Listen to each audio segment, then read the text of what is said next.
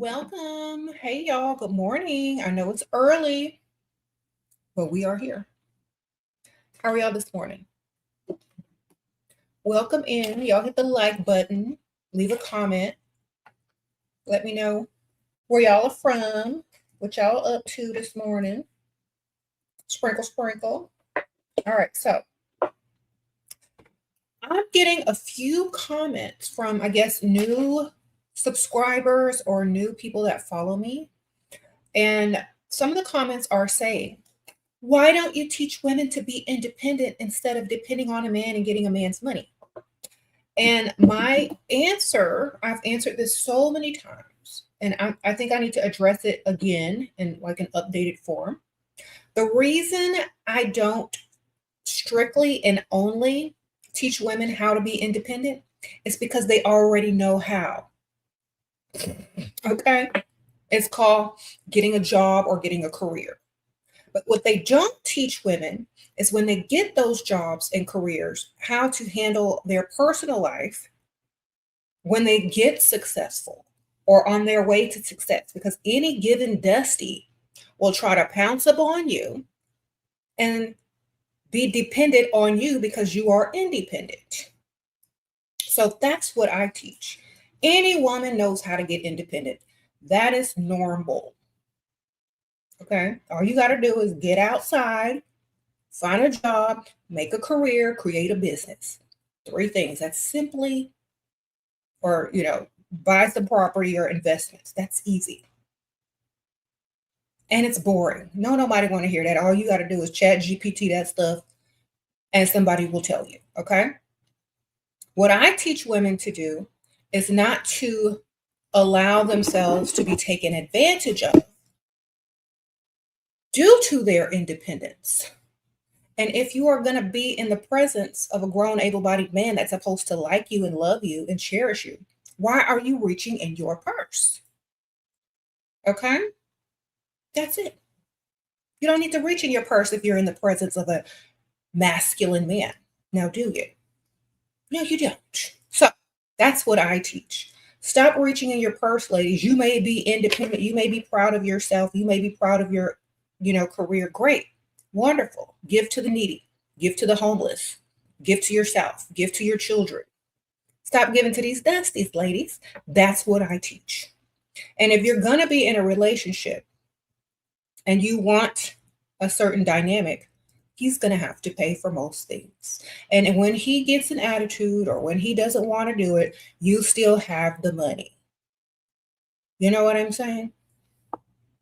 You don't need him. He's supposed to want you, not need you to pay half the rent. He's supposed to want you to take care of you and to provide for you, not depend on you for utilities. That's what I teach. Okay? Because some of y'all have been in relationships only because you bring 50% of the income to his household. Or you are only in a relationship because you gave some dusty shelter.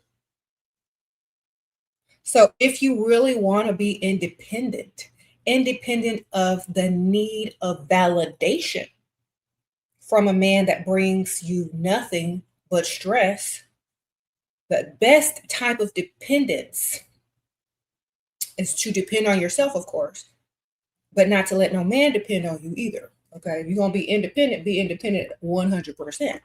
Be independent and not needing male validation and moving a dusty into your house. Be independent enough not to need a man unless he's providing. Okay. Because some of y'all, quote unquote, I'm an independent woman, but I'm still going to let them pay all the bills. Okay. I will not reach in my purse if there is a man in my presence breathing in my air. Do you understand what I'm saying? And y'all need to understand that. Okay? If there is a man in my presence breathing in my air that's wanting my time and energy and interest, I'm not paying for nothing. I'm very independent, but I will never pay in the presence of a grown, able-bodied man that is interested in me. Nope, won't do it. Why? Because I love myself too much to be a pygmy. Okay. I may have more money than a random dude that's interested in me, but he's still going to have to pay for everything in my presence. I'm just sorry. That's how it got to be. If he wants to remain in his masculine and allow me to remain in my feminine in the dynamic of the relationship, he has to pay. There's nothing I can do about it. That's just how I am wired. Okay. And that's exactly how a lot of women get confused. They don't understand that when you reach in your purse in the presence of a grown able-bodied man, you mess up the whole dynamic. Mess up the entire dynamic, how they see you, how they feel about you, consciously and subconsciously. You mess it up. I'm telling y'all. Mess everything up when you start to try to pay for some random dusty. So that's what I teach. You could have all the money in the world. You got the best career ever. You could have millions in your account, but don't touch your purse or your wallet in the presence of a grown able-bodied man who is entering into your life and trying to show you interest. Okay. That's just it. Don't do it. Yes. I know since y'all have been watching my videos, y'all have probably started people watching a little bit more when y'all are out in restaurants or out and about and you see people on dates. Y'all know y'all be zooming in when the bill comes to see who's going to grab it, who's going to pay for it. And men probably feel this energy and pressure now that people are watching them. And so they better pay. You know what I'm saying?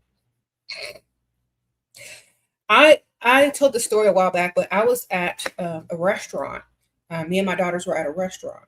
And this lady had taken this man. Well, they appeared to be on a date. And when the bill came, the lady grabbed for it before the man could even grab for it. And the embarrassment on this man's face was like 100% embarrassment. Like it was on 100, his embarrassment. He was embarrassed that lady grabbed the check. This was obviously their first date or second date or whatever. They were like new into dating. He was literally going to pay. The look of disgust and embarrassment on that man's face. She didn't even notice it because she was so, I'm a pick Misha. I don't need male validation. I want you to think I'm the one and I'm going to pay the bill every once in a while. The disgust on his face told me everything I needed to know about masculine men. They don't want you to pay. They don't even want you to offer to pay. The only man that will ask you to pay is a dusty. And he wasn't a dusty. She wasn't the most beautiful woman in the world, but she was attractive. She was not ugly. There was no need for her to reach for that bill. She was not ugly, okay? She was not ugly. I'm looking at her like, girl, what is you doing? So anyway, yeah, do not reach for the bill. Do not try to pay in the presence of a masculine man that likes you and wants to impress you and wants to stay in his masculine so you can remain in your feminine. Will not ask you to split no type of bill. Okay. Please, y'all stop doing that mess. I don't care what they tell you. Listen to me very carefully, ladies. You will have some dusties out here with ulterior motives, and they will try to tell you and give you dating advice. Oh yeah, you should pick up the bill every once in a while. Why? Because you're not going to be wifey, ma'am. They just want, instead of 3 free meals, you only getting 2 free meals before you roll around. And you think you've invested in him. So it's okay if you roll around. You're a real woman. You can pay the bills. And as soon as you roll around after paying that bill, they're going to disappear on you because that's not feminine nor attractive. Get it? So stop paying for dates. Stop going 50-50. Y'all, that's a game. That's a trick. Okay. I forgot my wallet trick. You know what that means? I forgot my wallet. I want to see if you're going to pay for me. No, get up and walk. I forgot my wallet too. I guess we got to go. All right. That's why you need to do a wallet check before you even sit down. You got your wallet? You can be sarcastic. You know, some of these dudes out here forgetting their wallets before dates. So I need to make sure you got yours because I'm not paying.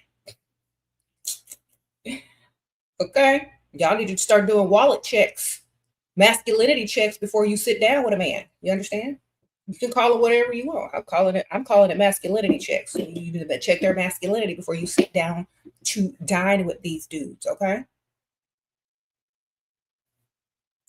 Just doing a masculinity check. Let's see. You got your wallet, credit cards. You got money on the credit cards? Check, check, check. All right. In advance, thank you for treating me to dinner this evening. Now let's go in. Sometimes that's what y'all got to do. Y'all got to masculinity check these fools these days because they don't even have it anymore. All right. And when I teach women to get money from men, I'm not teaching women not to be independent. Because what do I tell y'all as soon as y'all get some money? Go start a business. If that's not independent, I don't know what is. Y'all think being independent means working for somebody else? No, it doesn't. Half of y'all are claiming to be independent women, but don't own no business, no property. How are you independent? Your stream of income is hanging by a string. I don't understand. So unless you own your own business, you still ain't independent. Get his money and start a business. Become independent. Then you don't have to clock in. You ain't got to get up and sit in traffic. You can do whatever you want. That's independence. Hi, sure. I find a loving man who's chasing me like crazy. Couldn't have done this without you. He's so masculine and goes after me times 10. Thank you. Uh-oh. Simone in the 90s, I am so glad you got a masculine man chasing behind you like a fool. Sprinkle, sprinkle. Thank you, ma'am. Okay, Heba, sprinkle, sprinkle. Hi, Shira. How to support feminine on dinner date, huh? How to be super feminine on a dinner date? Eat before you go. Order expensive wine. Okay. Okay, some of y'all be going on dates and be picking out. Eat something before you go or drink a bunch of water before you go. So you don't be, you know what I mean?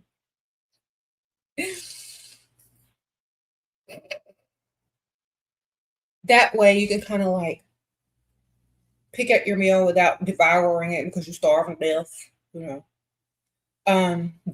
Don't take the leftovers home if it's not a lot left, you know, unless he tells you take the leftovers home. I still like, some people are like iffy about that because, you know, they are only on dates for free food. So they might want, if that's just free food, Freddie, take the food home. If this is a potential provider in the future, don't take the to-go plate unless, you know, he asks you to.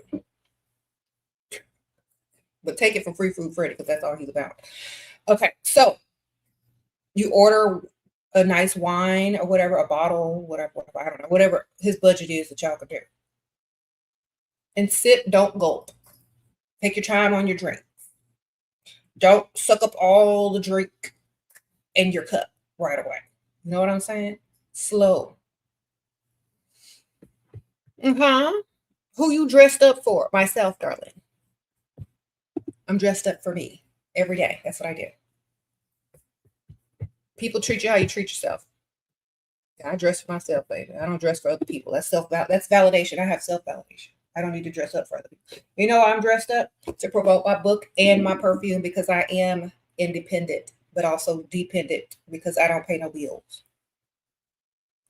I own businesses. I have books. That's independence and getting his money at the same time and writing about it and getting paid off of it. Okay. That's true independence. So when you become an independent woman, you'll have your own stuff, not a job, not as an employee, but as a boss owner. Okay. Sprinkle, sprinkle. So I'm just matching my products, baby. I'm dressed up for me and my LLC. Sprinkle, sprinkle. If y'all want Love Potion number 7, Dust by Dust Free Limited, y'all definitely pick that up. I'm going to link it here. It smells like vanilla, coffee, tonka bean, pralines, candy, white florals, and musk. You're going to love it. It's an elevated gourmand scent. Yes. Okay, so pick it up. You said there's nothing wrong with being an employee until they fire you. Sprinkle, sprinkle. Ain't nothing wrong with it, but have something else going too just in case. Have a backup. Just like you need a backup man and a spare tire, You need a backup and stream of income.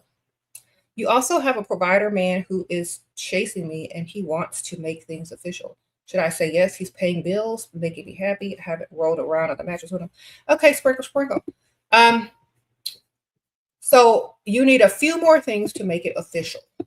Okay, what do you want? What's something major that you want that will say, okay, if you do this for me, we can make it official. You need to add one more thing. Don't do that.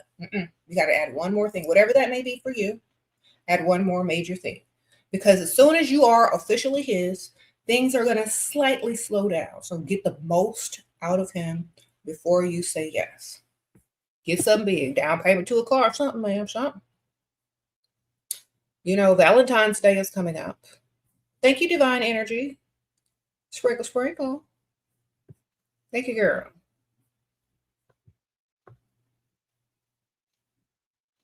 He gets you expensive gifts, but no allowance. Ask him. And if he says no, get it from somebody else. Have a roster. Okay. Just because someone says no, don't mean that next dude won't say yes. Okay. Sometimes they're telling you no because either they can't afford it or they don't think you're worth it. Go get it somewhere else, baby. You know your value. You know your worth. You ask for what you're worth. If they don't give it to you, somebody else will. Just like when y'all go up on those job interviews and y'all sit there and interview and then they just start to discuss salary and they mention a salary that's way too low and you say, no, thank you.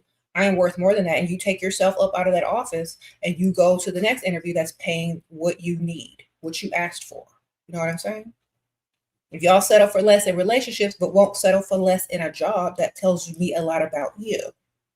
You'll settle for less in your personal life, but when it comes to your financial life and your business life, you're going for the most. You need to be like that in both sides. Okay? It's called balance. All right? Because this side is going to start to suffer if this side ain't balanced. You got to make sure you're getting what you need to get over here and over there. Okay? You said interview tips, girl. Look good. Act like you don't need a job.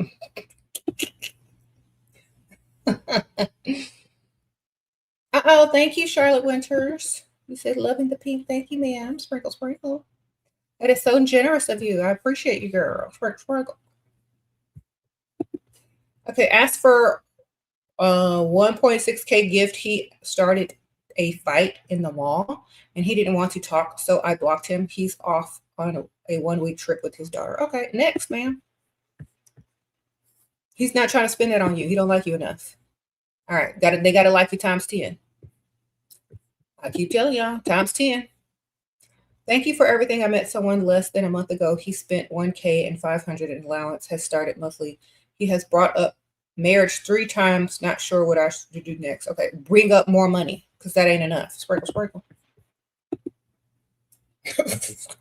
Girl, that's not even enough to get my car serviced.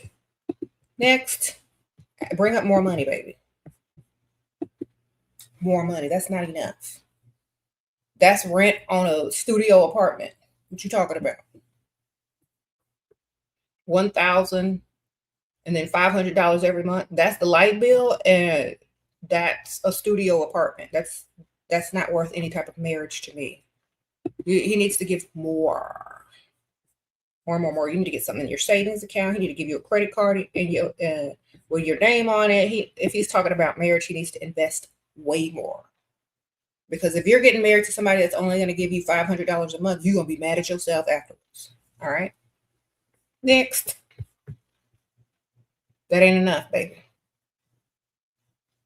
I mean, it's a nice gift. That's just someone you date. That's just someone you keep on your roster. That's not marriage material. You don't make enough money. Or he's not giving you enough money. Now, if he's rich and he can give you more, see how much more you can get. Because you don't marry that. That's not enough. That's just dating casually money. You know what I mean? That's just paying a bill money. You know what I'm saying? That's bill paying Bob right there. The 500. That's not marriage material. Okay. All right. Sprinkle, sprinkle. Try it. If you can say, you know what? Let's take things slow. Let him get you a little promise ring or an engagement ring that's made of diamonds. You could always back out later. Okay. If you really want to test him, start looking at expensive wedding venues and showing him how much it costs to get married, how much it costs to live in the neighborhoods you want to live in. See how much it costs to go to, plan for the child that y'all might have in the future. Start talking about money, and he will realize he can't afford to marry. And he's also probably love bombing you to roll around on the mattress with you. So any man that mentions marriage too soon in the relationship, they're just trying to get in the bed with you. So get jewelry first, get more money first. Use this technique. Well, you keep talking about marriage. You see me as your future wife. Well, why don't you buy your future wife this? Why don't you take your future wife to the car dealership and help me get this car? Why don't you take your future wife to do A, B, C, and D? Start talking about marriage too, but financially, and see what he do. Because he's just love bombing you, and he's sitting there making sure that you think that there's some type of future together when there is not, but you can get some money out of it. So make sure you do it. Sprinkle, sprinkle. Get his money, girl. Y'all see, get his money. Independently, get his money.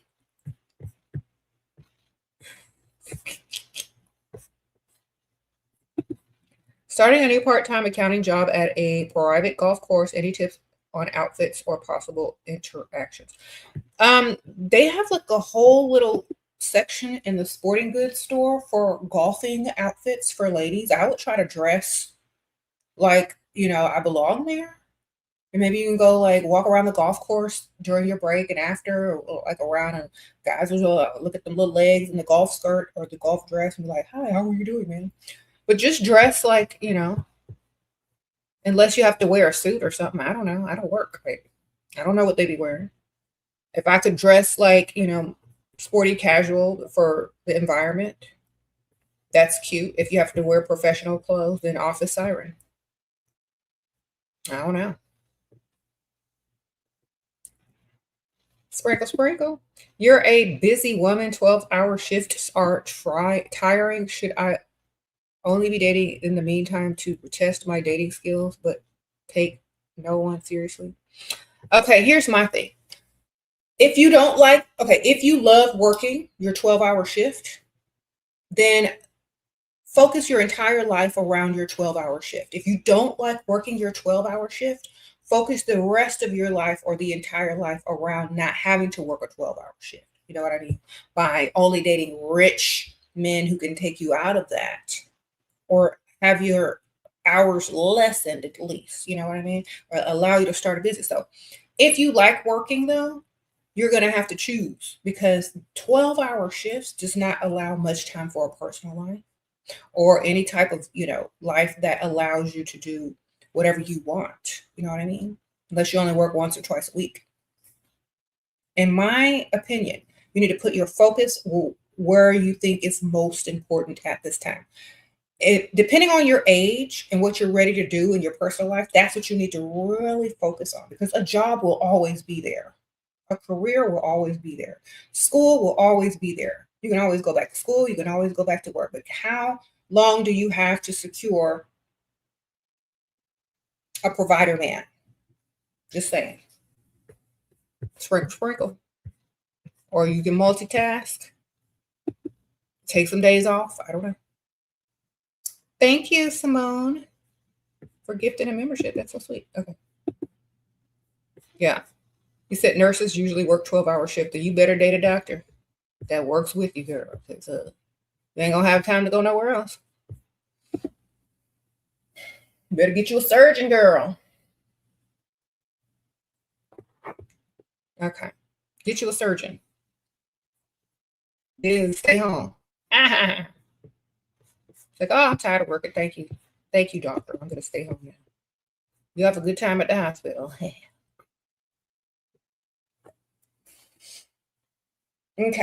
I actually knew a couple like that, except he wasn't a surgeon. He was a franchise owner. I knew this lady. She was a nurse. And she met this guy who owned like 2-3 franchise, food companies. Restaurants. Girl, she quit that job so quick. Got pregnant. Got a mansion. You get $5K a month from men, but you don't know what to do with it. Save it until you figure it out, baby. Sprinkle, sprinkle. I can't tell you what to do. Only you could do that, baby. When the idea comes to you, you're gonna have everything you need. Do it. Do what you love. Do what you're passionate about. When the idea comes, you will have the money. Until then, save it and invest it. Go to your bank and ask them how you can make this money make money. Okay, you go get you a personal banker after your savings is built up and say, excuse me, how can I make this money make money while it's sitting up in here? And then they'll say, okay, well, you need to put it in here, you need to put it in here, and we'll do that for you. If you need it back, come to the bank and we give it back to you at any time. That's what they're going to tell you. So make your money make money while you're figuring out what you want to do for a business. That way it ain't just sitting there doing nothing and you're earning money on it at the same time.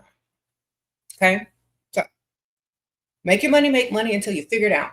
Then when you figure it out, you got more money to do stuff with. Get it?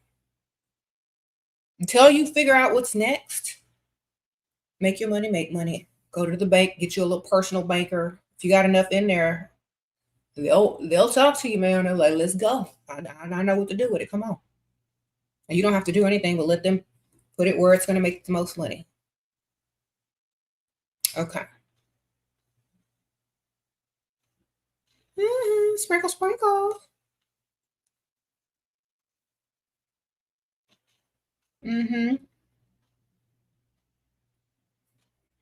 But do what's best, baby. Till you figure it out. Don't rush into something you don't know nothing about, and don't just try to do something because somebody said to. Wait until you know exactly what you're going to do. Because let me tell you why you need to wait until you know exactly what you're going to do, because it's all going to just ravel out with ease. You're not going to have to work too hard because you actually already understand what it is you're wanting to do. You're clear on it. You have a clear vision, and you're actually passionate about it. So sometimes the idea will just strike you in the middle of the night, or it'll come to you, or somebody will say something in a conversation and bam, that's what I'm going to do. But if you try to do stuff just because, buy another business that's already working, already running itself, like a dropship company or something, and make money too, or take your money and invest it and let it make money on itself until you figure it out. Okay.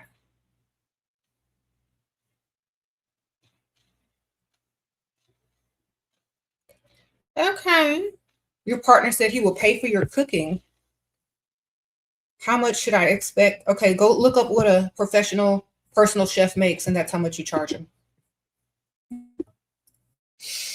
Let's see how much a professional personal chef makes. What do you? It don't even matter what you're cooking. You look good and you staying over there. You might roll around with them, so you're gonna get extra anyway. So how much is a professional personal chef make? Let's see. Used to be, it didn't change since back in the day, so I gotta look it up. Oh, thank you. Jada sent me a cash app. Thank you, ma'am. Hold on, let me read what you just sent. I'm sorry. I hope you're still here. Sorry. Advice for first dating politician. Ugh, don't talk about politics or just agree with everything he say and nod your head. Ask him where he grew up. And start talking about vacations. Okay? Sprinkle. Don't, yeah. Some of y'all be dating politics. Don't really discuss politics. Just agree with whatever they say. It don't matter anyway. And then just, talk about vacations and, things that you're saving up for. Okay. Okay. So what I was saying. Oh, chef. I'm going to answer your question in a second too. We were looking up how much chefs make.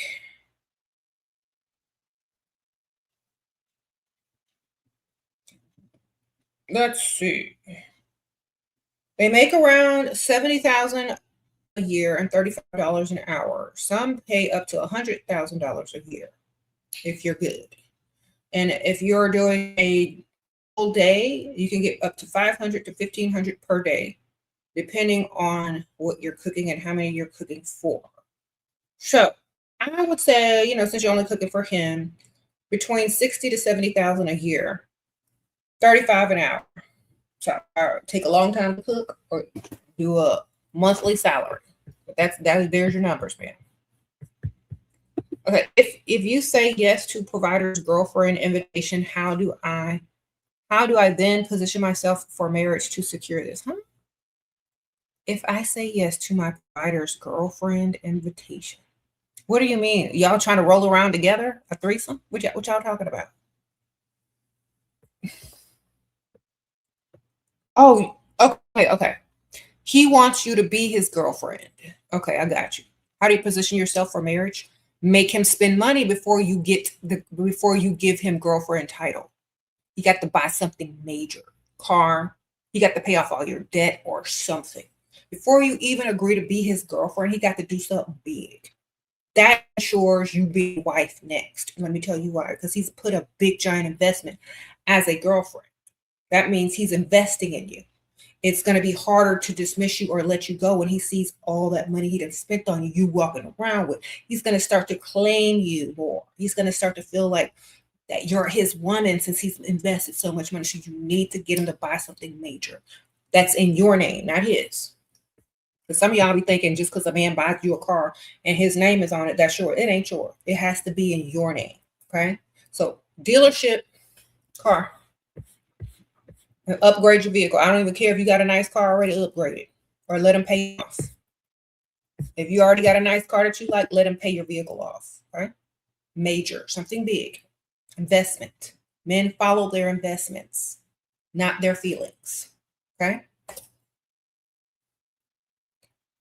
Get him invested in you majorly. Get him to pay that car insurance, get him to pay the car off totally, or get him to buy you a new car in your name. Okay. Your man just bought you a car in cash in your name. How do I show appreciation? By saying thank you and giving him the insurance bill. Sprinkle, sprinkle. That way he has more to invest in you with. Tell everybody you know, oh, girl, my man bought me a car. That's how you give him appreciation. Hey, guess what? My man bought me a car. That's how you appreciate him, by bragging on him, being able to brag on him, telling him thank you, and then giving him another bill. Okay? Sprinkle, sprinkle.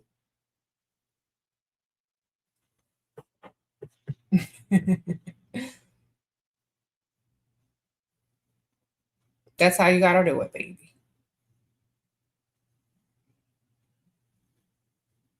What if he likes you way more and is a provider, but is overweight and unattractive? I don't care. I'm taking the money, girl. More money for you.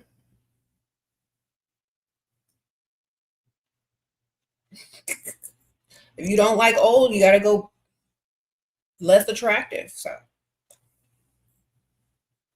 I don't care. At least he can take you out to eat. I don't mind. I don't mind a fatty. I don't care.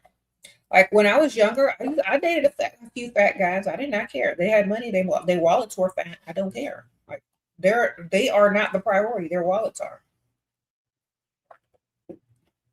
Everybody know why you with them. You got money.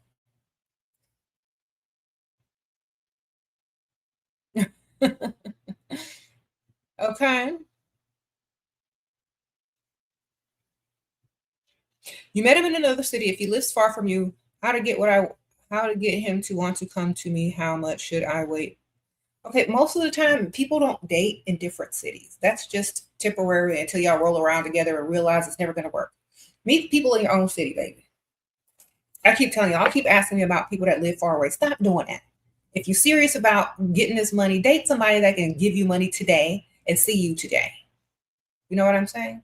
Stop reaching so far out. If you can't pull where you are, you can't pull nowhere. People aren't going to sit there and travel to you doing extra stuff, it's too much work.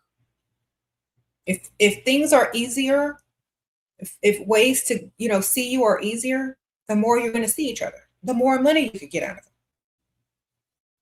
Start dating close instead of far, far away. Okay?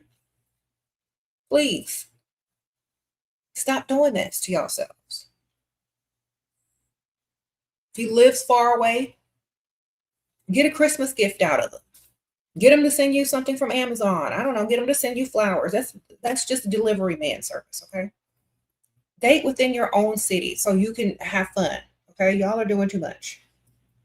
Unless the city is like 30 minutes from you that he lives, but stop trying to do too much. What age range should a man be to be paying for a car? Well, it depends on what kind of car you have. Okay, because I saw a Instagram reel where this 18-year-old bought his girlfriend a car, and it was just a cash car. It was just like a decent regular car, and he paid for it. And people were clowning him, calling him a simp. But what they didn't realize is that he was a masculine provider man at the age of 18, and I think that he deserved more than some, jealous men in there who can't rub two pennies together dissing him. So I definitely feel like, depending on his age, how much money he earns, and the type of car you want, it can work. You know what I'm saying? Sprinkle, sprinkle. The only men that call other men simps are men with no money. All right. And who are secretly gay. Who are you supposed to spend your money on? Another man? You know what I'm saying? If you're trying to be in a woman's life, spend money or get out the way. There's somebody else waiting to. Your straight counterpart, sir. Do that.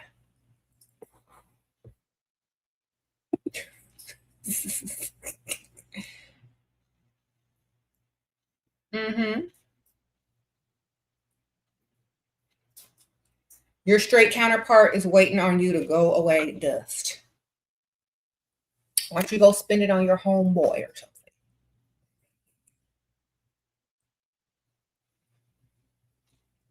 All right.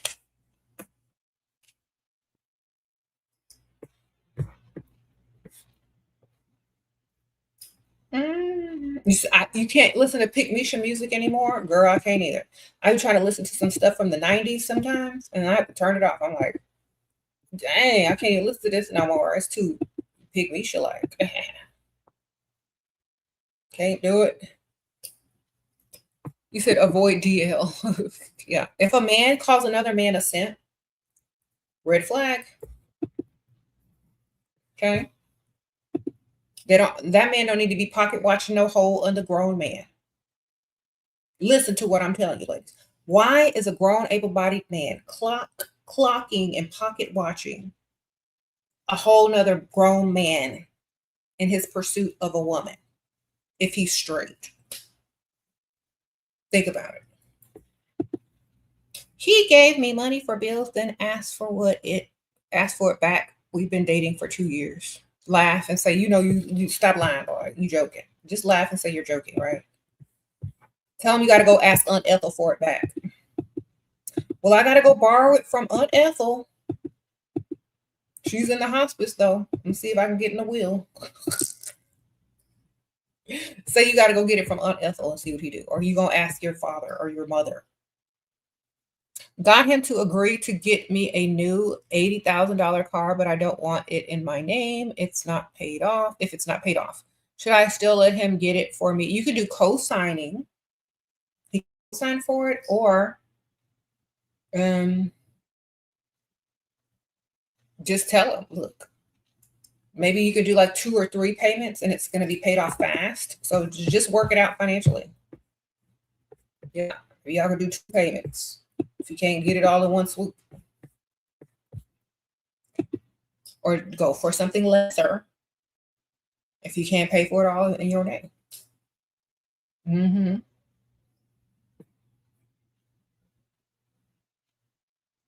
Sprinkle, sprinkle.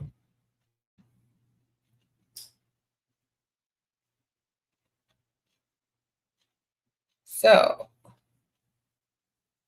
anyway, men that are in here are definitely feminine. Okay, they are not masculine. If they were, they'd be doing masculine things.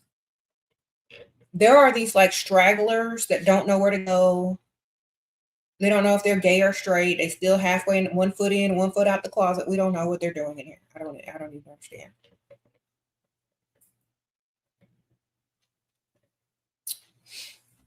Okay. He said, you thought I hated long lashes? I didn't say I hate them. I said I don't wear them all the time, but I'm not wearing them ratchet ones that curl up and look like a caterpillar stuck on your face. I'm glad them things are going out the sky. I am so glad I don't see caterpillars on people's face no more. I was scared.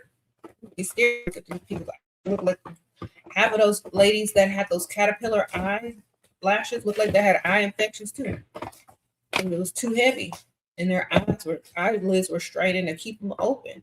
And their eyes were getting red and irritated from all the chemicals and glue that they put on there. And the weight of them giant caterpillar lashes. I'm so glad that has gone out of style. Oh my God. You don't understand. You know, dramatic regular lashes that you could take on and off, or if you get them put on, as long as they don't look like caterpillars sitting on your eye, you're good. Okay. And I don't wear these every day. I might wear these once a week at most.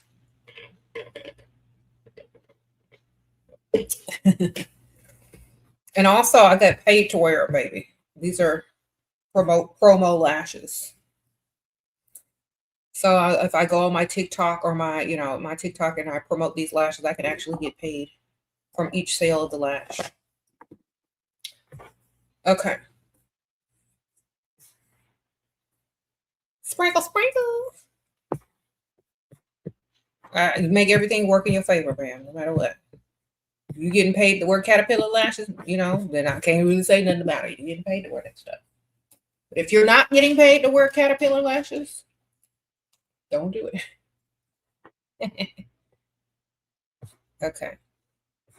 She said, can you see the whole outfit? Girl, this outfit is not good today. I just threw this on to get out of the house.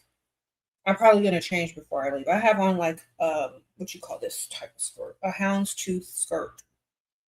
And boots that go like up to your knee-high boots with a houndstooth skirt. I'm probably going to change. But it's cute. Cute enough to take my daughter to school.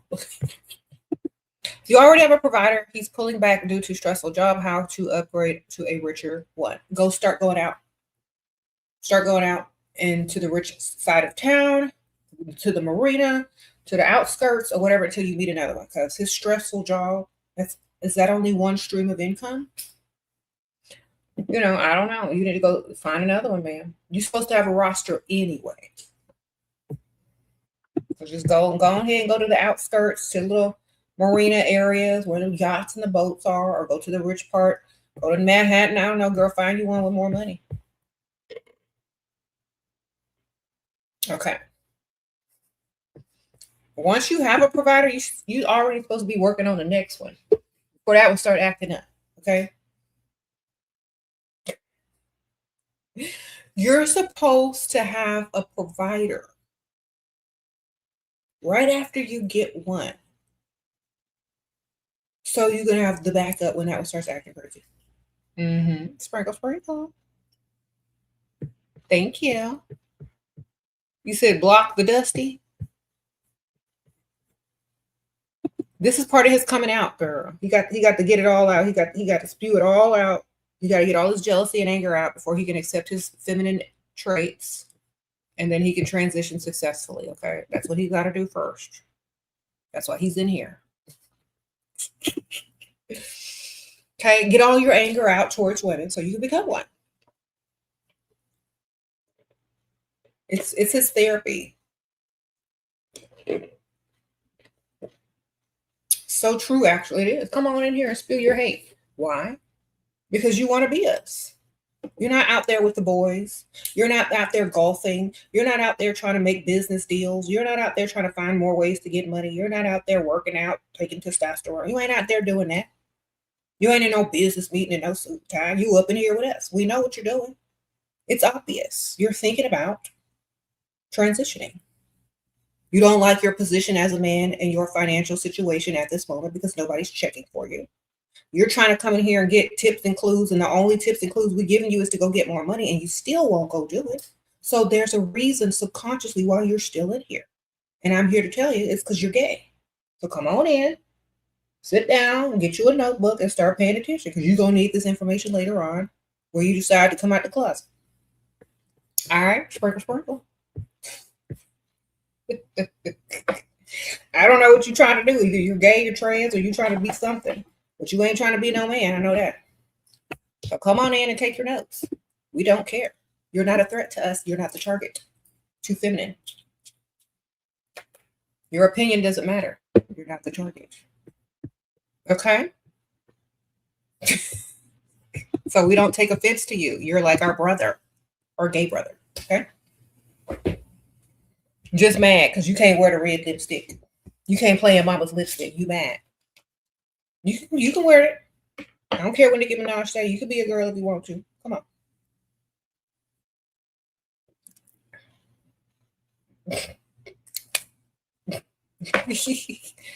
Okay. You don't have to be a boy. I'll give you some lipstick. Come on.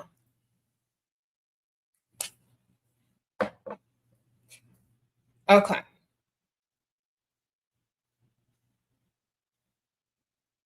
I'm sorry your mama told you you can't wear her lipstick.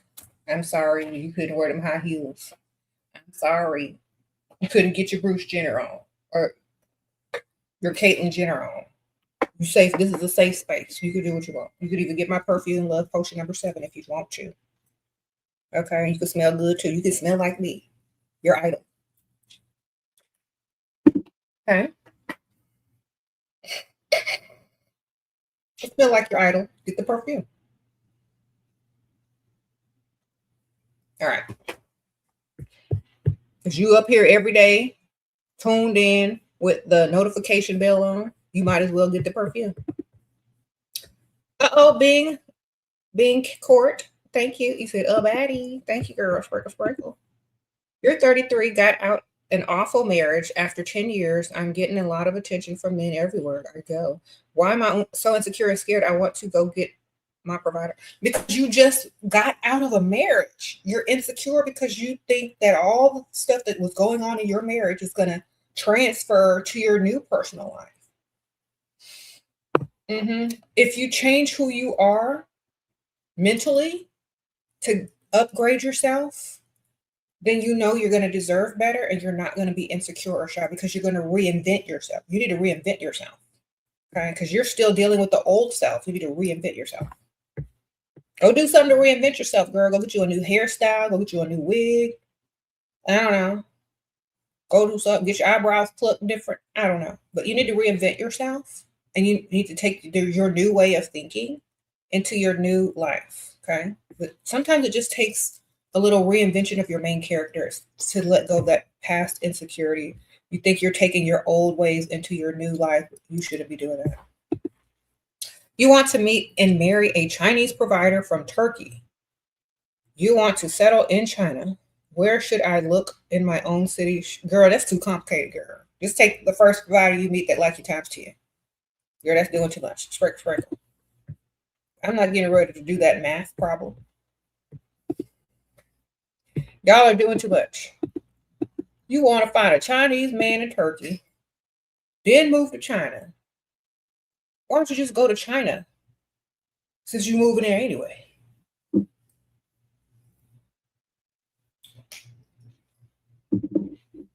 They got a lot of rich people in China, girl. Let's go find one. Okay.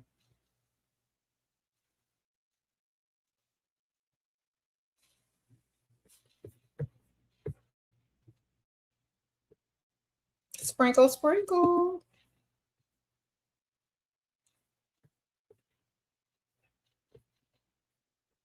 You trying to move? You trying to get his money and then move to China? Girl, I don't know. I don't know. I would just go to China and get me somebody already rich. I don't need, or just stay in Turkey and get somebody and make it seem like it's a good idea to move to China when you find one. I don't know. Okay.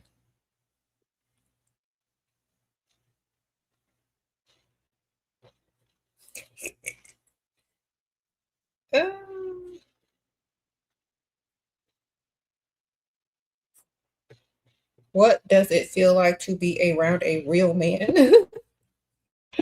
It feels very feminine because you don't have to do anything that you don't want to do. You don't want to pay, you ain't got to pay.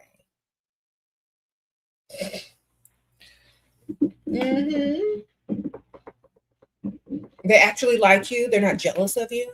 They want you to be happy. It's great. They want you to be happy. They don't need anything from you financially. They give you compliments. They tell you you look good. They don't try to humble you or down you. They're not secretly jealous of you. They secretly don't want to be a woman. It feels nice.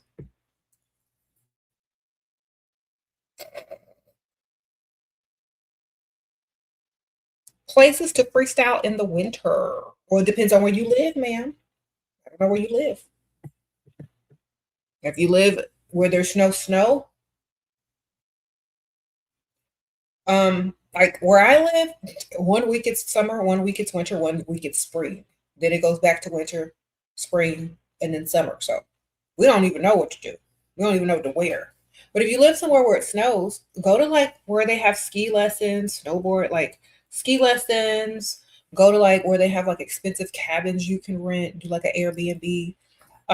You could do like I don't really know. I don't know. I don't live where it snows. Like it's never like a winter where I live. Very rarely it snows here, like every 5 years. So I don't know, man. You guys are the wrong one. I live in Texas. You know, southeast Texas. I don't know. I don't know where to go. Just go where you always go. Nice restaurant. Rich side of town. You said, why do you dress like an old princess? That's called a queen, darling. Do you want to borrow what I have on? Or are you asking me about wardrobe today, ma'am? Sir? And a man? Sir and a man? Okay. Would you like some makeup tips as well, sir and a man? I'm just gonna call you sir and a man because obviously you're struggling. All right. You don't know which one you want to be called yet, so I'm calling you both.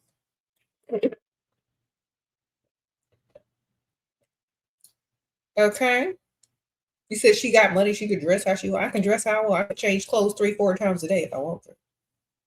I don't care. I don't care if you like it. You're not gonna be wearing it. I don't think you are, unless you're gonna go order it right now online or something.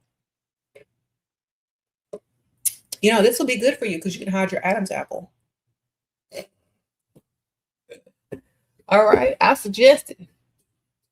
In fact, I know that's what you asked me about in a sneaky way. Where you get that shirt from, girl? I'm about to go cop it.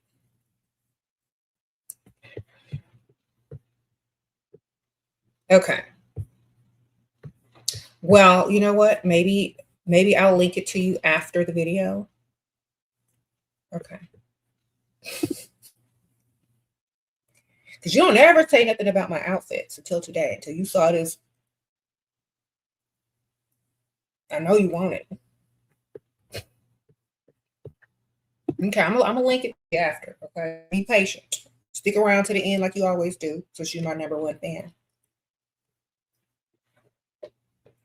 Okay. Girl, he be longer than most women.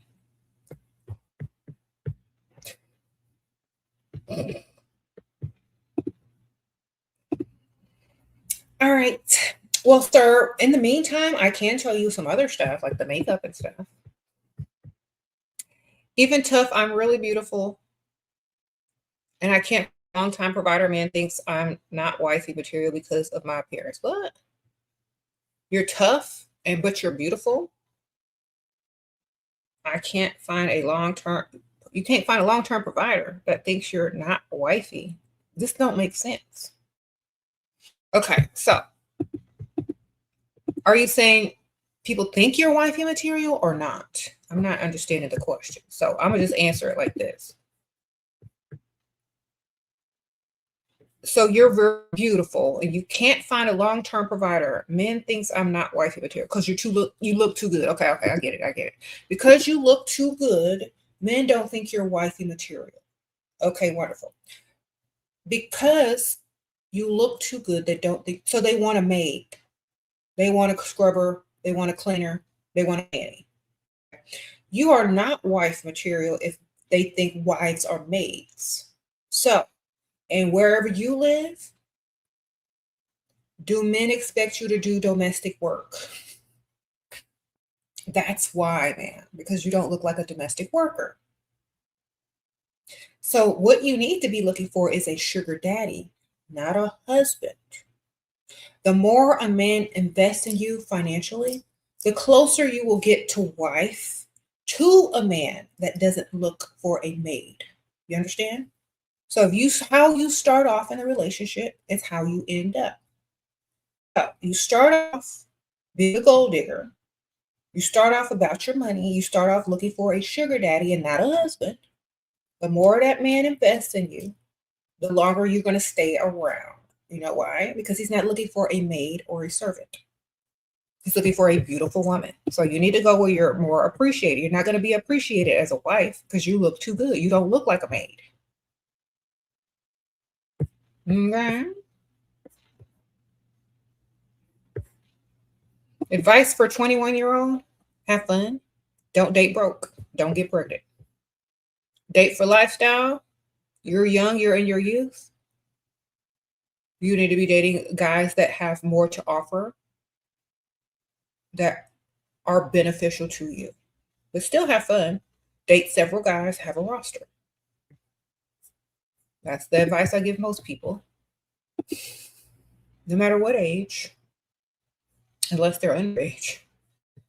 This having a kind of famous social media presence or fitness page, does that turn away provide? Not if they don't have social media and you don't tell them what you do, or you just tell them they don't even understand it if they're old. Sprinkle. If you're going to date somebody your same age, it might be a problem. That's why it's good to date older men who don't care about that type of stuff. Sprinkle. All right. They just think you playing. Or you playing on the phone. If you're dating guys your own age, just say most of your followers are female or gay. Oh, you're not going to be bothered.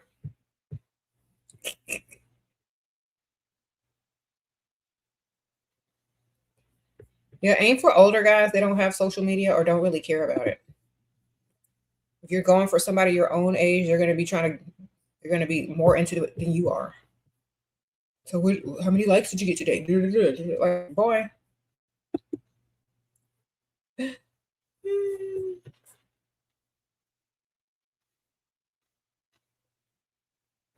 He lives 12 hours. That's 12 hours too far, man. Sprinkle.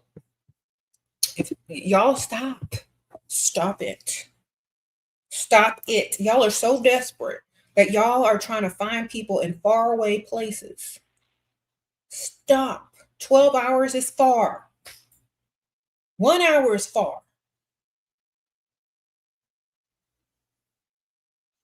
Okay? If you don't live in my same city, I don't want you. That's how y'all need to start thinking. Unless you are moving to another city. But I don't move for no man. Stop it. Y'all gonna get on my nerves with that question. You want to be a pygmisha and drive 12 hours to and from? Or is he gonna drive 12 hours from you? You know how boring and annoying that's gonna get after a while?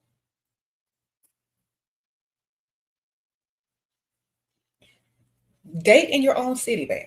Date in your own city or close to it. Don't go more than an hour. Okay? Don't date anybody who lives more than an hour away from you. It's gonna not work out. It's always gonna get in the way. Always. You said, but you hate my city. Well, then move, man. Get to where some other people are that you actually want to be. But don't sit there and doom all your future relationships because you live too far. You're done dealing with people. Guys change their behavior around me. Girls become mean. I think they are intimidated by me and my confidence what to do. Hang around older people. Sprinkle. Hang around people that have more than you, that look just as good as you, and have something that you can benefit from. Stop hanging around people your own age that are less than you. Okay. Obviously, you're kind of young, so you're going to have the emotional issues that come with dealing with people your own age. Okay. Find somebody that's where you want to be and befriend them so they can teach you how to get there. Okay. Hang around some older ladies. They'll teach you how to get whatever you need. Go get you some older, more mature friends, okay? And that way, when you get approached in the group, you're the young, fresh, cute one. You know what I'm saying? Okay.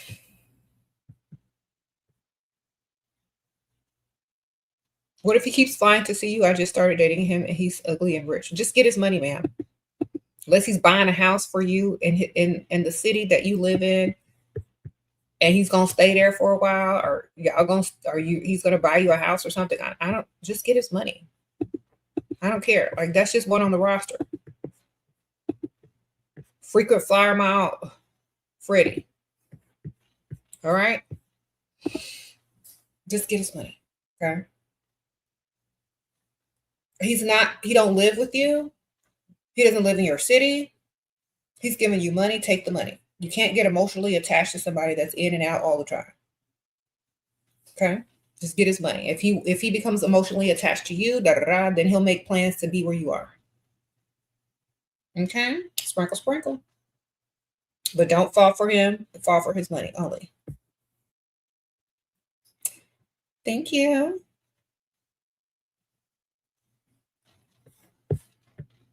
You said what? Is somebody trying to get their money back? Girl, laugh at their face and hang up and hang up and block them. Like, if a man is trying to get their money back from you, or just hang up in their face and block them. Exactly. What advice do you have for a 25-year-old with one child? Don't tell people you have kids, and date only for lifestyle. Don't be dating nothing with dust on it. Don't date guys your own age. They're too young. They don't even want to get married. They don't want to settle down. They don't even want to pay no bills. Date guys that are 15 plus years older than you and get the lifestyle. All right. And don't tell them you got kids until they are serious bill payers and financial supporters. All right. If we're going to ask a man for money, should we make our intention clear right away? No. Or should we wait and pretend? You should never play cards with the cards facing backwards. Okay. When you go down and sit down to play cards, do you show everybody your hand? No. The whole beauty of life is letting the mystery unfold. Sprinkle, sprinkle. I have a friend that judges you for dating men that do stuff for me. She says it's not godly to do relationships that way. Say advice. Say, well, you know what? Then you do it your way and see who's happier. Say it's godly to be with dust too. Sorry. God don't want me to be poor. That's what you need to tell her. And he don't want me to date a loser. So the type of spirituality that you believe in is abundance, not dust. And say, but the goddess would want me dating this way. Maybe not a man deity, but maybe a female deity would be okay with me dating this way. Maybe in the male patriarchy, it's not okay. But probably in a matriarchy, it's great. Okay? So we're not doing patriarchal society's morals and standards if we're trying to do what's best for us. Okay? So do what you need to do. It's like, I don't really do patriarchal stuff anymore. I'm doing it's best for me. You said poverty rage. There's somebody in here that's mad. There's a name for it, poverty rage. Oh my goodness. I'm glad I don't have to experience that. Whew. Okay, now some of y'all be asking me about jealous women. Okay, let's talk about that, because some of y'all don't realize that just stop hanging around them and dismiss them 100% and be done with them and do like this. There's nothing you can do about it. Okay. If you have a frenemy or some woman that's jealous of you, just ignore them and dismiss them. Block them like y'all do them dusties, okay? With no explanation. And when they ask, what happened? Why did you block me? Say, because you're jealous, and I don't want you to have to be jealous every day by watching me or seeing what I'm doing, because you're too jealous. Giving off too much jealous energy over there. Like, clock them sometimes. Sometimes you got to tell them. Oh, you know what? I can't do the jealous energy, so I gotta go. That's all you gotta do. I can't do the jealous energy. You gotta go. Bye.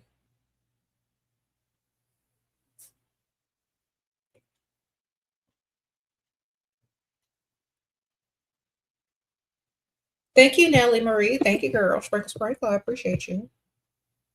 You said somebody's triggered in here? Of course they are. They've been called out. Why wouldn't they be triggered? That's what they're here for, to get triggered so they can work through their 1 foot in and 1 foot out the closet issue. I don't know.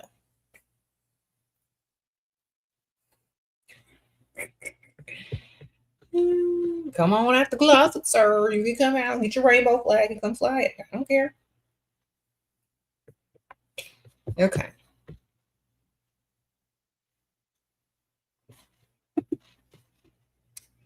Sprinkle, sprinkle. A jealous person can harm you. Get away from them now. Yeah, girl, get away from them. They're really mad at themselves, and they're mad that they don't have what you have or can't get to where you get. Instead of working on themselves and putting all that energy into themselves, they're putting it to not liking you and being jealous of you. They don't have the mindset to be the type of person that they want to be. So they're just projecting it. Okay. Just on to the next. There's something wrong there. You can't fix it until they fix it themselves. Okay. When you said when their family is worse, yeah, just get away from them. Cut contact, get away, just be done. Say next. You say you have a friend who is low-key possessive. Pretty sure that's also them being jelly. Yeah. You said y'all call any man gay. No, we don't. We don't call any man gay. We call men gay who are acting, giving gay tendencies. And that's what you're doing. Okay. If you were to describe a masculine man, nobody would describe you.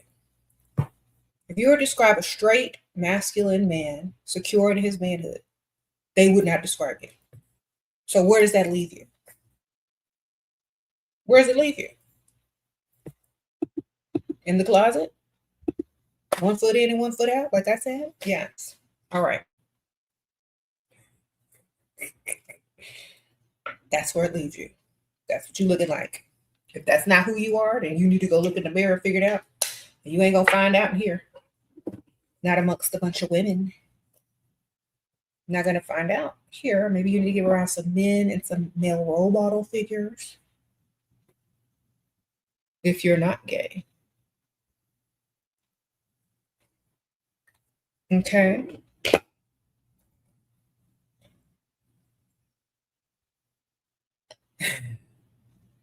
Yeah, I mean, come on. You're sitting here commenting on a pink blouse, asking me where I got it from, calling me a princess, an old princess. Well, you're an old queen. Come on out the closet and be who you are. Okay, we ready. We'll take you. Come on. Join the winning team. You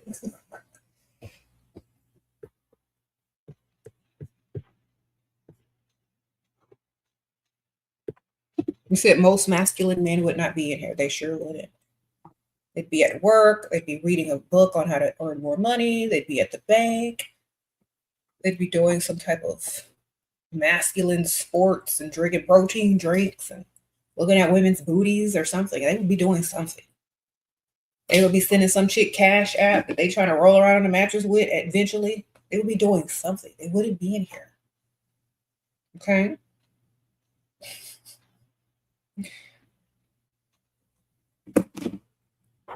Exactly. You're giving gay energy. But there's nothing wrong with gay energy. I'm sure there's some gay men in here that might try to hit you up later. You know, y'all come out the closet. Tell them it's okay.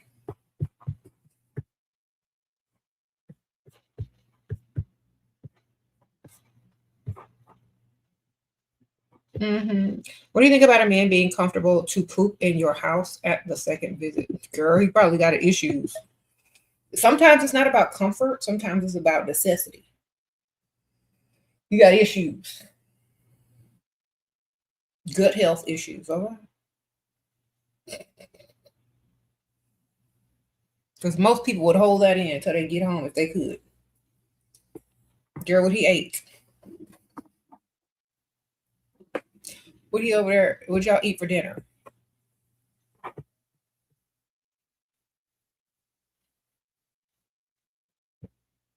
You got a man, okay? What you said? You got a man that's interested in financially providing for me, but he keeps bringing up S and getting in his car or hotel and getting us a heart. And how can I distract him anymore? Is getting annoying. What to do? Okay. Just keep dragging it out as long as you can.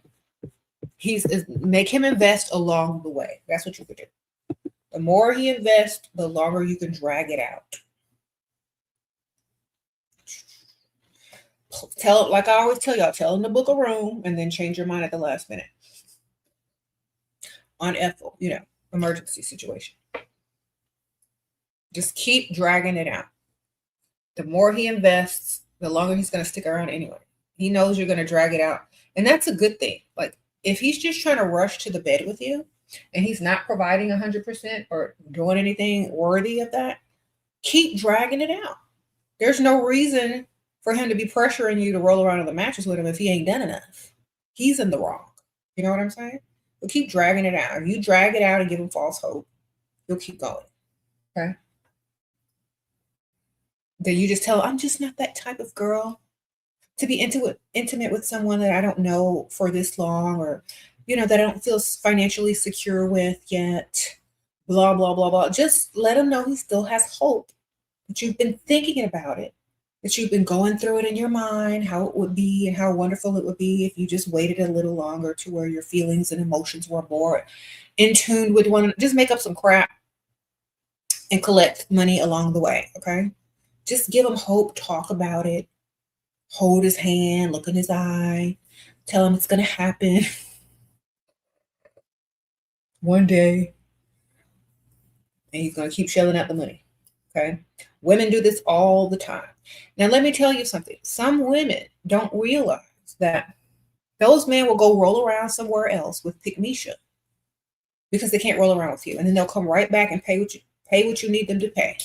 So if you're going to be one of those type of women that are not going to sleep with that man, you need to not worry about where he at 2:00 in the morning when he's at Pygmisha house. You cannot worry about it because you ain't sleeping with him yet. So who cares, right?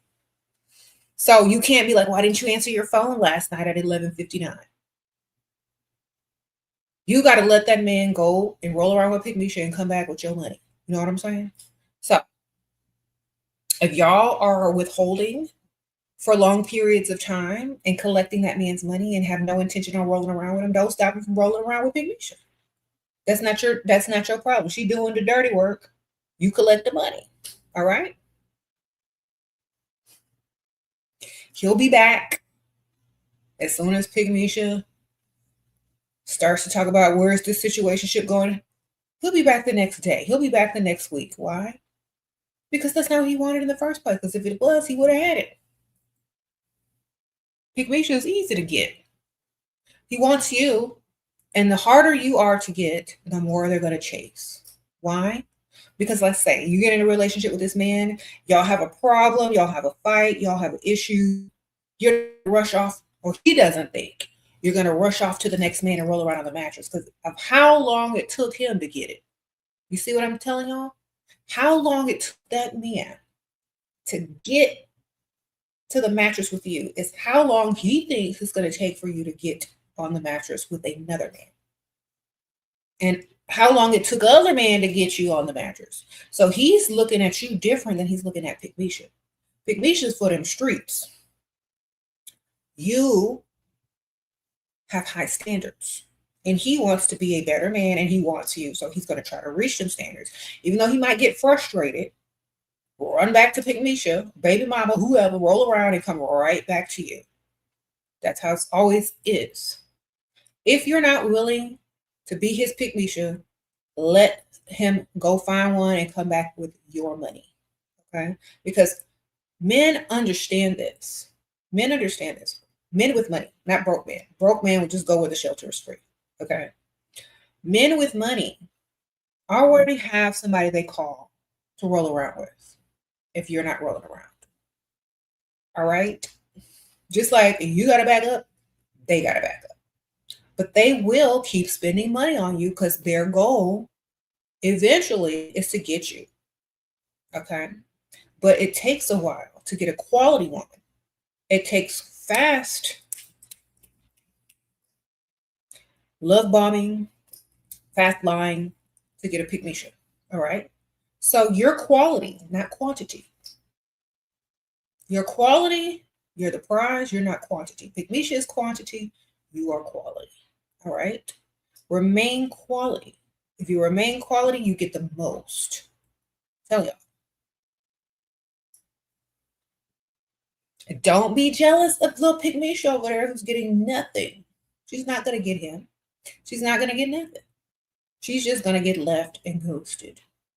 And some of y'all used to be this chick. Some of y'all used to be pick-me-ship. Graduate into the prize. Because when you graduate into the prize, no matter what, you're going to get more out of the situation. Period.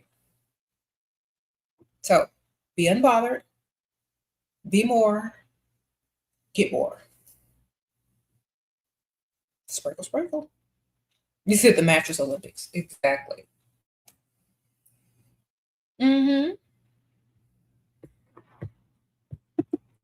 People benefit from your confusion. Being a pygmy will always resent your clarity. Level up and busy yourself. You can't bring everyone with you. Simple as that. That's right. That's right. The slooty booty building system. Yeah.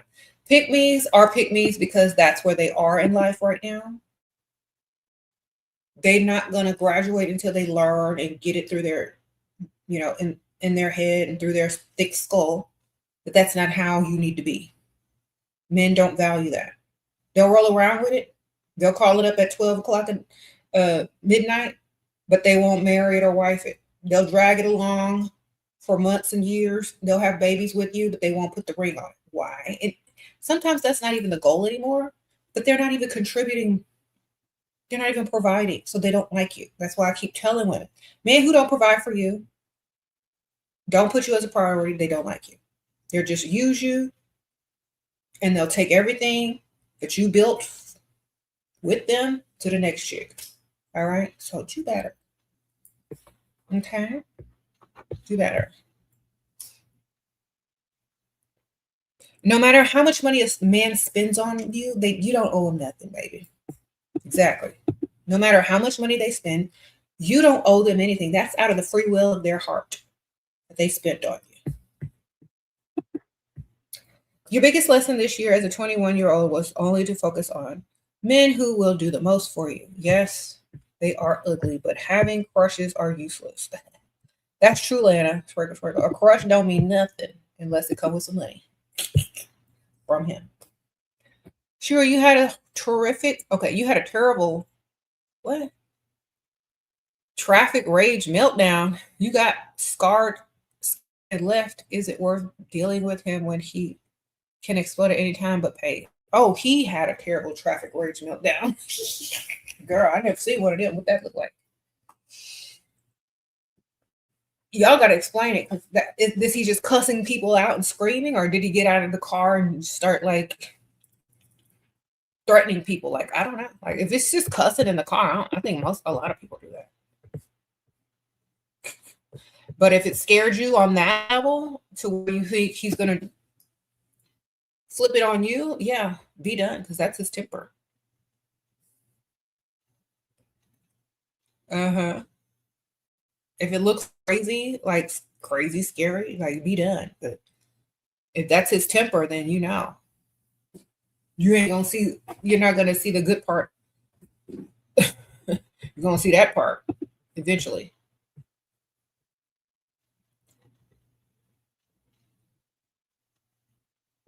Yeah, it's time to go. Just get his money before you leave, though.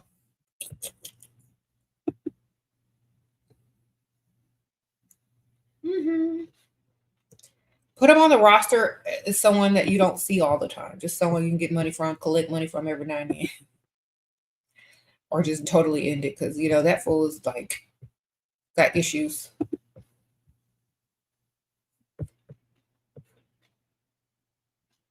Mm-hmm. Sprinkle, sprinkle.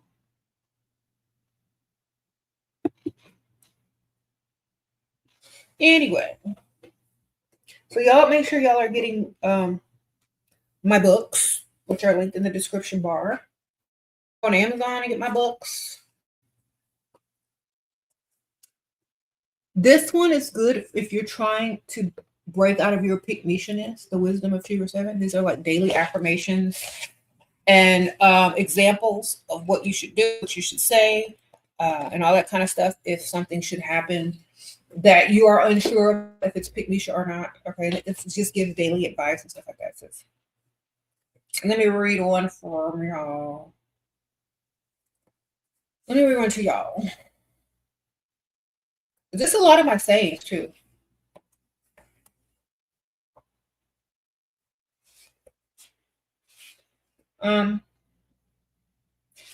Okay, so I'm gonna read this part. It says, we've been programmed to hold out, take a loss, and hope for the best.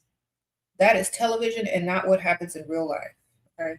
Women have been programmed so long by romance novels, movies to be dumb and put faith into someone who just because of their promises. Okay. You have to take your life into your own hands and make what you want happen by having the standards that are required to get someone to do what you need them to do or want them to do. Okay. And sometimes y'all just be going by what society says, what patriarchal religion says, what the movie on Hallmark said. You need to create your own set of standards and make it happen by only dealing with people that can make it happen and want to make it happen. That's just the truth. There's nothing else to it. Okay. And that's what I teach y'all to do. But that book, that will help pick Mishas, former pick Mishas, recovering pick Mishas. Mm-hmm.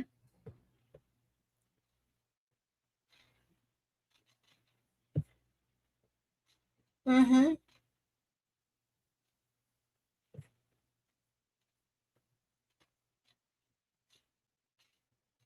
He's overly possessive and went through your phone and transactions and realized I've been lying about the money. Well, then put a lock on your phone, man. Or, you know, have like I said, have two phones. You don't bring your good phone around the provider. Have two phones. Look, have three phones if you need them. Good. Have some phones. Man. Have several phones. Keep all your old phones and have two phones.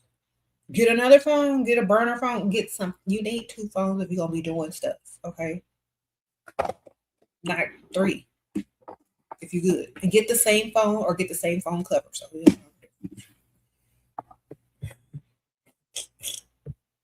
get more than one phone, man. Keep one phone full of your real info and one full of your fake info or no info at all. Or lock it up so he can't get into it or find it. Either way.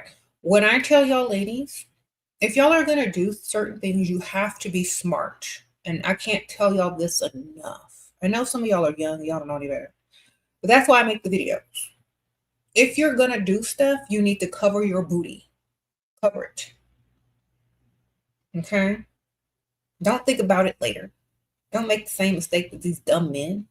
You're going to do something, be smart about it. Be 3 steps ahead. They're not supposed to be able to find out what you're doing just by accident. They're not supposed to. You need to be smarter than that. Now you know for the future. Okay. Next, unless he forgives you. If not, next, don't do it. Sorry, all that light cut off. Probably overheating. It's hot. It doesn't seem hot. Oh well. We got enough light. We're going to use the daylight. Um,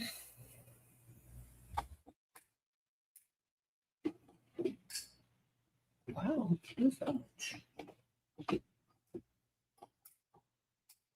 All right. Does he even have enough money to care? Exactly.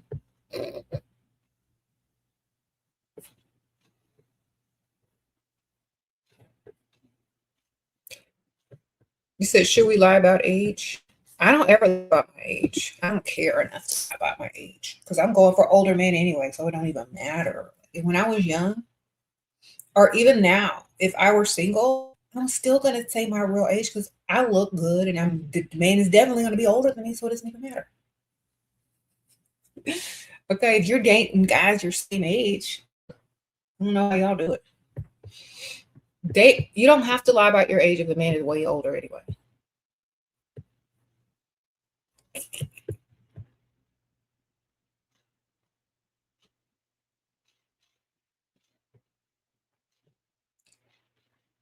Okay.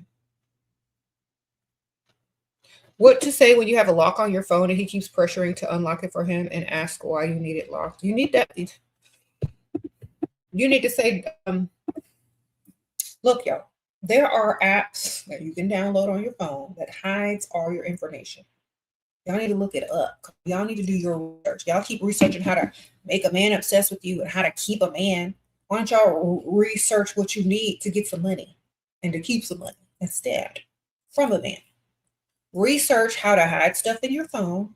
Research all that stuff, apps on that you can download. Do what y'all gotta do. Y'all need to think. Y'all need to be 3 and 4 steps ahead. Okay, do your research. Then they can open up your phone all day. It ain't gonna find nothing if you're smart. If you're dumb, they're gonna find everything. If you're smart, they're not gonna find nothing.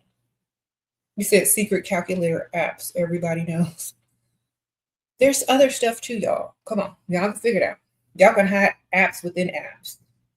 Y'all can do a lot of stuff. Y'all just need to be smart. I just gotta sit down and write it out and figure it out. Okay? Because if I sit up here and tell y'all, somebody's gonna be listening and then they're gonna go figure it out.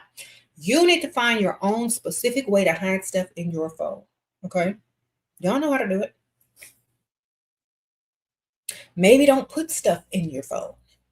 Maybe don't put certain apps in your phone. Maybe only have them on your tablets. Why do you have your banking app on your phone? Why is it not on your computer or tablet only? Why is it on your phone? You know what I'm saying? Be smart about what you're doing. Because if you got everything on your phone, put some stuff on your computer. Put some stuff on your tablet. Lock the tablet, have the computer. Have a password on the computer. You need to go access it, get on your laptop, get on your tablet, get on your iPad, whatever. Don't link the apps. You said, or be sneaky. Yes, be smart, y'all.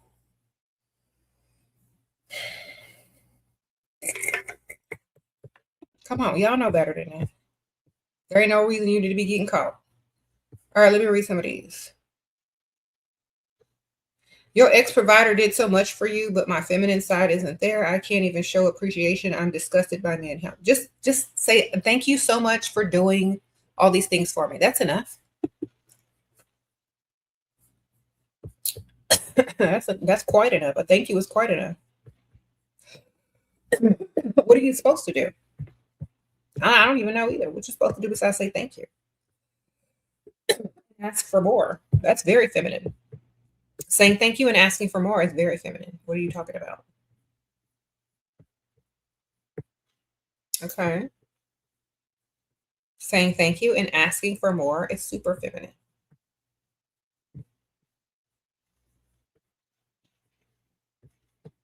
All right.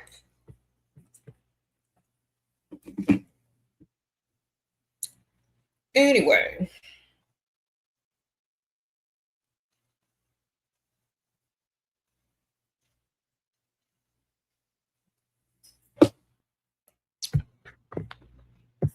Okay.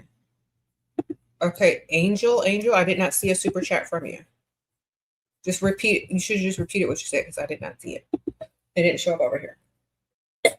Just repeat it, somebody. I don't know. I can't find it. I looked. It's not there on my end. Okay. You had more success with young men providing for you 25 through 32 here in Europe. Should I continue with this demographic if this worked best for me? You're 24. Yes, but when you get to a certain age, which you are about to be, you need to focus on lifestyle versus people paying for dates. Okay, so a young guy will pay for dates. A young guy will pay for a little chump change stuff. But long term, when you're ready to settle down, if you're going to settle down, some women don't settle down anymore. If you plan on settling down, do they have enough money for that as well? Do they have enough money to provide you in a house, a neighborhood, future children, finances for that? Y'all need to understand. You got to look to the future 10 years in advance when you seriously start dating. If not, nope. Date other guys too. So if you're going to date 25 to 30-year-olds, also start dating some 40 somethings to 50s at the same time. That way you can see the difference. You can see which one is trying to settle down, which one is long term, which one has the most for you. So date several. Don't just date within one age range. Date in different age ranges so you understand what the difference is and so you know what to do when it's time to do what you need to do. Okay. You said fatherless behavior. Well, the only daddies we like is sugar daddies, okay? Because if you got a broke, dusty daddy, they're not giving you no money. Or if you have no father, whatever. But what about men who like younger women? Is that what? Daughterless behavior? I don't know. Like, y'all always want to put stuff on the women in a patriarchal society. What about men who like young women? What about men who like women that are young? Is that them wanting a daughter? Think about it. Whatever y'all do, just reverse it. It's not fatherless behavior. If you're going to be with a grown, able-bodied man, he needs to be a provider. And some of these young men ain't got provisions. So where do you go? Where the provisions are. You get it? Back in the old days, before your father gave you away to marriage, the young man had to have enough money, trade some goats for you or whatever, and had enough money to take care of you the way your father did. Most of the times, the men weren't the same age. They were a little older. Why? Because that's where the money is. So when y'all talk about fatherless behavior, what about daughterless behavior? Exactly.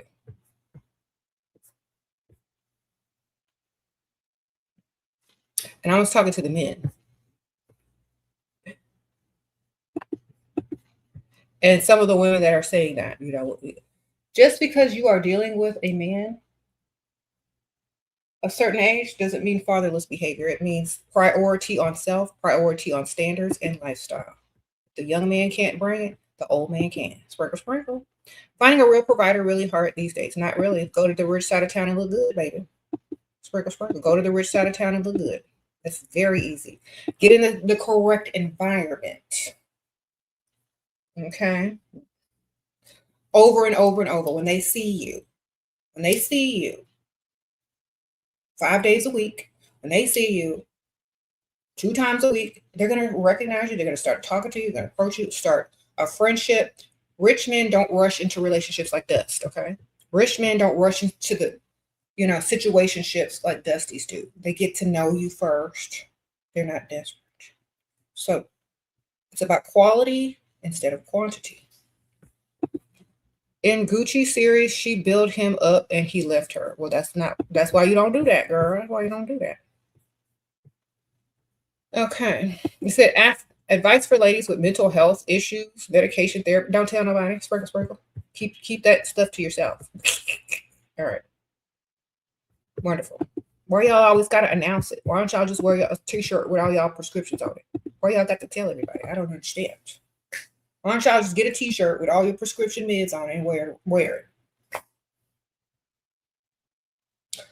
Honestly, I don't know.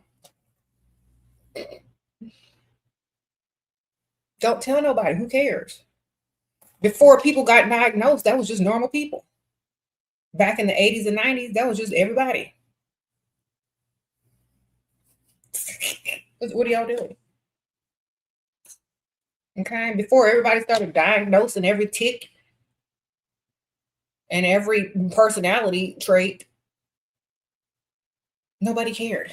All right.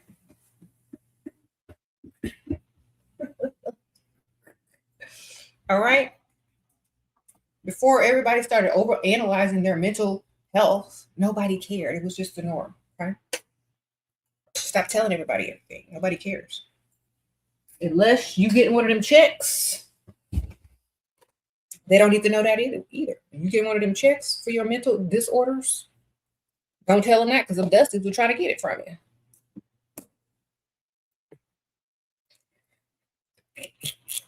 you. Okay. So stop telling people all your business. Gosh.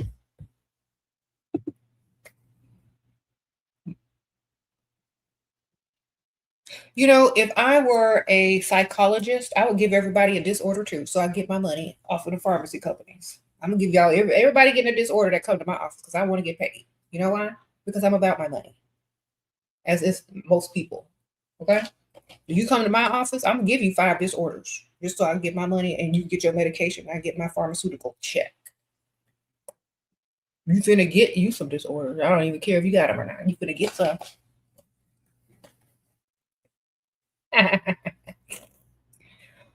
All right. Y'all need to think about that sometimes.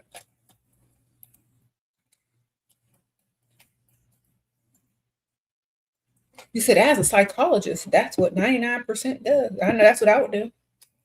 Don't give me no degree in psychology because I'm gonna get paid. Everybody's gonna be crazy.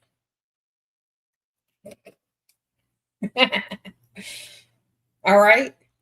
In the future, it's gonna be on a list of every time you fill out paperwork. Which crazy are you?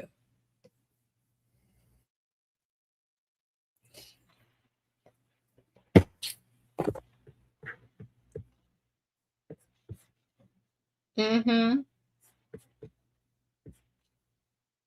So don't even bother telling people. Let them find out the hard way. Frank, let the mystery unfold. Maybe they crazy too. Maybe y'all have more in common than you think. All right.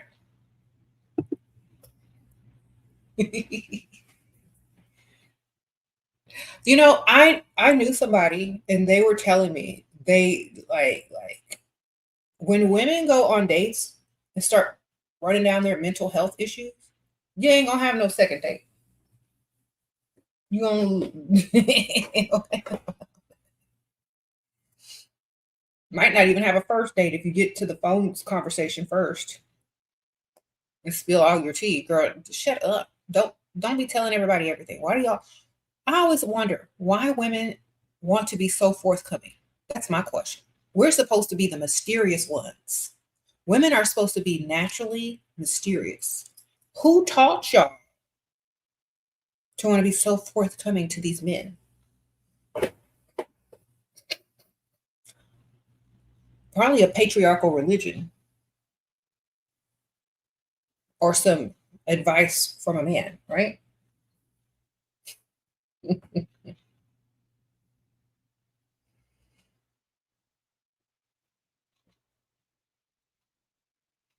Why y'all be oversharing everything? I don't understand. Do you run out of things to discuss or talk about? And sit there and look cute and mysterious.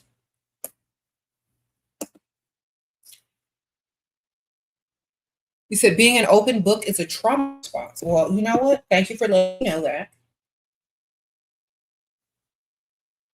And thank you for letting them know that. Because oversharing is, what is it? Like seeking validation, telling people all your triggers and whatnot so they can use it against you later because you are hoping and wishing you'll find someone that accepts you for you when nobody accepts anybody for themselves ever. Everything is not what it seems. Playing fair in an unfair world, yeah, doesn't work out. Mm-hmm.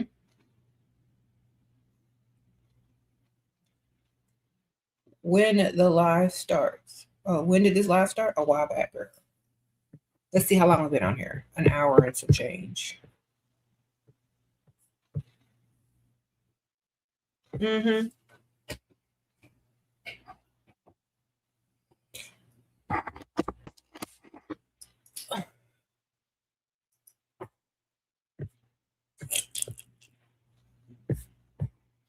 Because the title, Independently Get Its Money, that came from so many new people that have started following me, asking me why I don't teach women to just be independent and not dependent on a man. Well, that's common sense, so I don't have to teach that. Any woman that has a job and pays her own bills is already independent. As independent as she gonna get being employed. But if you're gonna be in a relationship with a man, he's supposed to pay for things. He's supposed to provide. So you can be independent all you want. Make your money, save your money. Don't spend your money when you're with a man. That's what I teach. Because if you're going to be in a relationship with a man, he's supposed to provide for you. Otherwise, why is he there if he's not making your life easier? You know? And how are you going to live in your feminine if he is taking from you all the time, expecting you to pay all the time? Like, how are you supposed to live in your feminine? That's a dependent, that's like child. Okay. And if he's going to be the masculine one in the relationship, he can't be put in that position of asking you for anything. Okay. Sprinkle, sprinkle. Mm-hmm.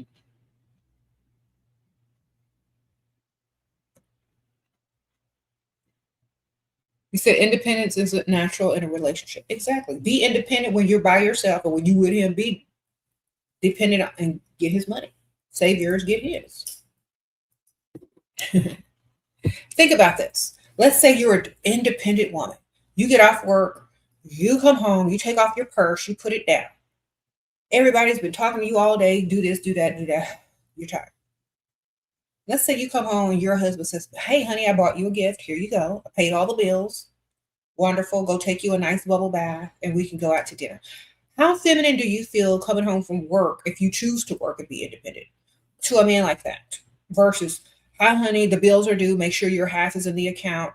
What are you cooking tonight?" And, you know, blah, blah, blah, blah, blah. Didn't buy you no gift.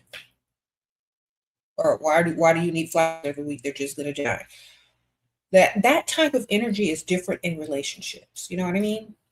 So if you do decide to be an independent woman and depend on a man at the same time, it's added bonus. But if you decide to be that 50-50 chick, or that pick Misha chick, or the chick that buys everything, you're going to get depleted real quick. And that man is going to start to seem like somebody's son, somebody's child. And you're not going to have any respect. You're not going to even want to be in that relationship anymore. You're going to start looking for elsewhere. You know what I'm saying? Naturally. Women naturally look for masculinity, not femininity, especially if they're straight. So, next. You said, could you give examples of pick me? Any woman who is male centered and will do anything to claim, be with a man, and get a title from a man instead of getting money from a man. Any woman who will pay 50-50, any woman who will reach in her purse in the presence of a grown able-bodied man, any woman that will be in the comments talking about, "I'm a good woman, I cook and I clean." All of them pick Misha, them are pick Misha qualities. Okay. Anyone who is not the prize and puts themselves on a pedestal is a pick Misha. Anyone who doesn't think that they deserve the best. Anyone that will settle for somebody's dusty son and give them shelter. All of that is a pick Misha. Okay. Woman who's chasing behind a man, pick Misha. Any woman who approaches a man first, pick Misha. Okay. Now you don't have to stay a pick Misha. You can turn. You can change. Just like a man don't have to stay dusty. You can change. You learn more, you do better. Mm-hmm.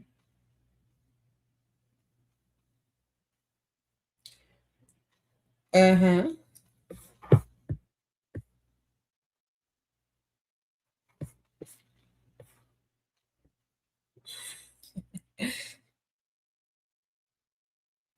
If you don't value yourself at the highest, you might be a pygmalion.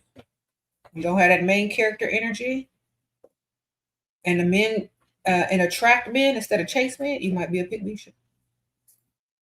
Mm-hmm. Thank you.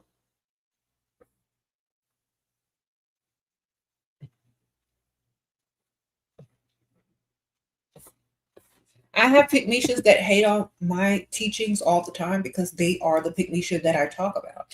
And I'm here to tell you, you don't have to stay her. You can change. Okay? And sometimes the pygmalions are embarrassed, so they defend their dust or their pygmalion ways. I don't care if you're a pygmalion or not. That is not going to help me in any way, whether you are a pygmalion or not. But what it will do is set an example for these dusty men out here to think that all women think like you. You know what I mean? So if you're not happy in your dusty relationship, why are you defending it? If you secretly wish that Dusty would get a job and another stream of income and pay all your bills and pay for everything and take you on a trip, why are you mad? You know what I'm saying? So my question is, why are you defending something you don't even want to be a part of, but you just feel obligated to just to claim a man? A lot of pygmalions out there will defend their dusty situations because they're embarrassed. And instead of saying and doing the self-work, saying, she's right, let me do better. Let me get my self-esteem up. Let me get my main character energy up. Let me only date guys that are beneficial. Instead of doing that, they will defend their situation because they're already too deep in it and they are not willing to do the work to change. Just like Dusties will defend their dustiness because they're not willing to do the work to not be dusty no more. So that's just it. That's why I don't take none of their, uh, you know, sad comments personally because I know it's just a reflection of them not wanting to change or not ready to change yet. It has nothing to do with me. Okay, because you're not going to lash out if it didn't hurt you because it's true. I don't care. You should care. That's the whole point. Uh-huh. You should care as a woman because you're going to teach your future children and your future generation what to accept and what not to accept. And sometimes your future generation, your children, your offspring is going to be mad and upset with you for the choices that you made and the life that you gave them, that they're going to go seek information elsewhere because you can't help them. So y'all got to also think about that. Mm-hmm. You got to watch out because sometimes your friends are secret hating pygmalions and they will try to down you for doing better and wanting more. You got to just tell them, look, I do what I want. This is beneficial for me. You ain't got to do nothing but stay who you are. Okay, nobody's trying to make you look bad over there with your dusty, and nobody cares. If you feeling some type of way, do something about it. That's it. Because a lot of people will just take it out on you. Thank you, ma'am. The Adabala, thank you, girl. They're just projecting their insecurity once again on you. So just tell them, look, I don't care if you're a pygmalion, you or with a dusty, that's on you. You already know that's incorrect.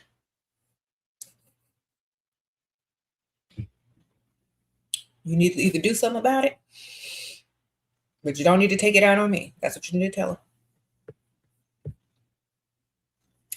You said friends start comparing when you do better. Exactly. Just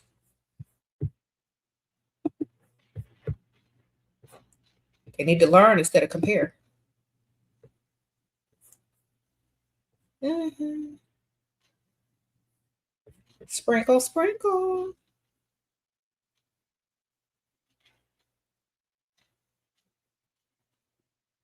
Wonderful. You find it very hard to get along with women in Europe or make friends because they're all liberal pygmalions. Okay, well then don't be friends with women. Be friends with men that have money. Sprinkle, sprinkle. Find you a gay bestie. Find you a gay man friend. I don't know. Do something.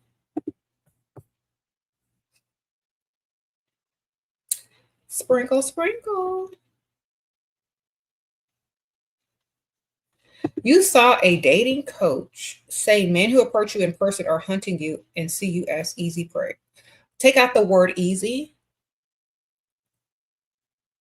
That's only if Pink Misha is being hunted. Sprinkle, sprinkle. When a man sees a woman that he likes, that's worth crossing the room for, that he has interest in, that will give him the ego boost to be seen talking to, yes, he will cross the room. But that doesn't mean you're easy. I don't understand why a dating coach thought to put the word easy in that sentence unless they were calling you easy. It ain't easy if it's the right type of woman, baby. Do you believe it's possible to a former independent emotional woman to flip the script with a man that's provider for other women but not for her? Look, huh?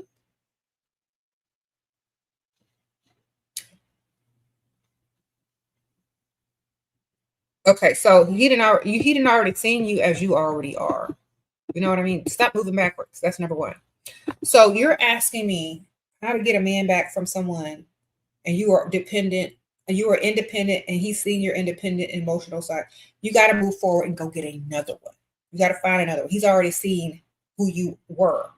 Okay, you got to go find another one. Stop moving backwards. That's number one. Your ego, as far as being an independent emotional woman, is what keeps you moving backwards. You need to switch it up, get into your feminine energy, and go get a better one and another one who has not witnessed the old you.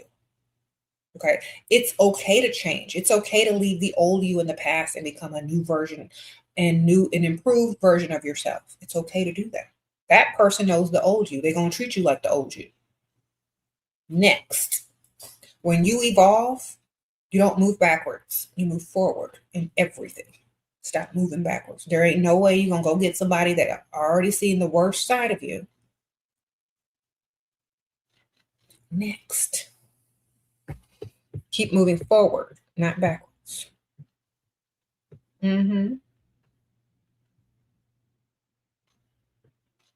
Sprinkle, sprinkle.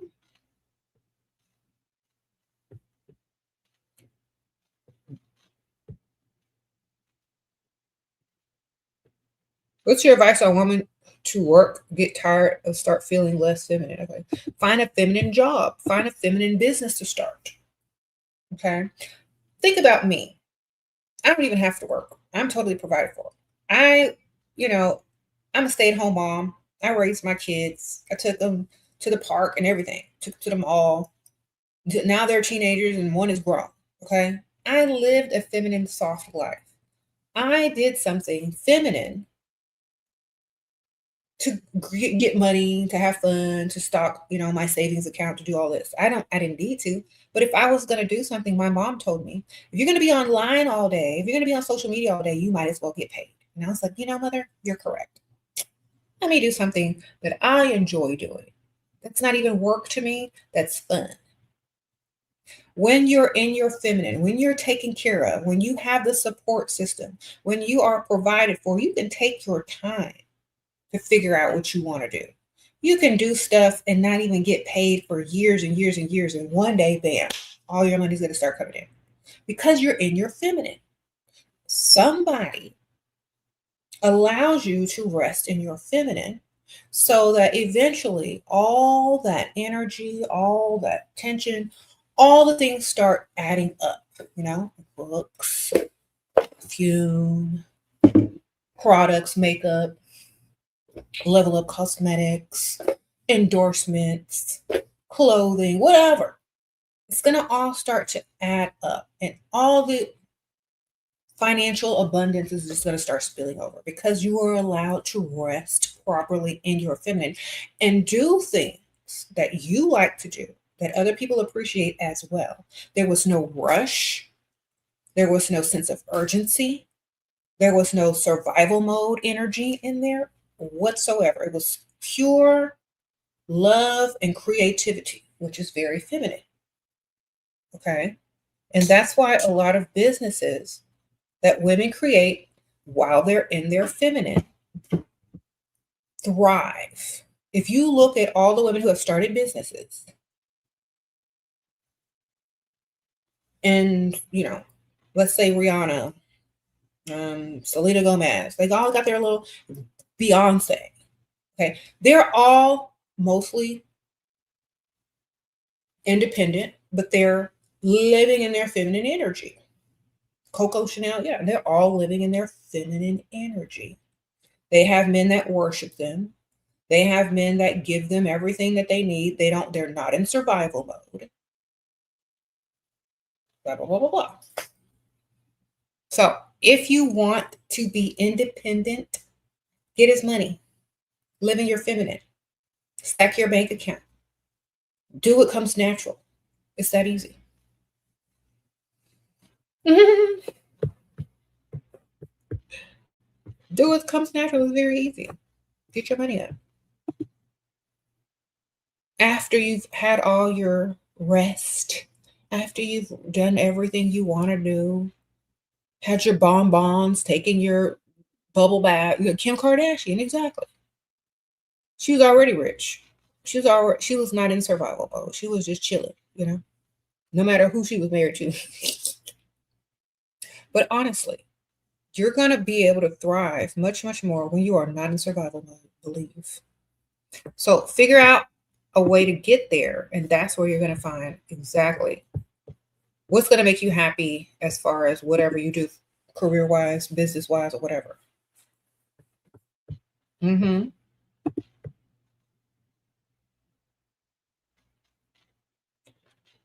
Mm-hmm.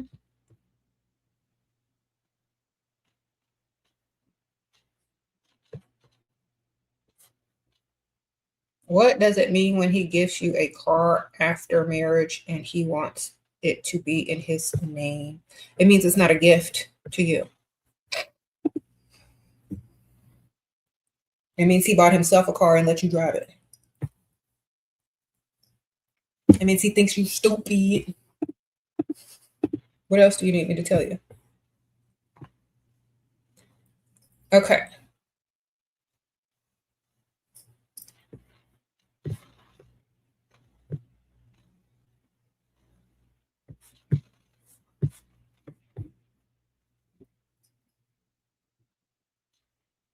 Also, it depends. So, if that man owns his own business and he buys you a car and wants it in his name, is it in his business's name or his name? Is he trying to build his credit or your credit?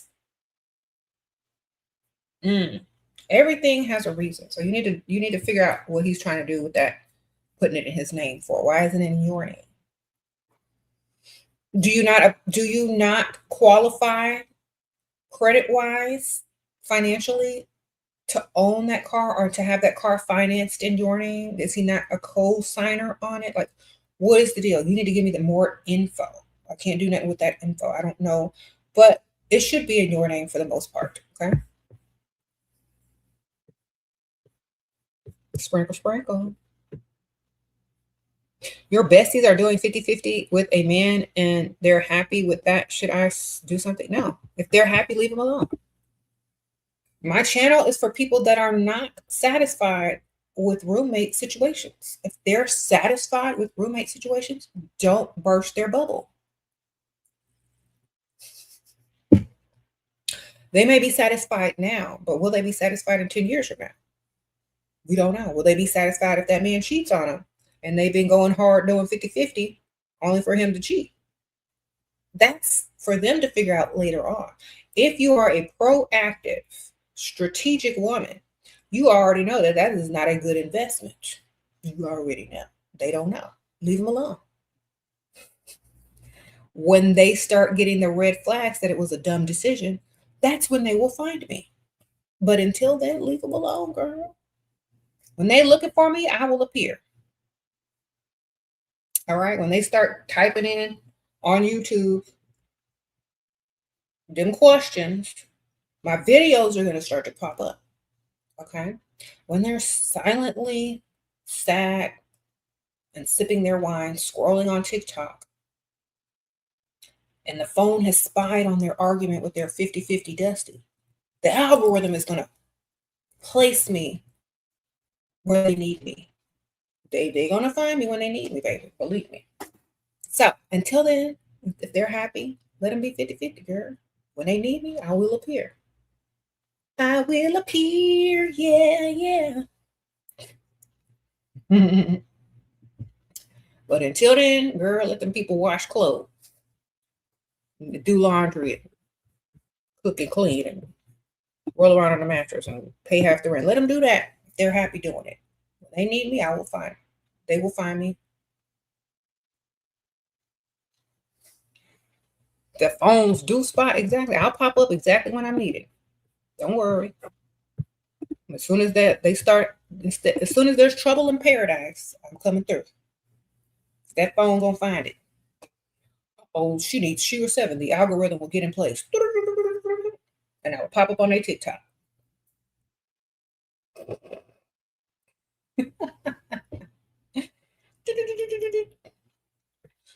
She called that man broke.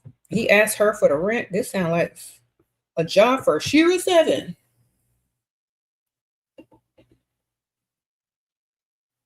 Then all of a sudden she's scrolling on TikTok, a cleaning video. Then all of a sudden the algorithm will switch up. Then you'll hear this. All of a sudden, I'll be scrolling through like an organization, laundry detergent mix, fabric softener, how to cook meals for 20 people video. And then all of a sudden they're going to hear. They'll be scrolling like, the heck? I asked y'all, what are you looking for? They're trying to find a templates on the live that they need to tell you. What? Get someone that has a long way to go in there. We're going to be here.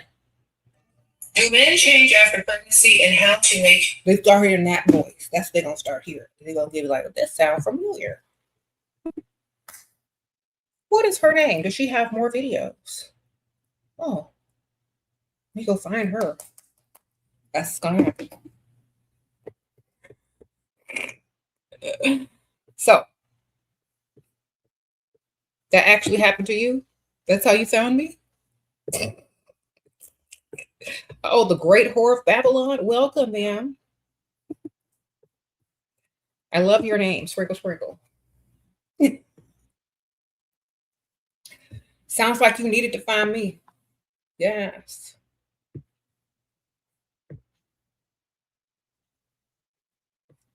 Sprinkle, sprinkle.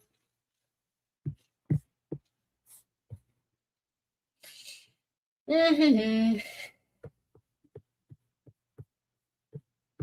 I like how you took that title and flipped it, girl. I love it. Sprinkle, sprinkle. Your husband pays all the bills, but you still have to help him sometimes. He already works 2 jobs. Well, tell him he needs to give up something that he likes that's costing more money than he can afford. Okay? If y'all are living outside of your means, you need to do something about that. Either you need to find 3 jobs, or he needs to create a 3rd stream of income that he can make money in his sleep with, or you need to go get you another one on the side, or he needs to give up something that he's paying for that's considered a luxury. You know what I'm saying? Because you're not going to respect him. You're not going to feel a certain way if you got to help that man. And that relationship is going to dwindle anyway, even though he's working hard for it.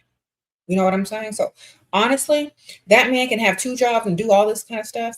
Secretly, deep down inside, you're going to resent having to help him, and you're not going to feel the same way about him anyway. That might be a hard-working man, but if you still got to dig in your purse in his presence, it's going to make you less and less feminine every time you stick your hand in that purse to help him. Even though he's doing the most, it's still not enough, mentally, subconsciously, or physically. All right? So, he needs to find a way to make money in his sleep, a 3rd income, or he doesn't have to do anything. Maybe he needs to purchase a little drop ship company. Maybe he needs to sell stuff on Amazon. Maybe he needs to write a book on, whatever, how to change a tire. I don't know.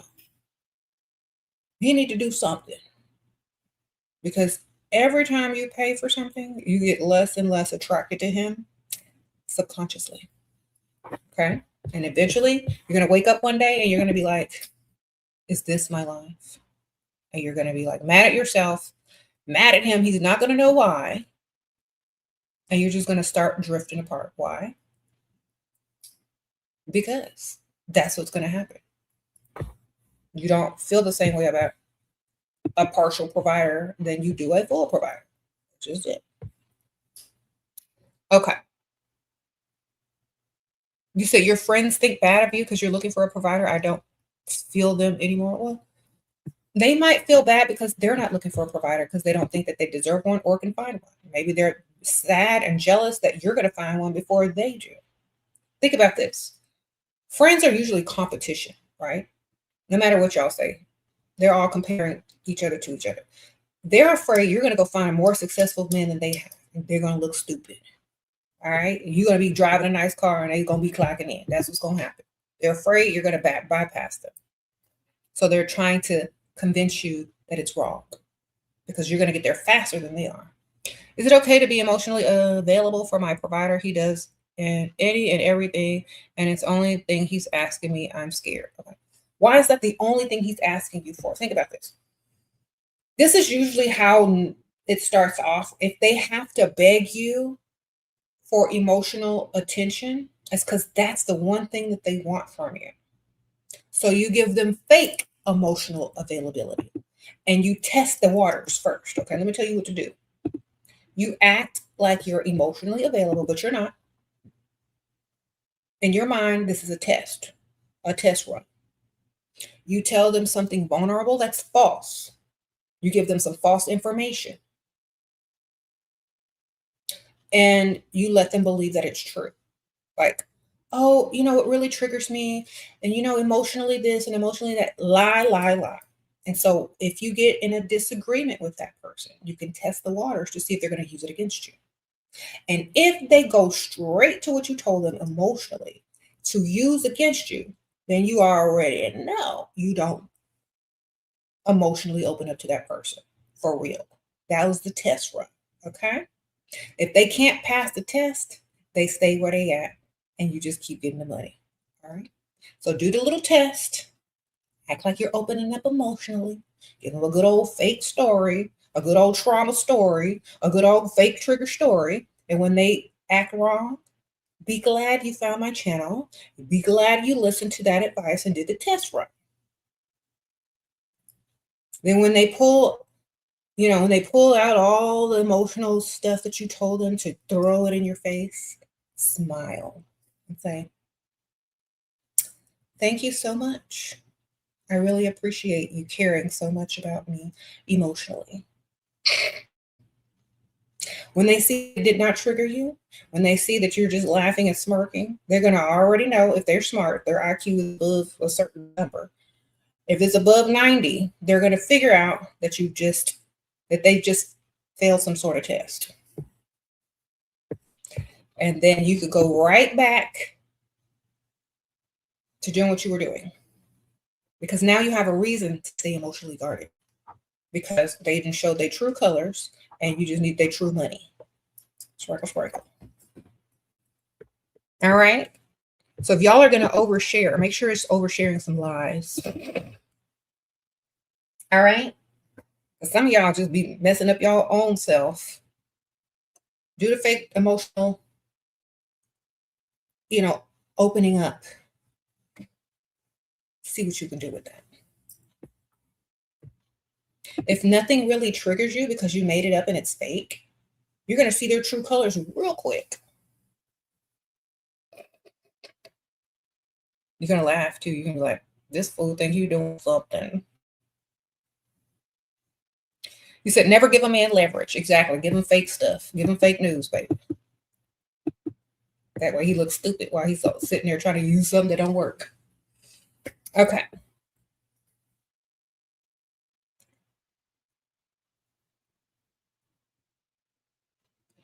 Advice for 23 who don't want to date but want to marry rich and lifestyle. Arranged marriage.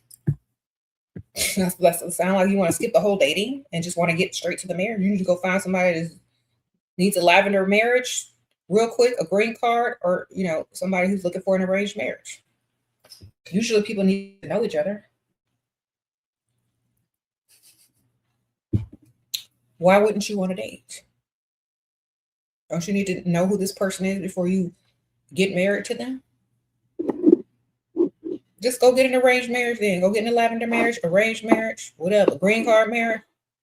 You trying to get married so fast? Make sure they rich though, right? What jobs did I do when I was younger? Like before I became a mortician? I've been everything. I worked in a dental office. My first job, I was a hostess in a restaurant. I've been a waitress before. I worked in a movie theater when I was a teenager. These are all the jobs I had when I was teenagers. So waitress, dental office, movie theater, bar as a cocktail waitress. I was 17. Shh, don't tell me. I lied. What else? What else did I do? I worked with my mom. She owned a business. I worked as a receptionist with my mom. I think that's it. Then I went to school to be a mortician, and then I worked in funeral homes. Okay. Sprinkle, sprinkle. You said what was the worst job? I wouldn't call any. I didn't like being a waitress because people just treat you any type of way.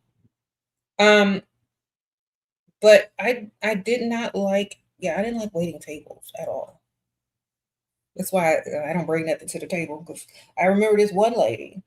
She had a really bad attitude, and she was just rude. And I did not put her food in, and she was on her lunch break. So she was waiting. All her coworkers at the table got their food, and her never arrived. And guess what? Her lunch break was over. She had to go. Oh, to talk to your manager. Well, I forgot to put it in, girl. I'm so sorry. It was so busy. The manager couldn't do nothing because she didn't. She can't lose no waitress right now. It's too busy. So, yeah, I was a petty waitress. I didn't like people who didn't treat me right. Baby. That's why every time I go out to eat, every time I go to a restaurant, I always over tip or I tip the waitress 20% or more because that's a job, okay? And they don't pay them but like two something an hour, or I don't know. That's what they paid us back then. I don't even know what they pay now. So definitely being a waitress is the worst job that I ever had. Yes, I don't like that. Sprinkle, sprinkle. One time I spilled hot coffee on somebody too and laughed. All right. So yeah, couldn't do it. Yeah, I laughed because of the reaction from the hot coffee. This is funny. It was terrible, but yeah, I know. I shouldn't have laughed, but it was just a natural reaction.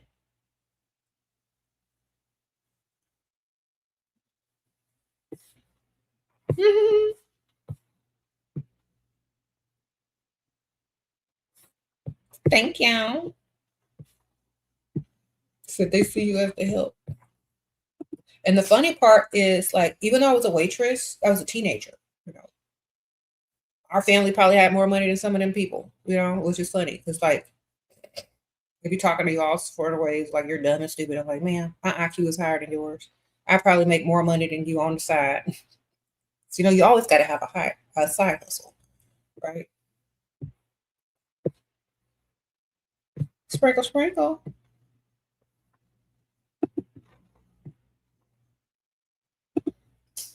Guys, how did y'all survive the hard part of school? I'm at a breaking point, girl. The hard part. Girl, what grade you in? What are you like? What year are you?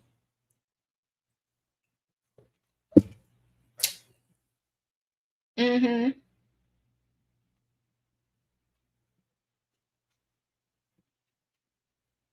12th grade in high school?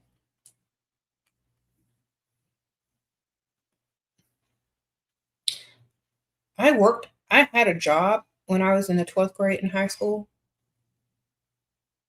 I just paid people to do my homework because I had a job. Do this homework. Here you go. I just paid people to do my homework. That's how you get through the hard part. All right. Sprinkle, sprinkle.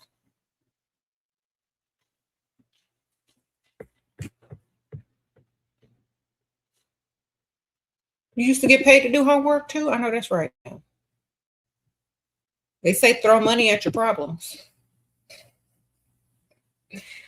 Girl, pay somebody, girl. Go find you a nerd that like you. They might do it for free.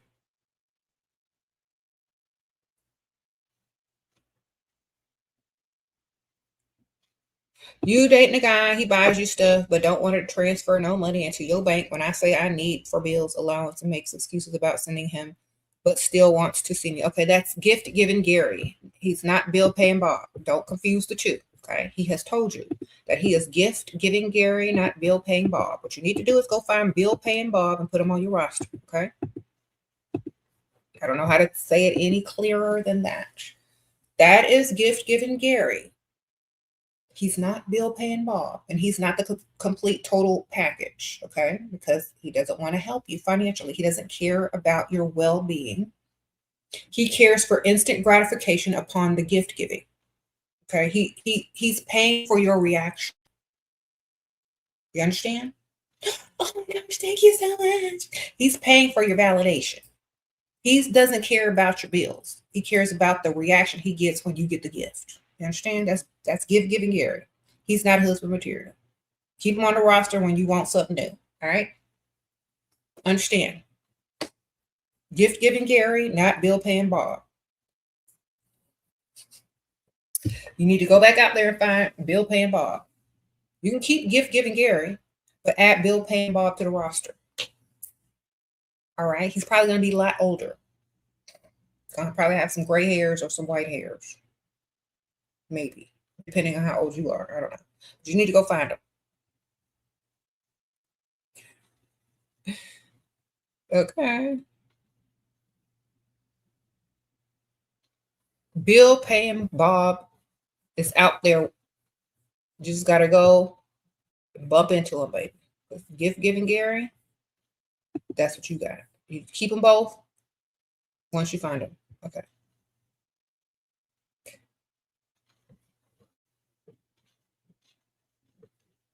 Mm-hmm. How can you receive his money if he knows you work? Aunt Ethel is receiving your money, so now you need money, even though you work. Even though you work and you're a strong, independent woman. Aunt Ethel, who is a fake aunt that doesn't exist, who you talk about all the time, so she seems real. She needs money she needs money for her mortgage. So guess what? Your little hard-earned money that you go to work for every day, you got to help poor Aunt Ethel. And now you're dating this grown, able-bodied man who's supposed to like you times 10. And you turn to him and you say, I had to help Aunt Ethel with her mortgage. I worked so hard and I still have nothing left. And he's going to say, well, how much do you need? And you're going to tell him double what you need. He's going to give it to you. And you're going to have triple what you had. Okay? That's what's going to happen. So, you need to start off with the Aunt Ethel lore early on in the conversations. You can change the name. You can change the family status. I don't know. It could be anybody. But if he thinks that you work and all your money is going to a whole other person, then he's going to have to help you anyway. Now, isn't he? There you go. You said, what?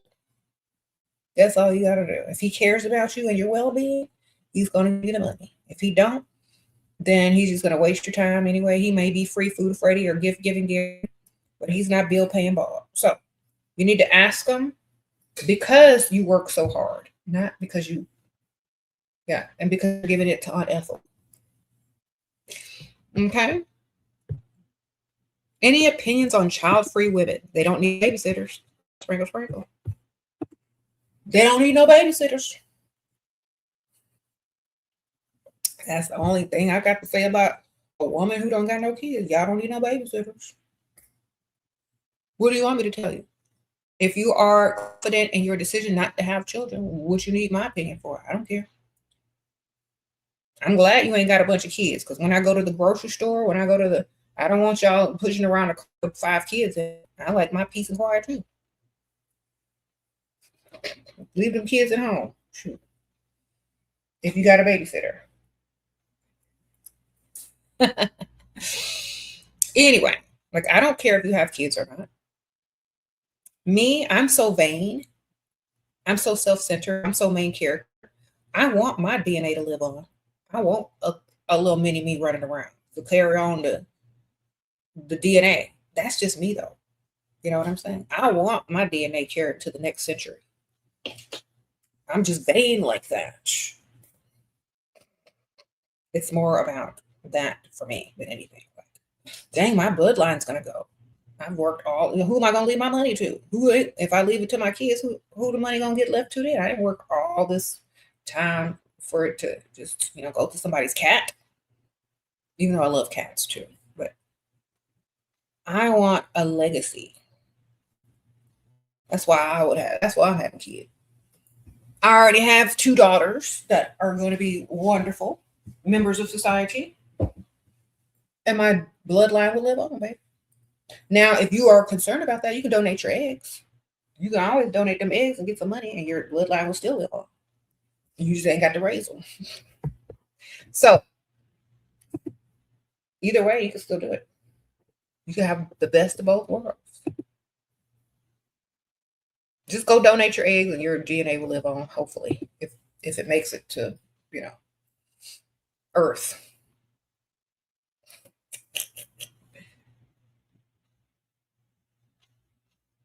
If it becomes somebody's baby, it'll live. Your DNA will live on for sure. Okay. I believe that women who decide not to have children, they know what's best for them. Don't nobody need to tell you what to do. You say I'm not. If you don't think you want kids, don't have no kids. But if you want your DNA and your bloodline to live on, donate them eggs. Then okay, give your eggs to someone who does want kids, who can't have them, and then you're still gonna win because your DNA will live on. You will help another woman, and you will be child free. Okay, win, and you're gonna get paid. Win, win, win. Okay. You said she is a mad scientist. Sprinkle, sprinkle. Yeah, just get a surrogate mother then. If you don't want to actually go through birth, get a surrogate and pay them. There's many ways to do things.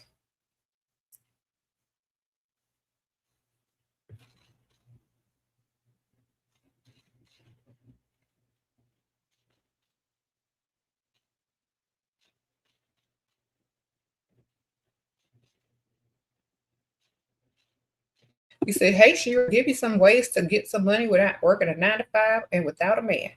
Okay, you start a YouTube channel. That's going to take you a while. You're going to need a sugar daddy. That's not your man, though.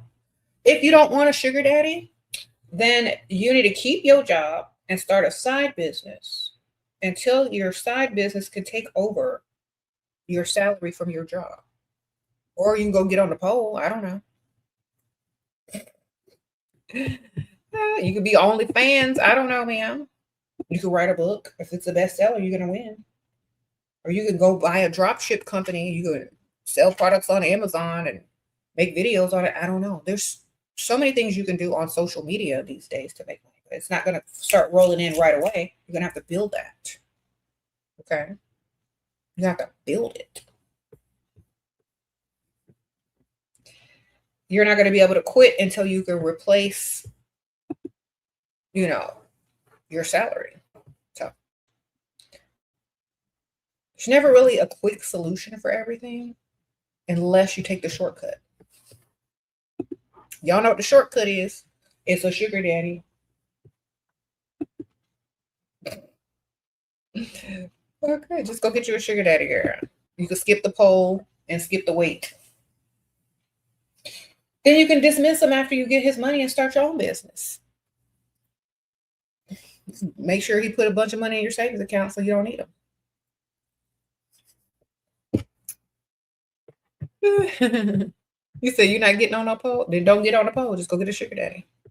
I never understood why women got on the pole when they could just go get a sugar daddy and bypass the pole either. You're right. Still, you don't have to deal with old nasty man anyway on that pole. You might as well go get you all sugar daddy and get all his money. How do you deal with a busy man you really like without becoming needy or overthinking the gaps in communication? By getting another man who is not busy and also has money, so that you're not going to become a pygmisha to that busy man. Most men that have money are busy. Okay. Or you need to find an independently wealthy man who is not busy. Okay. If that man is busy with money making tactics and he's not independently wealthy to where he can just live a life of leisure, maybe you need to go older and find somebody retired. Okay. Because some of y'all want rich men, but rich men are going to be busy if they're young. If you get an old retired rich man, he's going to have all the time in the world. And you're going to be like, how do I get this man away from me? You know? So what do you want? I have women talking about they have a rich provider and all he does is like to lay up under him. And like all she wants to do is get out of the house and he wants to lay up on each other. He's got money, he's paying all the bills, but he don't have nowhere to go. Okay, which one would you rather? A busy man or a man that's always up under you? Someone said get a roster. Exactly.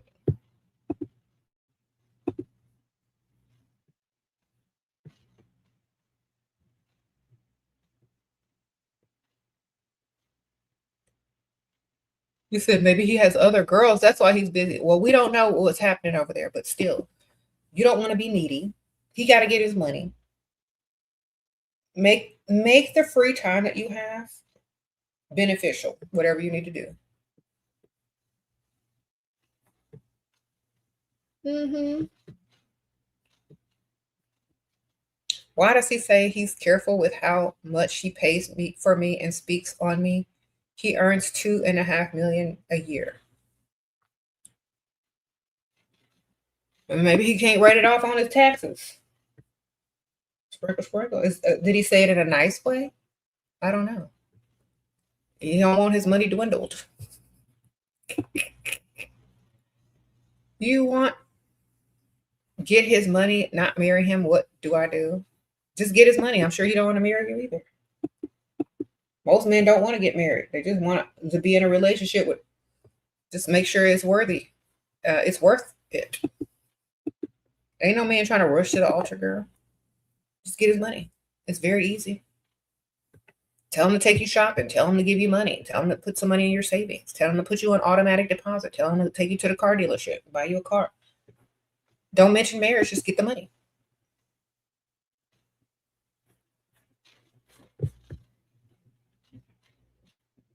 Is it okay to post flowers or gifts on your IG story with no caption, other men watching, by the way? If you want to. They don't know if you bought it or somebody bought it for you. Sprinkle, sprinkle. They don't know if your mom bought it, your dad bought it, your sister bought it, your cousin. They don't know if you bought it. They don't know. Just post it up. No, don't say that. It was just a question. Chat, don't roast me. Okay. Y'all stop roasting her. She was just asking. He said, why are you dealing with a married man? You mean why is a married man be dealing with people all the time, girl? They be acting single out there.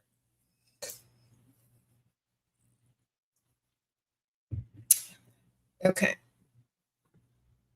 What if he's ready to marry? Then he's ready to spend before the marriage. Okay. Get as much as you can in your account before you get married. And then go put it in your mama name. Or whoever you trust, girl.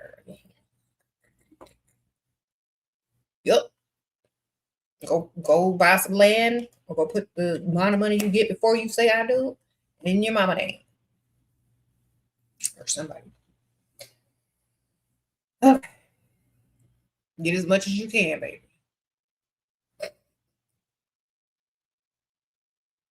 Put that as the financial obstacle from you saying yes to his proposal. Well, I already said before I ever got married, I would have this much money in my savings and I'm still saving. I have this much more to go. He's just going to give it to you. Well, I already said before I do this, I'm going to have property in my own name before I get married. He's going to buy you some property. Well, I always said I wanted to drive a such and such convertible or whatever before I got married. He's going to buy you the car. Now you have all these assets before you get married. Now you can decide if you want him still. Well, I always said I wanted a such and such carat engagement ring.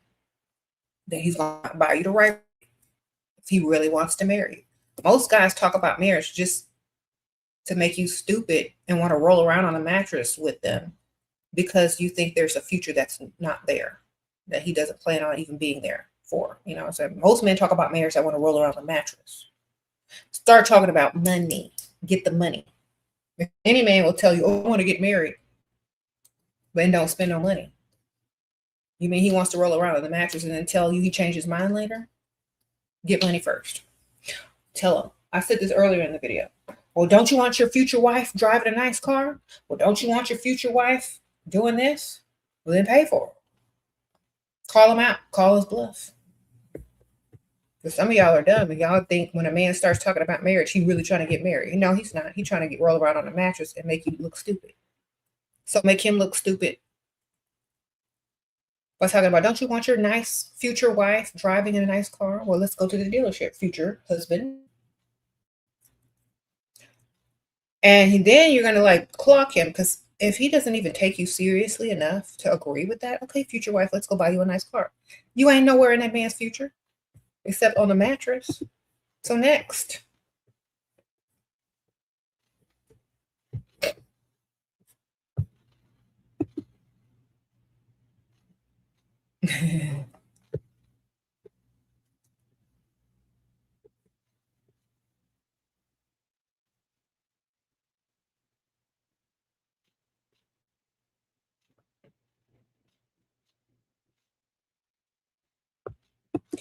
Should you share with the man that you're taking care of yourself from OnlyFans? Because they always ask what I work. Tell them you're a part-time receptionist, man. Why you want to tell everybody everything? I don't even know. Why would you want to tell it?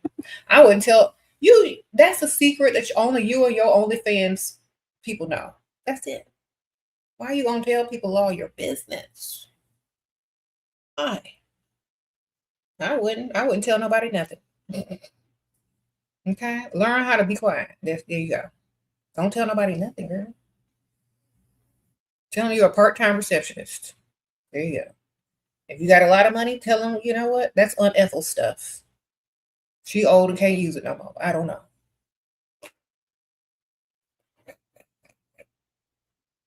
Girl Aunt Ethel had a nice car, but now she blind and can't see. So she gave it to me. Girl, lie.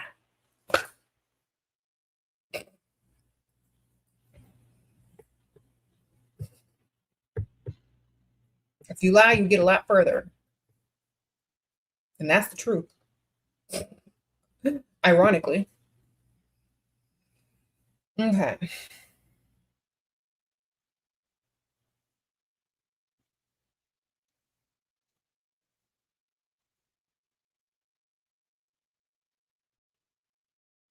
He said, stop being honest with men who aren't honest with you. Girl, them men don't even know nothing about you except how to get you your money.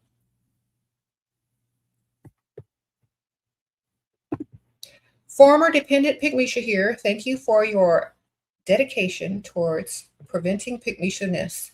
A daily dose of Shira keeps me on track. Uh-oh, Tara. Thank you, ma'am. Sprinkle, sprinkle. Well, I am so glad. Thank you, girl. I appreciate you. What if he finds the OnlyFans account himself? Then he's too old. I mean, too young. Sorry. Then he's too young. You don't need to be dating that man anyway. He can't do nothing for you anyway. He can't take you off the OnlyFans if he find it. You're not supposed to be knowing how to work the internet. Not to find it anyway. You ain't supposed to be able to find it. You got the wrong age range. Next. Think about this, y'all. If you're dating a man who's old, how in the world he's going to find your OnlyFans? He don't know where to look. He don't even know what an OF is. He doesn't know.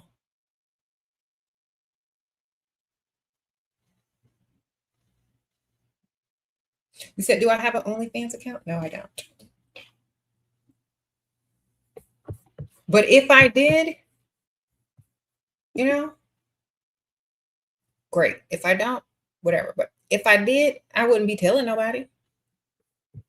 Nobody would know if I did. But honestly, Nobody should know if y'all have one unless y'all are trying to get people to follow you, I guess.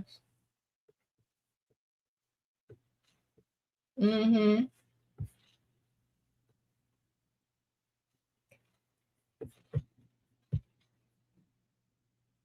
They got AI now. You can make you a AI OnlyFans. Shoot.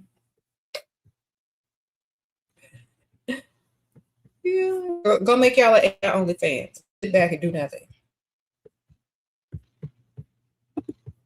Sprinkle, sprinkle.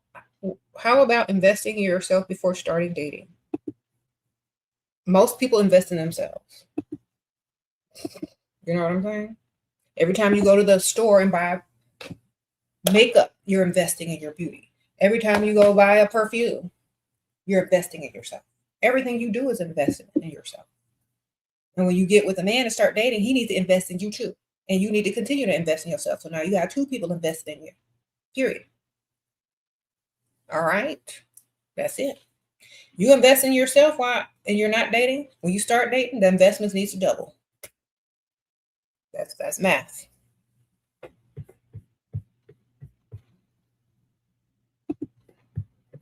Every time you get a check and you put it in your savings account, you're investing in yourself. Every time he get a check and give you some money and you put it in your savings account, he's investing in you too. So you got two people investing versus one.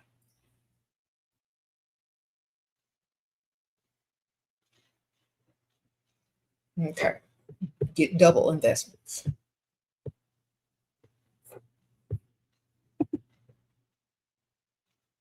Mm-hmm.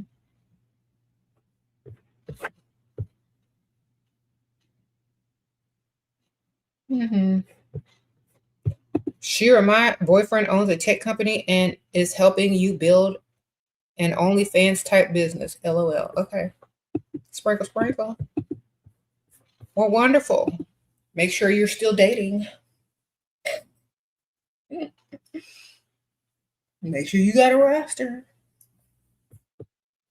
Because that's not husband, baby. That's pimp. Make sure you got a roster, man. Make sure you don't let that man stand in the way. If you choose to get married, some women don't even care. You might just get OnlyFans money and dip. But whatever you want to do in life, don't take him seriously. Okay, just take his money seriously. Because a man that truly loves you would never, ever allow you to put yourself out like that or pay for it or help you with it. You know why? And I think I talked to you before. They don't really like you. They're just doing what they need to do to keep you around temporarily. You're not wife material to them anyway. Definitely collect their money, start your stuff, and then dip. Okay.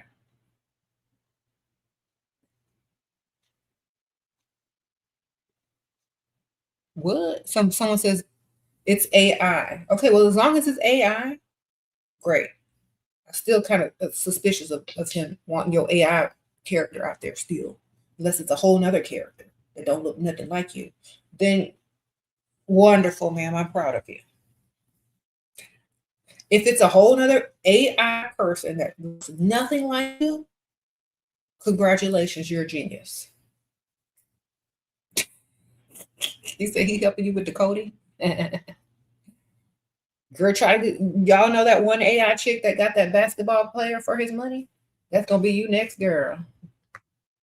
Y'all gonna be scheming and plotting together as a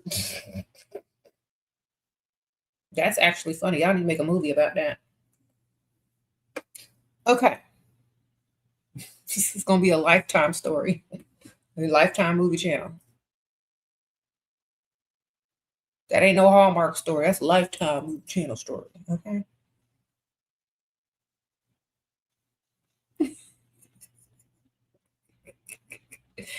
He's gonna have to take over. He's gonna be talking to dudes. Make him do all the work, girl. Now, if it was like the old fashioned way where you had to get on the camera and stuff, that would have been pimp energy. But y'all are doing it with digital stuff and AI, and you don't really have to be seen or heard or whatever. That's actually genius and funny. Pimp GPT.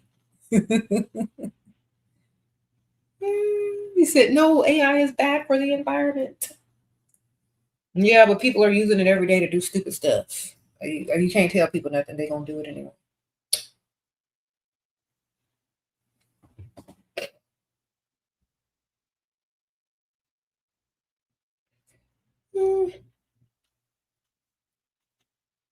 It's absolutely not based on me. It's random AI. Good for you, man. I'm proud of you. Yeah, yeah. Hold on a second. Hmm?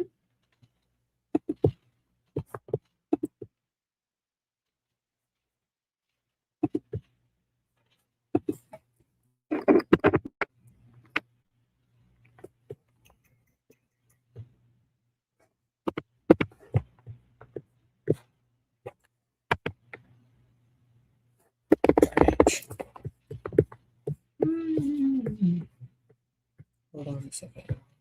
What? I have to take a little small break. Hold on a second, y'all. Watch this. Hold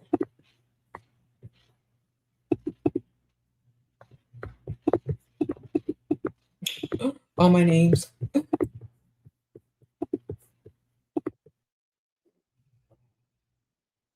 Hey, y'all. Sprinkle, sprinkle. So I have something exciting for you guys. This is, can you guess? Roses from Rose Forever. They send you beautiful preserved roses. Look at this. And these last for up to a whole year without any withering.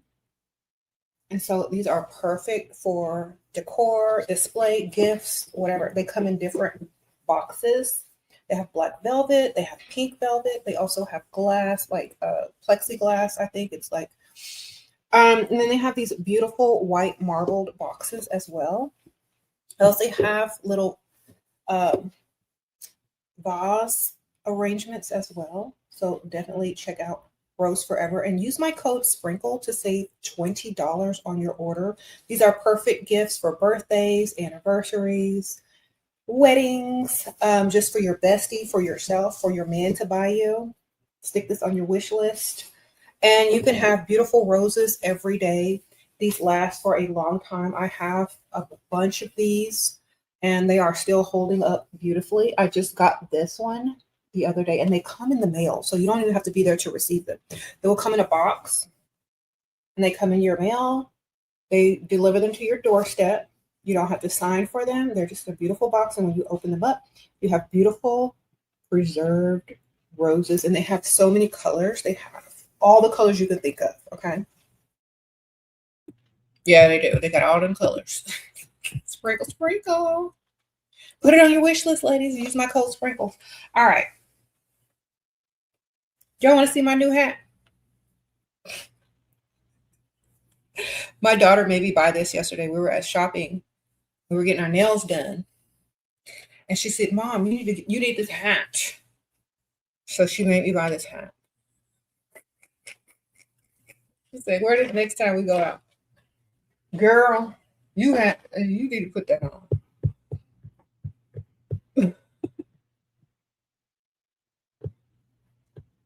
You got those roses for Valentine's Day last year? They are still looking perfect. Okay, Charlotte, yes, I have like so many of these. These are beautiful. Uh-huh.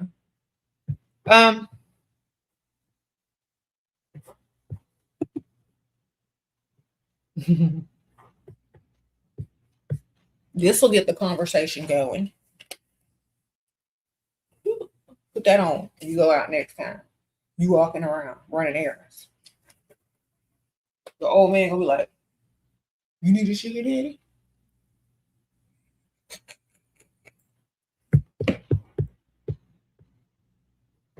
Hilarious, right?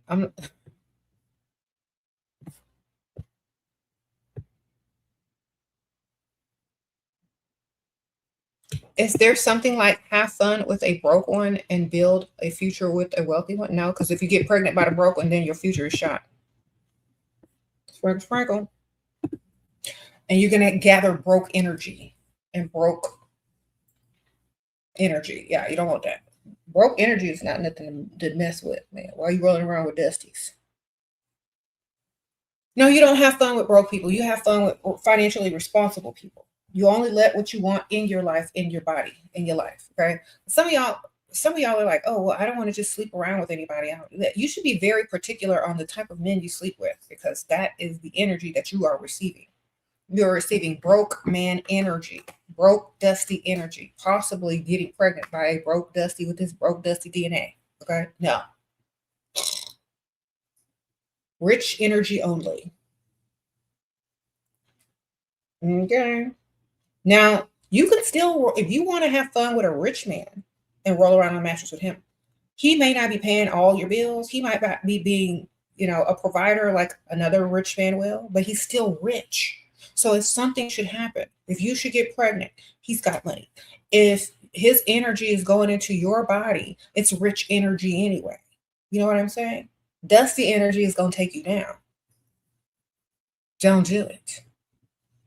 Rich energy only. There are rich men you could call up. Hey, rich man, how you doing? If you got to roll around on the mattress with somebody, he might as well have some money. He might not be giving it to you, but if you're just a pick-me-shit, hot in the pants type of woman who can't control herself, and you got to roll around with something, at least don't let it be on an air mattress. At least let it be in a nice giant house. Okay, we don't entertain dusty energy. And I tell women, if y'all are young and y'all are gonna roll around on the mattress, just don't roll around with no dust. Period. Because y'all gonna look stupid later on. Y'all get pregnant by that dust or fall in love with that dust and let that man who's paying all the bills go because you fell in love with some dust. No. Only rich energy. Period. Fall in love with the rich energy, not the dusty energy. Okay. Gonna mess around, your earring gonna fall off. Poke a hole in an air mattress, as y'all gonna be on the floor deflating. You gonna, oh, it feels like I'm really falling for you. No, the mattress is sinking. Get up off the floor. Sprinkle, sprinkle next. No broke energy, baby. Think about when your birthday comes around. Think about when the holidays come around. You're not going to be feeling him then, are you? Sprinkle, sprinkle.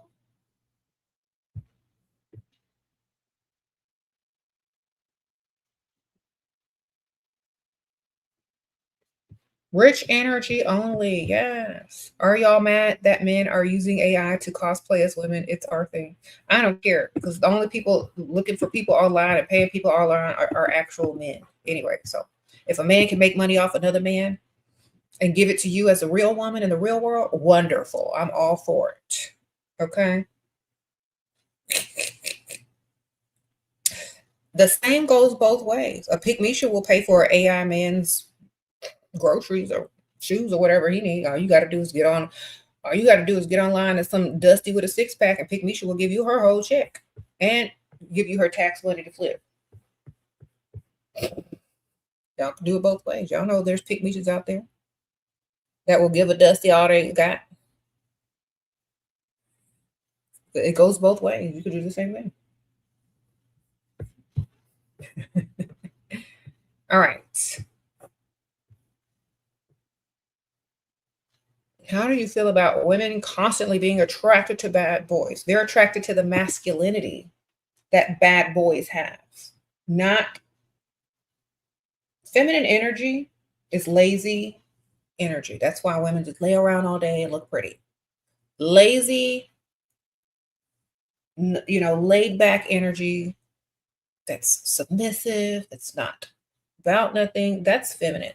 Men who are masculine, they have that masculinity, which comes off as bad boys sometimes. They just don't have enough money to back it up sometimes.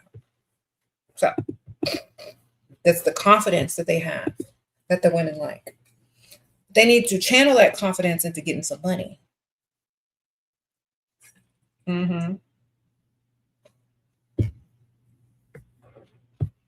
Usually they confuse bad boys with masculine men, but they lack the money sometimes. And if they don't lack the money, you know, they're just attracted to it because it's very masculine. But if it's not generous, I wouldn't be attracted to it at all. That's also masculine. If there's no generosity with it, it's not very masculine at all. Okay.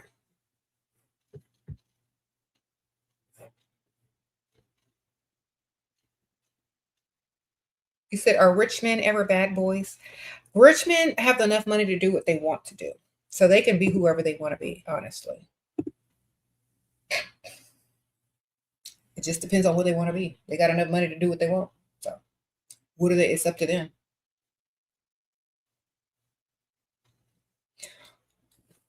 Okay. Your brother is a pretty pick-me independent, been hanging around talking about a wedding years now, huh? Oh, your brother is with a pretty pick-me independent, been hanging around talking about a wedding for years now. Okay, well, let her keep talking. You know what you should buy her for her birthday or for Valentine's Day anonymously? My books. Let's see what happens.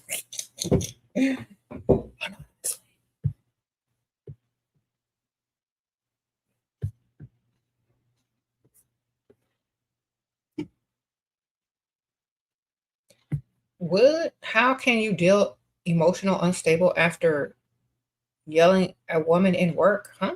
A yelling woman in work? How can you deal with a woman at work? Don't deal with her. Offer her some supplements. Like, ma'am, I don't know how old she is, but offer her some supplements that could help her. Emotional balance. Ma'am, how old is she? She might be going through menopause. She might be on her period. Her man might be cheating, and she might be paying all the bills. You don't know what's going on in that woman's life or why she mad. What's happening? Ask her what's wrong. It's like, you know what? I just want to know what's wrong. Why are you so mad? Late 20s? Does she got a ring? Does she got to live in Dusty? Like, what's her story? Sometimes women come to work mad because they know they out there working for some dust. Working to take care of some Dusty. We don't know her story. She might be mad, yelling at everybody because she can't yell at her Dusty. She says she's single. Girl, tell her where to find some sugar daddy. She might be happy the next week if she go find one. I don't know. You're 44, he's 62, provider. You want marriage. He talks about marriage but never propose. I don't want to waste my time. What do you suggest? Get his money. You got to get his money. Get big ticket items.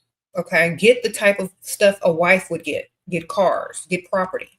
Then it's going to just make sense to marry you. You understand? It has to make sense financially for a man to want to marry you. If he's investing heavily, he's going to want to go in that direction. So get the money. A provider means paying bills, but if you want to become wife, get big ticket items because men follow their investments. All right. So if he says, what do you want for Valentine's Day? Take me to the dealership. Want a new car. What do you want for your birthday? I want a piece of property. I want some land.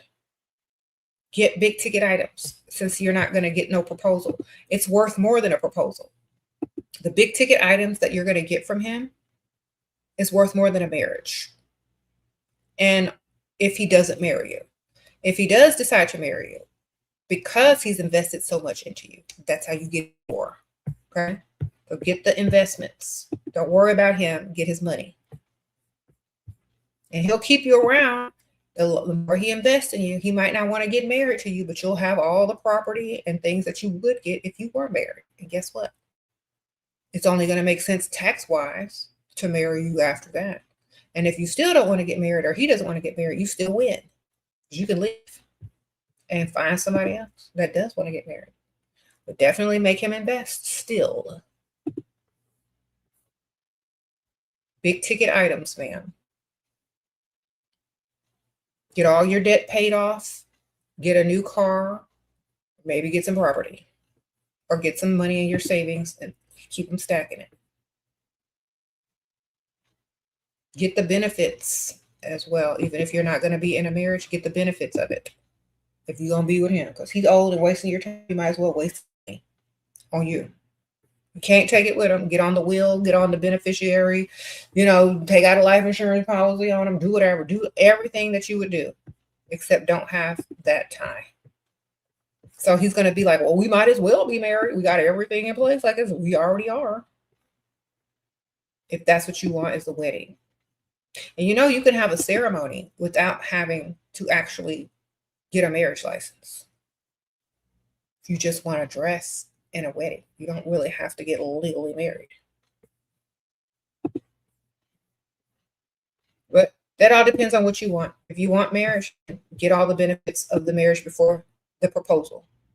Then it'll only make sense. Mm-hmm.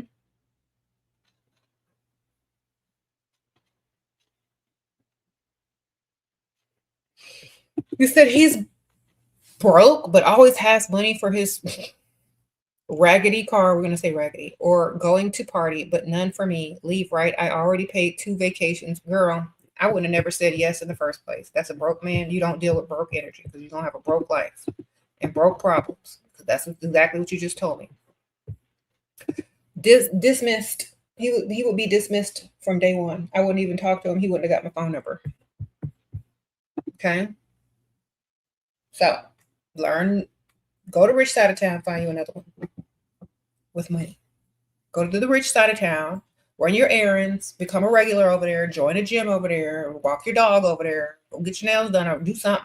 Be a regular somewhere at the same time every day until men be like, hey, I've seen you around before. How are you? Just wanted to introduce myself, okay? Go get you a man with money. Stay away from brokenness. Level up, go get you a man with money. Nobody's supposed to be living that type of life, especially if you in a relationship with a man. Unless you're a teenager. That sounds about right. If you ain't no teenager, if there's no one in front of your age no more, next. Okay? Y'all got to start young. Y'all have to start early. Okay? If there's no one in front of your age no more, do better. You grown. Super grown. If there's a 2 in front of your age, a 3, a 4, you shouldn't be dealing with no type of dust, period. Okay?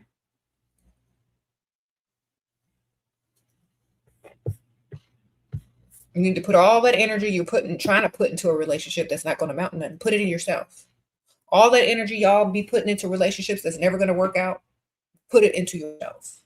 Level up to the point to where you can go get any rich man or whatever.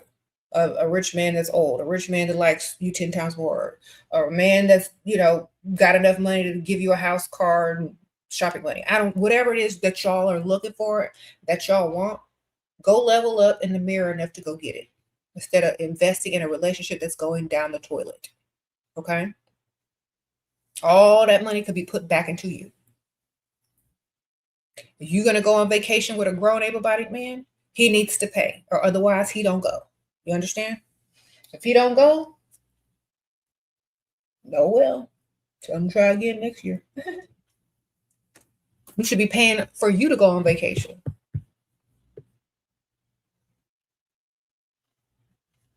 Sprinkle, sprinkle.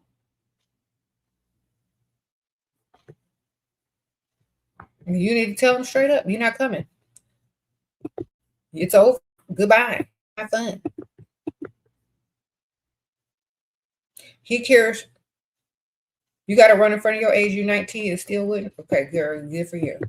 That man is putting more energy and money into a raggedy car that don't even have a future. You know it's going to break down sooner or later. So leave, girl. That's dust right there. Pure dust. Okay. So you can barely tolerate having a conversation with a man, even on your phone. Then talk about money. You'll be having a conversation with a man about money, and maybe the conversation will get more interesting or end quickly. Maybe it'll end quickly, or maybe it'll get better. We don't know. But anyway. Yeah, girl.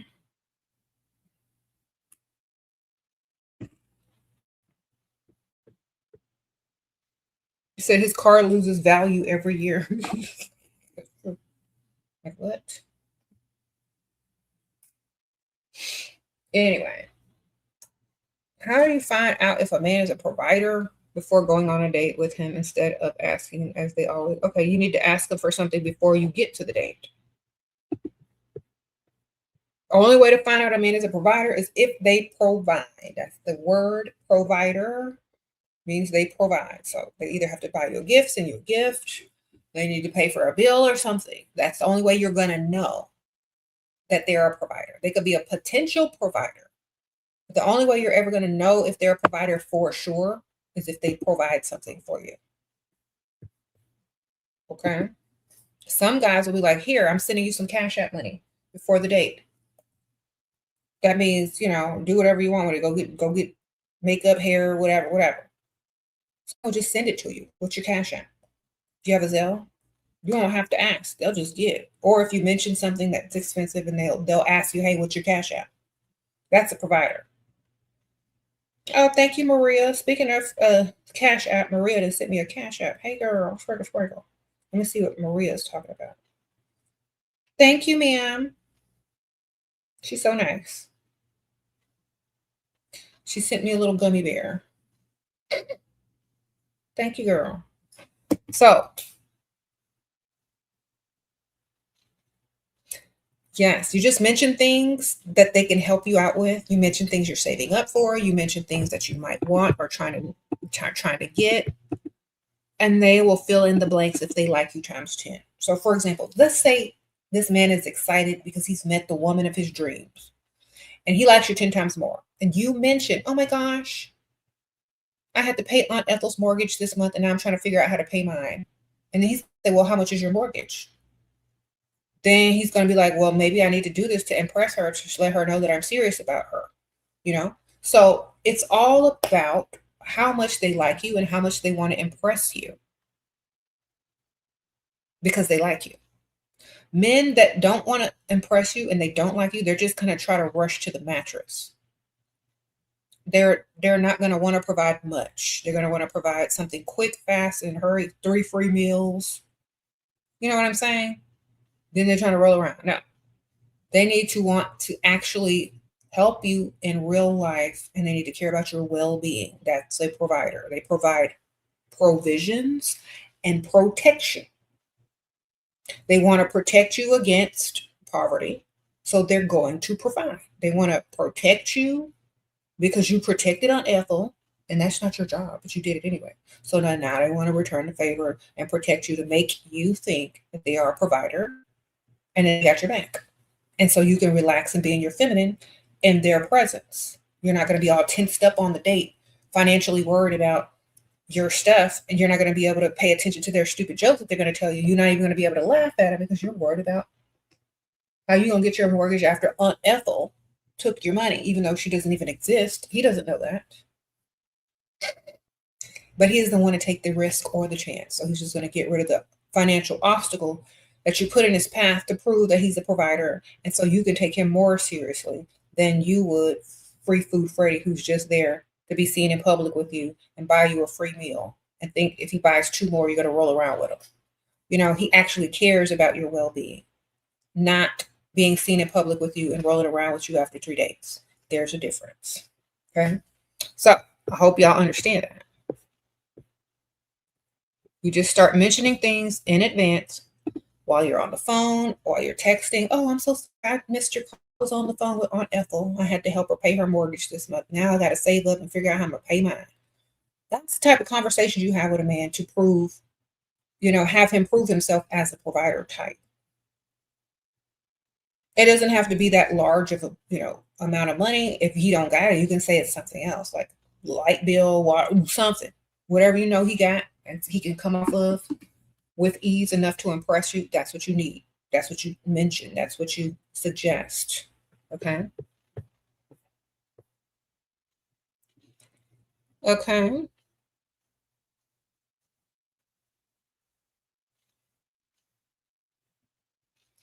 Sprinkle, sprinkle.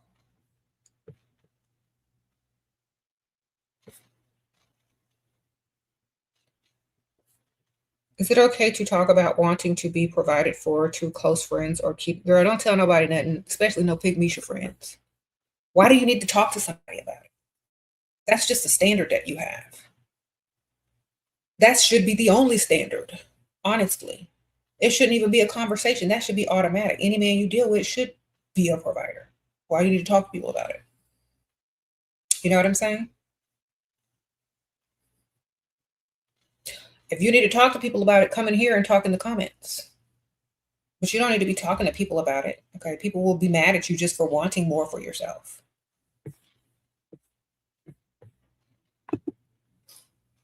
Sprinkle, sprinkle. Yeah, girl. Don't tell everybody your business. Okay. Because think about this. Let's say you tell your friend, oh, I'm only going after providers. And let's say you go out with your friend and you meet this guy who's a potential provider and he's sitting at the bar and he's talking to you and he's really into you. And all of a sudden you got to pee. You go to the bathroom and your friend's sitting there. Like, you know, she only talking to you because you got money, right? She want a provider. She told me. Trying to be sneak dissing you and all, steal your man or whatever. They will literally talk behind your back and sabotage you and try to take the man that might be interested in you. And telling all your teeth and all your business. So keep your mouth shut. They don't know. Don't give them enough information to do anything that's not going to be beneficial to you. Okay. Keep your mouth shut. Just level up the type of men that you deal with and they'll figure it out or they won't. Why are you going after the old men? Oh, I like older men. They're gentlemen. You don't have to say that they're rich. They got money. They're going to pay them bills. Oh, I prefer older men now. Younger men are just too immature for me. Ew, I could never do that. I know, that's fine. It's just my taste now. Oh, well, he's going to come up like, okay, well, I want you to meet him. You don't even have to introduce him. I want you to meet him one day and never introduce them.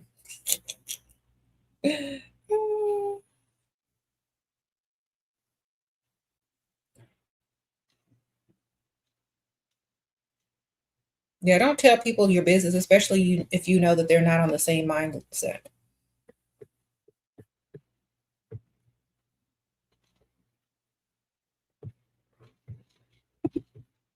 What do you think about traditional provider relationship, but being young? He is rich along with his family.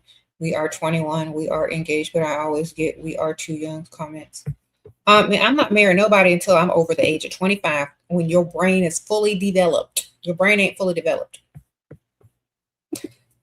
Give your body the chance to physically fully form before you give it to a man in marriage. Because your mind might shift. Sprinkle, sprinkle. If you are from a culture where you have to be married before you sleep with a man, that's why y'all be rushing to the altar. You know what I'm saying? If you took that patriarchal nonsense away, that you have to be a virgin before you roll around on the mattress, half of y'all wouldn't even get married to the men that are trying to get you to the mattress. I'm trying to tell y'all. All right? Y'all rushing into marriage sometimes because it's illegal or frowned upon in certain cultures to sleep with a person. I bet you if it wasn't illegal, y'all would be trying to get married no time soon. Okay. Sprinkle, sprinkle.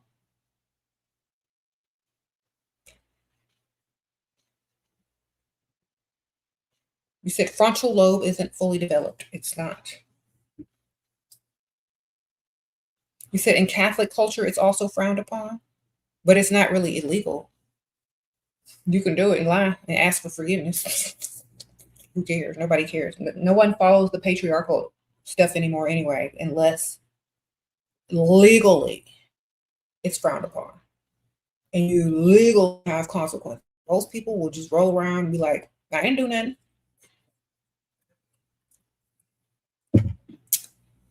So yeah. And I don't like that law because what it does, let me tell y'all what it do. If there's a law or a custom to be a virgin when you get married, the man should also be a virgin. And let me tell you why. Because if that man is not a virgin, and if that woman is not a virgin, they're going to have past experiences to compare to. So they're going to know they really want each other. You know what I mean? But if y'all are both virgins and y'all don't know what y'all doing, y'all bumping uglies, Y'all don't know what nobody doing, and finally y'all get figured out. That man gonna want to see what other stuff looks like and feels like too, just like you are. Or you're gonna become the biggest pygmy for that man and be his dumb pygmy. Okay, that's why I don't agree with it. Most women become stupid and dumb and a pygmy after the first man that they sleep with.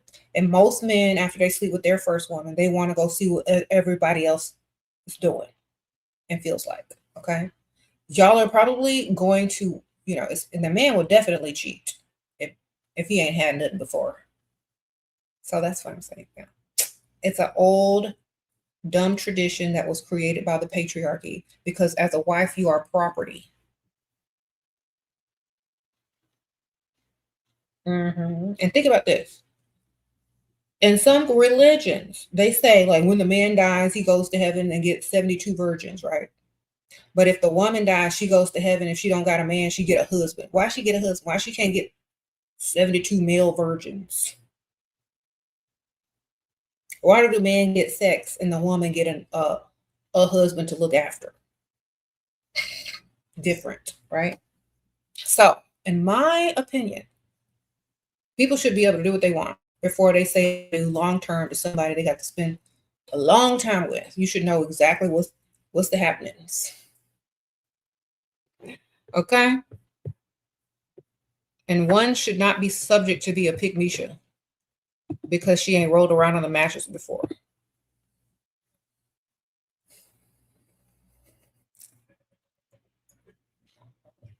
Okay. You said the double standards go crazy. That's why I don't do patriarchal religion. It's crazy. I remember I used to do consultations with the ladies, and they were like, "I'm not supposed to sleep with anybody before I get married. And I'm trying to get married, and I done did the do. How do I reverse it?" I said, "Girl, there's doctors you can go to, ma'am. You just wait a long time, go to the doctor, da da da. Start taking horseback riding lessons. Go take some gymnastics. Go do something, man. I don't know what to do. I used to tell people all the time how to do what they got to do. Girl, go do what you got to do, and then go take some horseback ride. Post up yourself on a horse on vacation, girl. That's what happened. You'll see this picture. See this horse? That's what happened. I was riding a long ride. Sprinkle, sprinkle.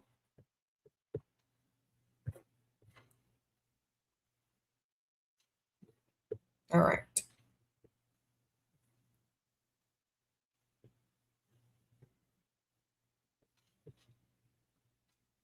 You said they need 72 providers. Exactly, ma'am. Period. Sprinkle, sprinkle. Do you believe in the evil eye? No, I believe in money. Yes. Evil eye is for superstitious people. I only believe in superstitions when it brings me money. You understand? You can choose what you believe in and what you don't believe in. That is called free will. So if you choose to believe in something, that's what you're going to start to attract. If you choose to believe in positive, money making, prosperity, superstitions, then that's what you're going to get. Okay. You know how, like, that saying, oh, if you see a penny on the ground, pick it up. It means good luck. You're going to pick up the penny, right? Only memorize the positive ones. That way, when the negative ones happen, you don't really realize it and it's not a botheration to you. Okay. I don't believe in the evil eye because it doesn't matter. Okay. Nobody cares. Secret haters are your biggest fans. Use that energy, transmute it into making you more money. Okay. That's just it.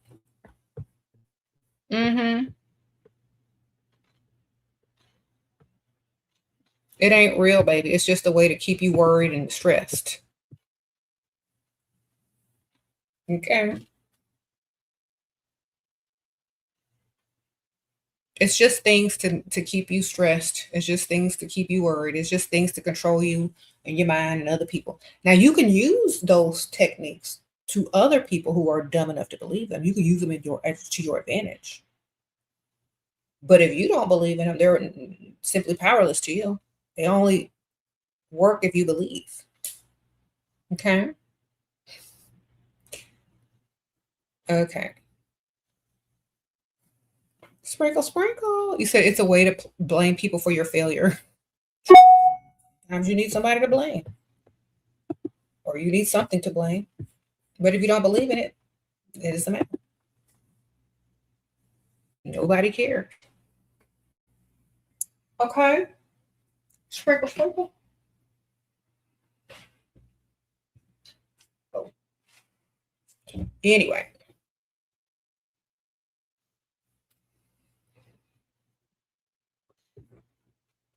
You said the sprinkle, sprinkle edition.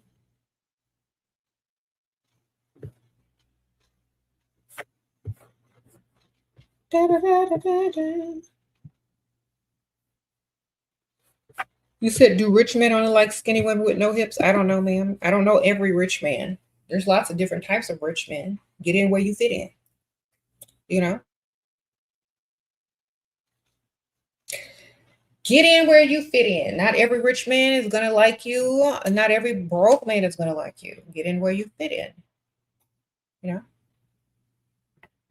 Mm-hmm.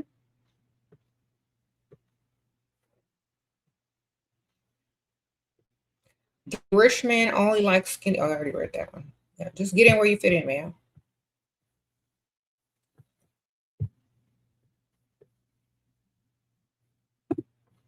Mm-hmm.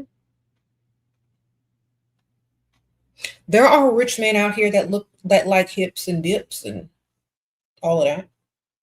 They might not be the type of rich man that you're looking for, but they might have some money. You know what I'm saying? There's different types of rich men. There's just different types of women.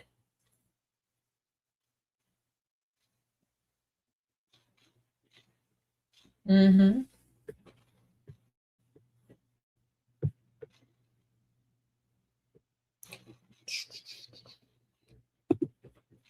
So does my Patreon have personal mentorship? If you join tier 2 and up, you are able to message in my inbox on the Patreon, and I will message you back.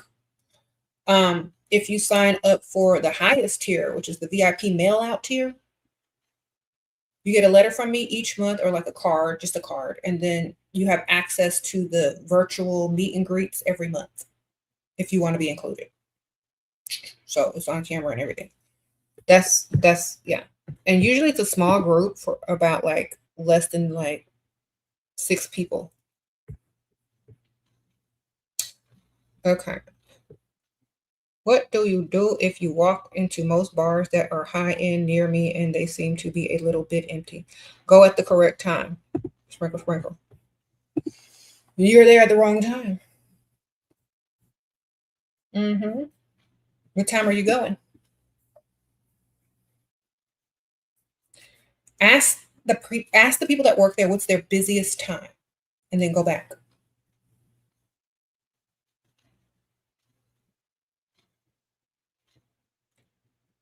Uh-huh. How much should a provider make? Enough to provide for you, your future generations, comfortably, without you having to clock in. We'll add it up, baby. What you want? Your provider should earn whatever you need him to earn for the lifestyle that you want. So, depends on what you want. Okay. Some people don't want much. Some people do. So, for example, if you don't plan on having no kids and you just want a 1-bedroom something, he only needs to make enough to pay for that and let you go shopping and put something in your savings every month and some spending money. That's all you need. If you want kids, a family, a house in the suburbs, a nice car, SUV, vacations, you got to be able to afford all that. So you need to add up the type of lifestyle that you want and see if he can afford it. All right. That's it. Because if you just think a provider is paying his bills and letting him pay the utilities and you just live with him, that's not a provider. He's going to be paying them bills whether you there or not. You need to understand what you want and need. If you should marry this man, is he able to provide for the lifestyle that you want? If not, put him under what he can do for you in your phone contacts. Okay. Bill paying Bob, free food Freddie, gift giving Gary. If he can't do everything, he doesn't qualify as for you to take him seriously as a future husband or provider. Okay.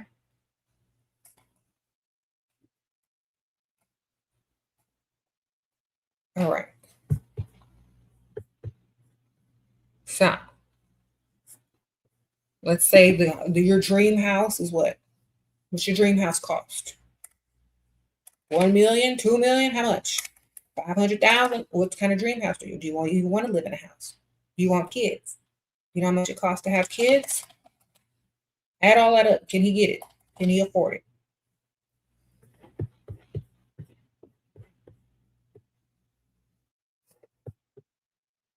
Sprinkle, sprinkle.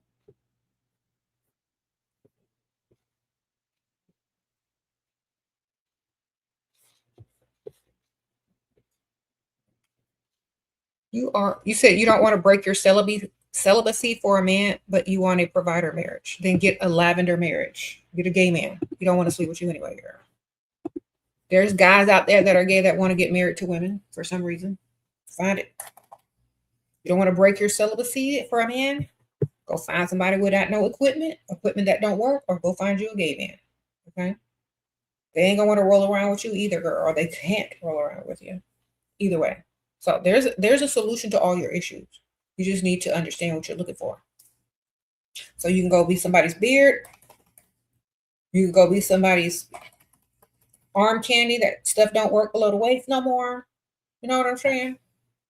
Maybe you can go find somebody in a wheelchair that's paralyzed from the waist down and their stuff ain't working. You can roll them around the mall on the shopping spree every weekend and they're going to pay. Whatever.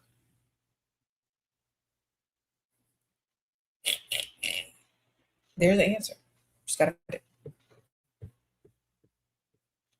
You said get a gay man at a church. They need beards bad. Okay, Charlotte Winters, thank you for that good tip. Okay, go to the church. Find a little man that's extra zest. Got his everything lined up perfectly. Eyebrows done. Man makeup on. That's him. That's your lavender man. Okay. There. Sprinkle, sprinkle. A little too close to the pastor. That's him, girl.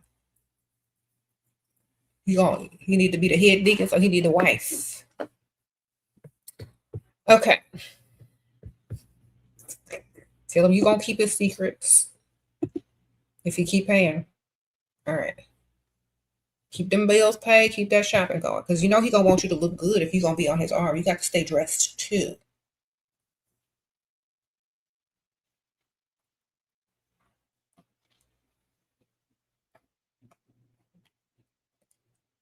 Okay. Lavender marriage would have enough money because he's got a saved face. Find you a rich one, girl. They ain't got no child support, most likely. Maybe sometimes they do because they be on the DL, but you never know. Good luck out there.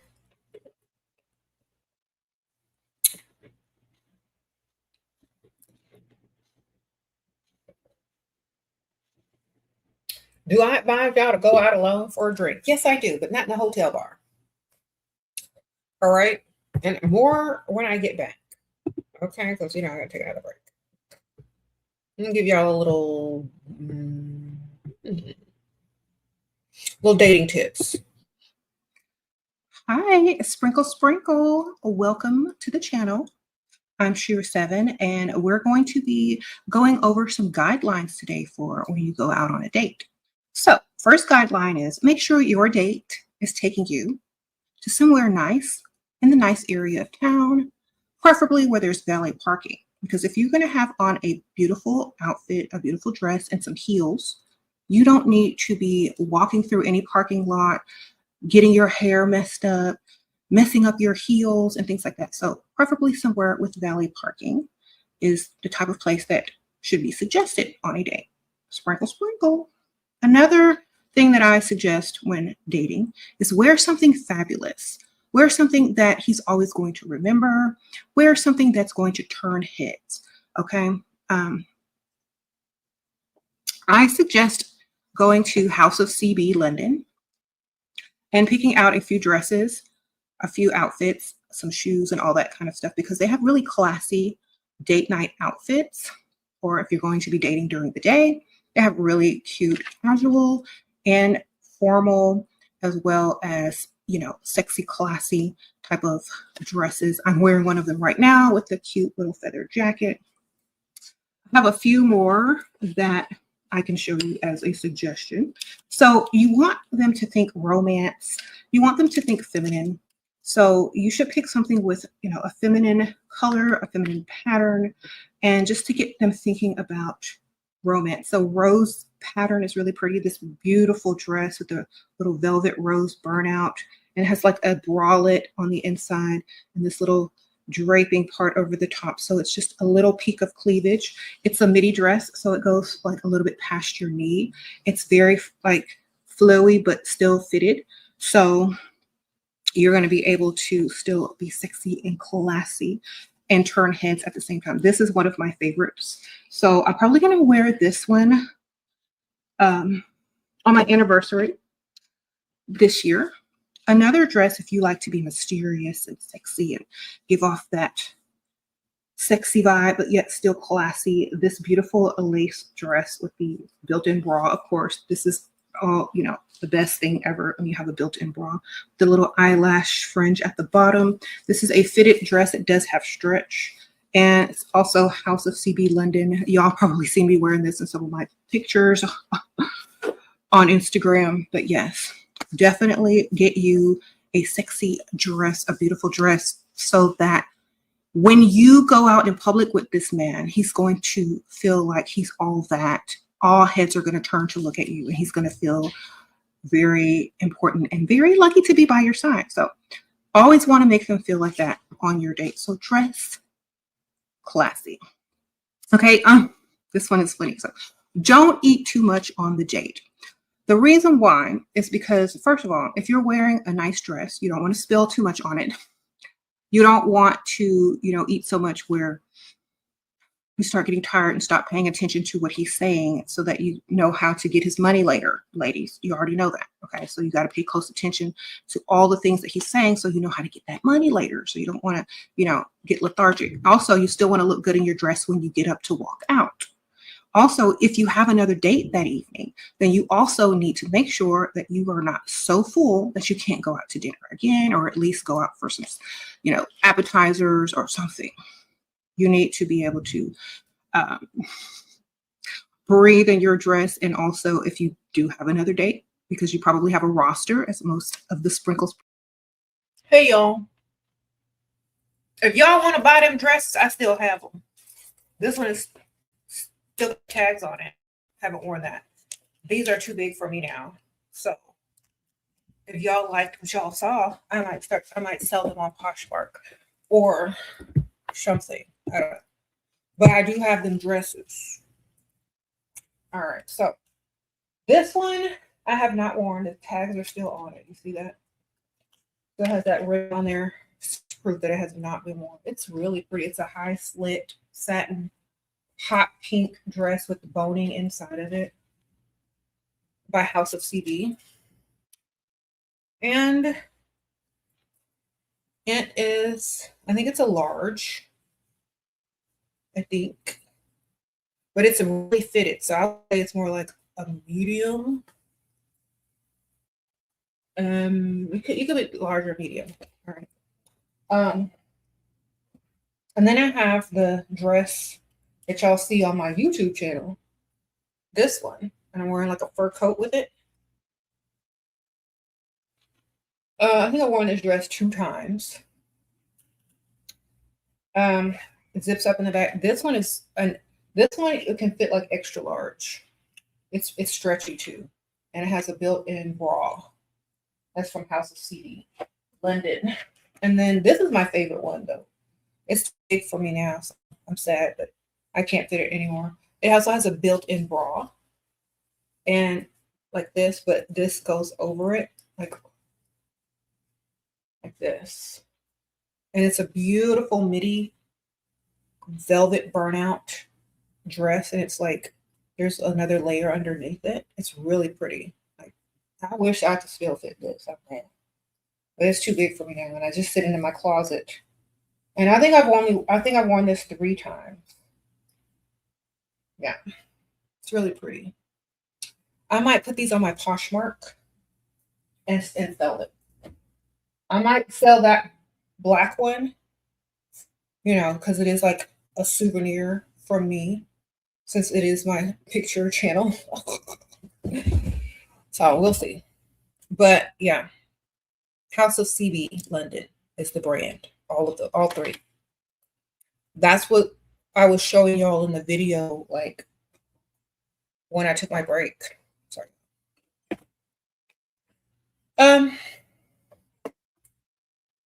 So if y'all are interested, I'm probably by the next time I go live, I'll have them listed and I'll show them again. But just be on the lookout. Okay. They might be up for sale soon.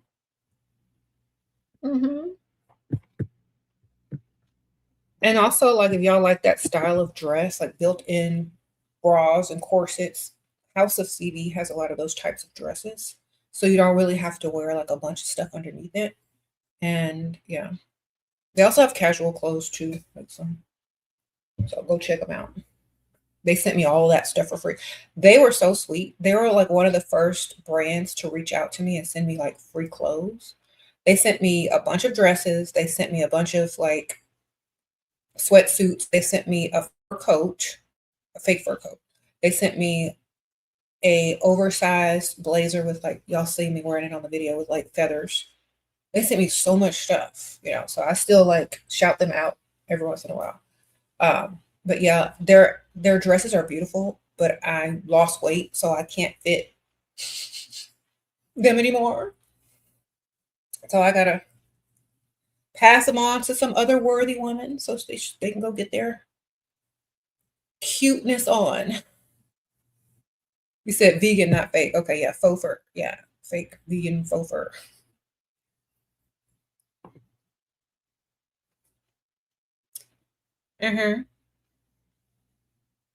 You said you're very depressed because you didn't start social media at 17 and made money from OnlyFans. It's too late now to start posting on social media. Girl, it's never too late. You got old people posting on social media going viral.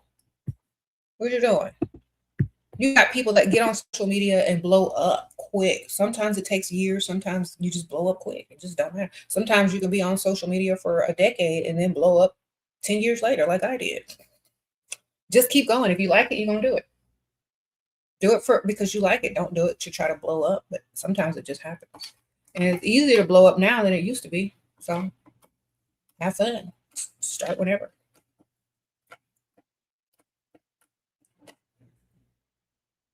You can't. You can't be like everybody else.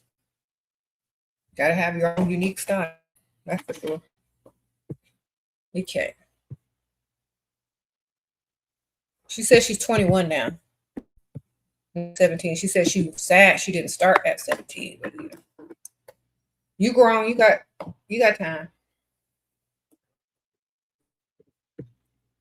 The funny thing, like, since I have a large social media following, I tell my daughters all the time, look, if you want a social media when you get 18, like if you want to like start, I'll help you promote, and they don't even want to do it. It's like, girl, I can get a good following. They want to go their own path. They might change their mind later on. But, I'm there if they need me. I told her, I'll be there when you need me, girl. You want to do it, I can help you. You get a business started, I'll help promote your business. I always tell them that, like, if you want to do social media, have something behind it to also earn money. Have a product, write a book, do something. Never just do social media by itself. Always have something else with it, because then you'll be double and tripling your money. Okay.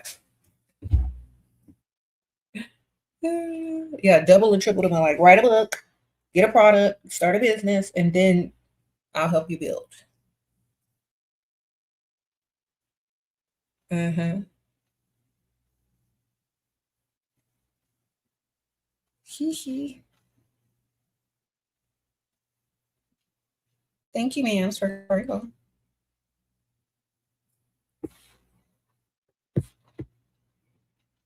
Mm-mm-mm. If you woke up overweight, Shira, what would you do to live that sprinkle life? I've been overweight. I still lived it, girl. And that don't stop nobody. Just get up and get dressed and make the overweightness look good. I don't know. Do your hair and put all the stuff in the right place. Buy the clothes that make your weight look good. Then get out there and you got to love yourself the same as you love yourself if you're overweight or not overweight. The whole point is self love. Okay. How you treat yourself is how others will treat you. Okay. If you decide at some point you're going to lose the weight, great, wonderful, but it shouldn't stop you from loving yourself, looking your best, and presenting your best foot forward. It shouldn't stop you. I always say when I see overweight women, plus size women, whatever you're going to call them, well put together, I like seeing any woman well put together. So I feel like whatever weight you are, put yourself together still. Love yourself still, because it's going to take that self love and to change it if you choose to, and not for some man, but for yourself. You know, one of the reasons I wanted to lose weight is so I can be around for my kids in the future, because I don't see no fat old people. All right. I know that's harsh, but because I love myself and I love my kids and I want to be around as long as possible because I love me and my kids. Okay. My daughters. I need to be a long living lady. So I have to take care of that. Sprinkle, sprinkle. All right. But I've been up, I've been down. You've seen my videos. I always try to stay put together. Period. You know, doing what I want. The reason why I chose to change is because they have an easy solution for it now. And I want to be around for my kids. And I be looking around. I don't see no old people that's big. They're gone. So I got to get to the future. Sprinkle, sprinkle. Okay.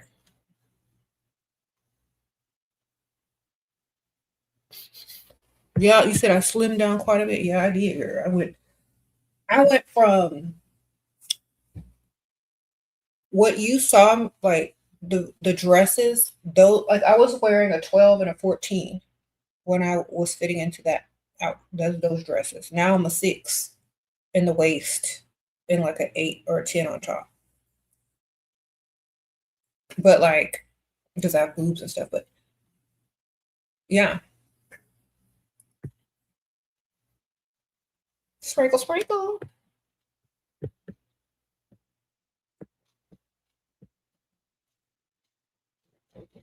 He said he wants to cuddle on the first date. He's talking to me, taking me to dinner and shopping, and just how do I keep it just like that and not do more with him? Don't go nowhere with him. Cuddle in public, in the booth, on in the waiting sitting area. I don't. You don't go in private to cuddle. Tell him y'all can cuddle in public so everybody can see him. And he ain't gonna do too much. Public cuddling. Go to the movies and cuddle. All right, don't get to his house, girl. Don't go to his house. All right, don't go to his house, girl. You won't be like, don't take nothing to drink from him either. If you going in his house, don't do it. Okay, so hold up. Let me fix this for a second. I was getting on my nerves. I had to pull it down. All right.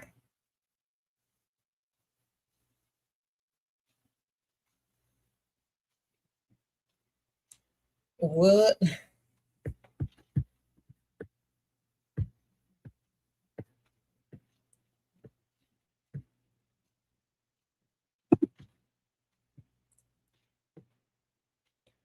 Okay, y'all. We're trying to read these comments. He said he's going to book a room. Girl, bypass that man. He's looking for an escort. He's trying to use the correct language, girl. What you doing? Are you that dumb? So, I'm telling you. What you doing?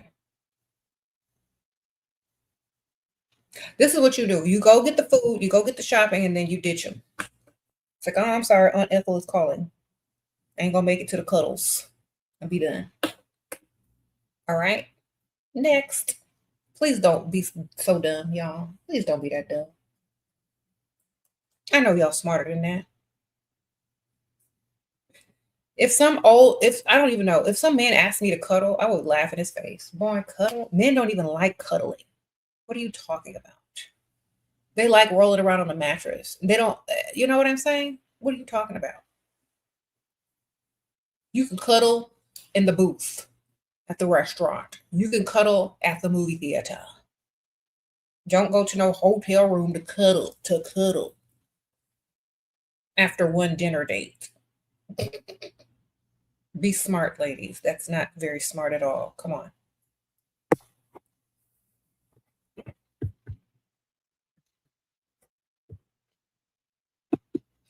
I think some of y'all who are new at dating or dating men with money don't understand that these men are literally trying to trick you at every angle. So you have to doubt everything they say. You got to question everything they say, everything they do, and until it's beneficial to you. Okay. You're not going to cuddle with no grown, able bodied man who rents a hotel room after taking you out to eat. That is why these men go after younger women who aren't in the know, because y'all are dumb enough to go upstairs and do that crap. Okay. If he asked some old lady or some lady his own age, she would laugh in his face. Boy, what you talking about? Cuddle. Pay for this food. I got to get home. Sprinkle, sprinkle.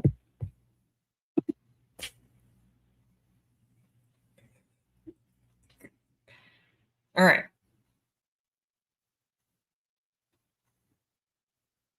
You said this old dude said that he was broke and you told him he should be embarrassed. He should be.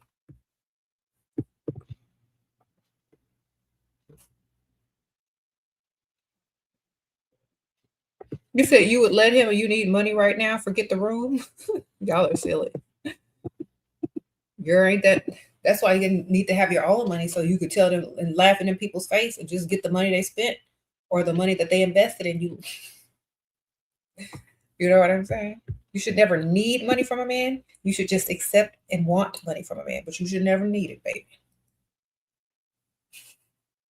That's why you have a roster. That's why you have your own stuff going. So you can say yes or no, bypass or accept. It'll be options. You said real men don't simp. Are those real men gay? You know they're saying simps are the actual straight men now, right? No, that's what they're saying out there. They're saying men who are considered simps are actually the straight men of society. So, a man who earns money and doesn't want to spend it on a woman, that's kind of questionable to me. You know what I mean? Like, what are you spending it on? Who are you spending it on? If not a woman. Do you even like women? Why are you going out with them? Is it to hide something? Is it a beard? Why do you even want to be in the presence of a woman if you don't like them and want to spend money on them? Are you hiding something, Sarah? Why do you want to humble a woman? Because you can't be one? Because one told you to stop putting their lipstick on when you were a little kid? What's happening? I don't know. But you know what? The simps are the men who actually like women. And I'm not calling them a simp. I'm calling them a provider. You mean a provider? who actually likes women and not trying to humble them in any way because they can't wear their mama's lipstick like their sister could, who's still stuck in the closet, one foot in, one foot out, are ashamed to come out of the closet because they were told that they are supposed to be the boys. Okay, well, now we know why you're here, subliminally and subconsciously. Welcome.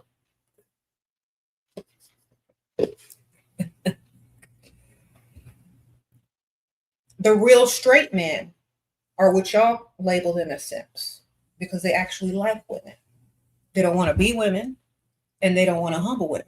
They want to please women, which is what straight men want to do. Okay? Sprinkle, sprinkle.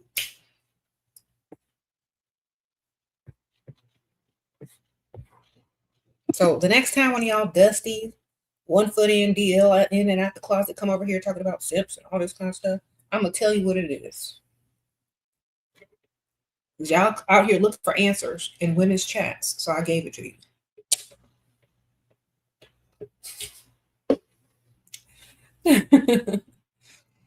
All right.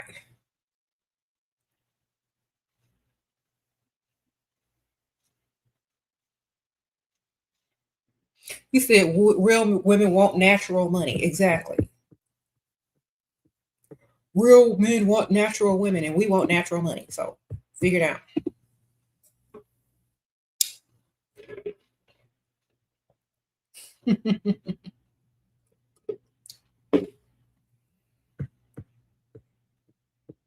We want natural masculinity. We want a natural straight man. So you figure that out. You said men know that their duty is to provide. They know that. I don't know why they trying to scoot around it.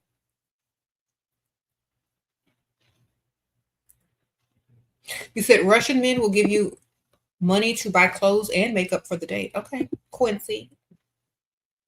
These dusties trying to play reverse psychology and can't even spell it. They sure can't.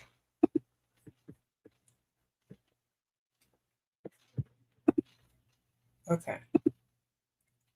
So let me interpret what men mean when they say they want a natural woman. When men say I like a natural woman, that means they like a woman who is low maintenance because that's what they can afford. Okay. All right. They don't want their woman turning around saying, I need to go get my hair done. I need to go get my nails done. I need to go get my makeup. I need to go do this because they can't afford the maintenance. So they find a low maintenance woman that they can afford. That's like a man who can't afford a Ferrari saying that they don't like the Ferrari. I don't even like Ferraris. I like this type of car. Okay, because the maintenance is low.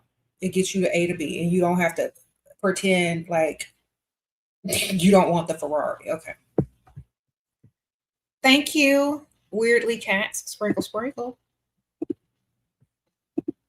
You like something in your budget. Just say that. Okay. You said they're mad we're high maintenance. Exactly. Take your paycheck elsewhere. Take your 4 figures elsewhere.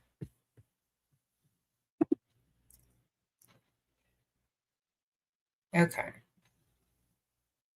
You said they want women working as housekeeping. I know. If you think you look too good, you're going to think you look too good to clean toilets. You're going to think you're too good to cook that man's nasty food every day and wash his dirty drawers. You're going to think you look too good for that. So they don't want you thinking you look too good to do the domestic maid work. So you got to look like the maid. That's why they want you. They don't want a wife. They want a maid. And as soon as they make enough money to actually want a wife instead of a maid, they're going to go cheat on you with a full wigged out, extension wearing, long lash fingernail, bodycon wearing, contoured up, chick with full glam on. Why? Because that's what they saved up to afford, building on Pick Beaches, Barbara the Builder's / wife maid's back. How can you be upfront with him and demand my needs? Don't demand them, just have standards before you deal with him. And if he can't meet them, he doesn't even get to date one, baby. I only date provider men. I date men who love to impress women. I date men who like to take care of their woman, period, financially. Have the standards in the beginning. You don't have to demand anything. You just have to have standards. Whether they can meet them or not is up to them.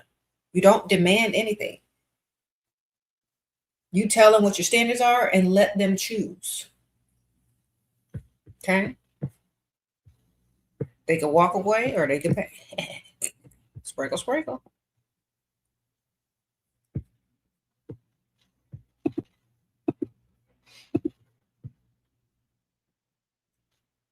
How to respond if he says, if I provide so you cook and clean. Okay, well, give me your credit card so I can go buy cleaning supplies. Then I'm going to go hire to make a cleaning company, man. And we're going to get with them Hello Fresh meals. Pop them in the oven, put them on a plate. You won't even know if nobody cooked or not. Guess what? Sprinkle, sprinkle. Give me your credit card so I can go buy cleaning supplies and groceries. All right, I'll make it work. Give me the card. When you get home every day from work, the house gonna be clean. It don't mean I cleaned it though. There'll be a nice meal on your plate. That doesn't mean I cooked it though. But we'll figure it out. Just give me the money. This one dude said all he wants me is to cook. Okay, well then get your little chef outfit together and make you a little invoice for personal chef services. And make sure he pays in advance. And for the groceries.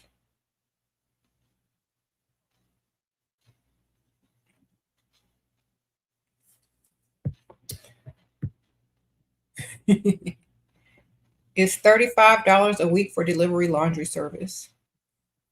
$35 a week, that's good, Charlotte. Shoot, some of y'all need to do that. $35 a week for delivery laundry. Wow. My daughters would pay for them to do their laundry because they hate doing laundry. They know I'm not going to do it. Okay. Said, but how long does he find out you didn't cook or clean? It don't matter how long it is till he find out. He gonna know that the house is clean and the food is on the plate. That's all he gonna know. Start burning the food. Okay. And then he gonna be glad for whatever's on that plate next time. Thank you. Filler Shimos. Sprinkle, sprinkle. I think I said that right. On social media, does looks matter more or content? Well, think about this. Would you have clicked on my video if I had on a bonnet with no makeup on? You could put in some effort. I don't know. Put some colors in there. I don't know. How do you structure consistency without asking? I'm not finished raising a grown man. I'm gonna tell him what it is, and if he don't do it, somebody else will. All right. I'm not gonna ask you more than 2 times. If you don't do something the second time, you get replaced, or you get rotated off the roster or down to the bottom of the roster. Okay. Why? Because I don't need to ask you 2-3 times. Somebody else gonna do it. Okay. Learn to keep a roster. Learn to have backup. Learn to not need them. Learn for them to be needed by you. That means they have to stay consistent. Because if you can't come to them, the man that's supposed to be your protector and your provider, if you can't come to them for what you want or need, you going somewhere else. You train them by giving them 2 opportunities to come through, and when they don't, go get it elsewhere. Okay. Why? Because they heard you the first 2 times. You understand? They heard you the first 2 times. What did they do? Nothing.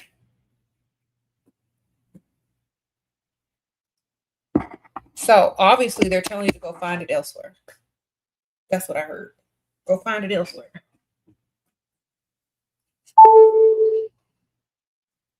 Okay. Because just like you got to train them to stay consistent, they need to train themselves to stay consistent, or else you're going to go find someone who is consistent. So that's not what you meant. Okay. What do you mean?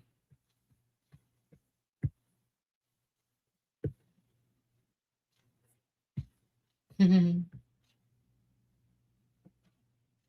let me read it again, girl. How do you structure consistency without asking? Automatic deposits. Okay, is that what you meant? Like money, consistent money? Get him on automatic deposit for the same day every week or every month. Okay. That means get him online, get him to put the information for your bank, your Zelle, your Cash App, or your PayPal every month to have a direct deposit from his paycheck or from his funds or whatever. Direct deposit.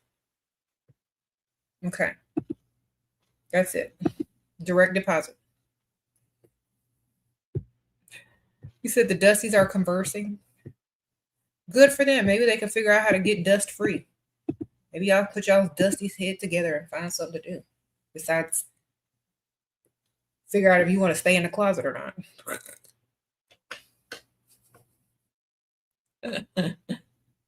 Okay.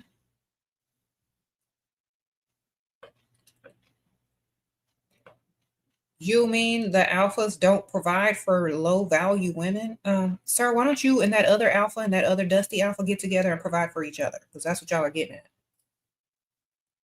Okay. If you're out here trying to humble women, it's because you're not a man. And you got to feel some type of masculinity because you're covering yourself up in that closet. Go ahead, put the lipstick on and come out. How to ask for more without feeling guilty. You deserve the most, ma'am. All right, you're a woman. Get your money. If you look good, you know you're going to deserve whatever you're asking for. If you look bad, maybe that's why. Okay, if you don't put in enough effort in how you look, you probably feel kind of crazy asking anybody for anything. So people treat you how you treat yourself. Go put in work in the mirror, and then you won't be feeling any type of way when you ask for anything because you know somebody else will give it to you if they don't. Sprinkle, sprinkle. That's how. Okay, so you don't need to feel guilty.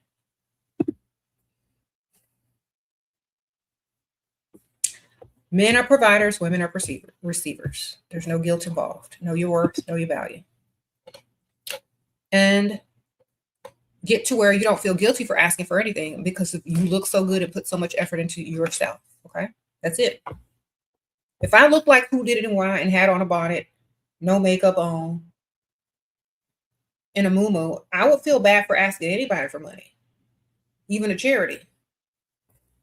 But if you put in work, get in that mirror, put some makeup on, you don't have to be a perfect 10.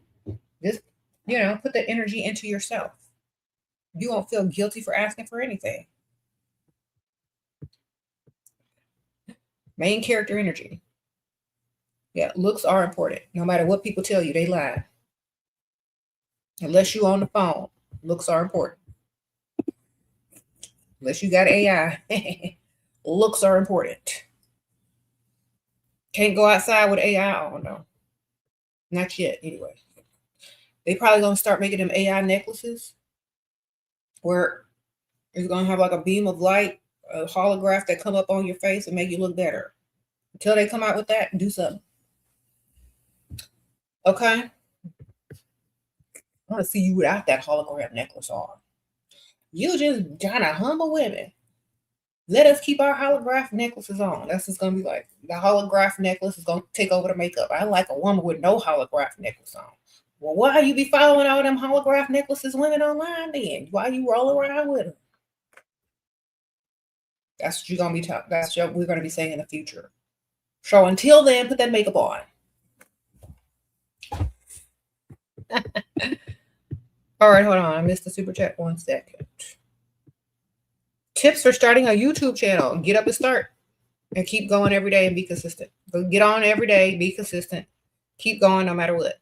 That's how you grow on YouTube. You got to keep going. Find your niche. Make long videos. Then when you get enough people, go live. There you go. That's the secret. Sprinkle, sprinkle. What's some new wisdom you learned in the past years? Some new wisdom is that a lot of younger people don't know what they want long term. They know what they want right now. And sometimes when I talk to you guys and talk to you guys in the comments, especially guys, they want what they want right now, but they don't realize it's going to backfire on them in the future. So that's why I tell y'all, think 10 years ahead or 5 years ahead. What are you going to want in 5 years? That's what you need to work at today. Those are the standards that you need to have today, what you want 10 years from now. Not what you want tomorrow, but in 10 years from now, What you want needs to be the standards that you have today. That is the wisdom that I learned and that I keep teaching in the past few years, because some people are making lifelong decisions based on temporary emotions and little knowledge. Okay, how to raise $1,200 online dynamic to more money. Drop ship company or sell a product. Sprinkle, sprinkle. Or offer a service. Some people are selling courses. Some people do consultations. Some people do meet and greets. Like I do meet and greets, but I do that for my Patreon. But if I didn't have a Patreon, you could charge for it. Yeah. So you got to be somebody that people want to deal with, or you're going to have a product that people want to buy. Okay. Or you could do a course. I don't do courses though, because everyone is different. So there's no coursework for certain situations. Oh, and also with the rise of social media and YouTube, you can promote your YouTube on your social media. So let's say you have a following on social media. You can link your YouTube videos or a link to your YouTube on your stories, so more people will find you. And just do that every day. Post every day, even if it's reposting an old video or sharing an old video on your post section. Just keep going every day. Every day. That's it. And no matter what, just got to go. Keep going. Don't stop till you get enough.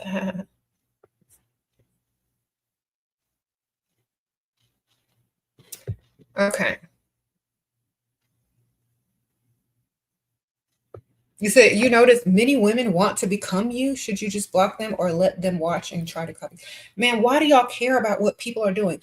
Influencer, social media influencer. What are you influencing them to do if not to be like you? For some of y'all religious people, that will be like, Jesus will be like, why are y'all people following me? They trying to be like me. Should I block them? Girl, get offline if you don't want nobody looking at you. And are you influencing people? Get offline then. What you been online for? Just post a picture here and there every once in a while. You know what I'm saying? How are you going to get online to be an influencer in an influencer society and not want people to copy you? That doesn't make sense. If you don't want people copying you, don't post. Or put something on that you don't mind people copying. Get you a purple mohawk. Then, put a wig on. I don't know. I never understood why people felt so sensitive about people copying them. Women, men, whoever, they don't own a look. You don't own a look. You don't own an aesthetic. You don't own a look. You just don't. Have them social media people got the same exact wig. You can order it. Just click on that little cart. Okay? I was about to click on the cart too. I think I might. Let me see, this lady got a nice wig. I'm finna go buy it right now. And she's gonna be saying, why is Sheraseven trying to look like me? No, I just like your wig, man. Thank you. Okay. Why? Do you know how many people I scroll across and say them saying the same thing? Even AI that I say, my exact same quotes and phrases that I've been had since 10 years ago. I don't care. Spread the message. That's how you develop a cult following.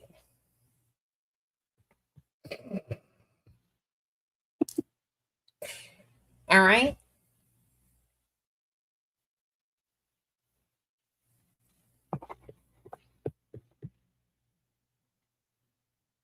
You said take the makeup off and see if the simps still want you. Why do you want? You know what? You're right. Let me go ahead and make a little bag of makeup that I'm going to give away and give to you, since you want.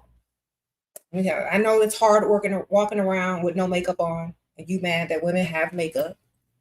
So let me just go ahead and donate you some makeup. I'll give you the good stuff too, so you can feel extra pretty, sir. Let me give you some makeup. Come on. Come get it. I won't make fun of you for putting it on. Come on, get it. You know what? I'll donate you some makeup, sir. All right. I'll even give you some beard oil. Whenever you decide to shave it off and be who you really are, why? I have never heard grown able-bodied men jealous of women's makeup. That is straight. Have you? Have you ever heard of a man who's upset that women wear makeup? I don't understand it.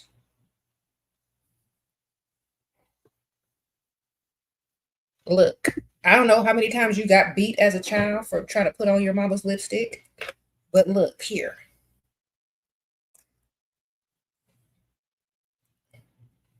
It's okay to wear it. Okay. You ain't got to go kidnap no women and make no woman suit and put the lotion on its skin. You ain't got to do all of that. You can come out now.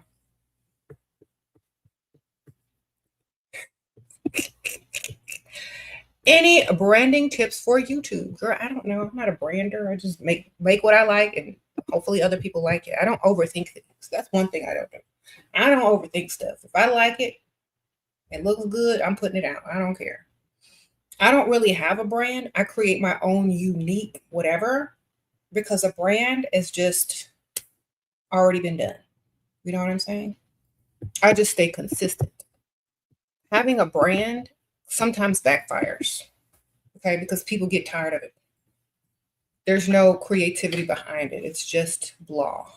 It's a cookie cutter definition of what you're supposed to be. I don't like that. I like when I want how, period. I don't want to follow a brand. So that's how I do it. Hey, Shira, you're back on the prowl after time off the scene. They keep running up, begging to pay me. Might as well get back in our game. The money is everywhere, ladies. Let's get it. Okay, University of Uncommon Sense. Yeah, get the money, girl. Why not? Get the money. Say he trapped in the art closet with R. Kelly. I am convinced. Look, I'm not saying it's right and I'm not saying it's wrong. But a lot of you men grew up in single mother households. Okay? A lot of you men grew up without no daddy. And y'all superhero was your mom. You see your mom sit in front of that mirror and transform. And while she was at work, you didn't got the lipstick out to be like mother. And she come home and whoop your butt. You kind of got a little bad taste in your mouth, but that's what your true nature used to be. You used to want to wear lipstick, want to wear makeup. Now you're mad because you got pushed in the closet. Come out. Okay?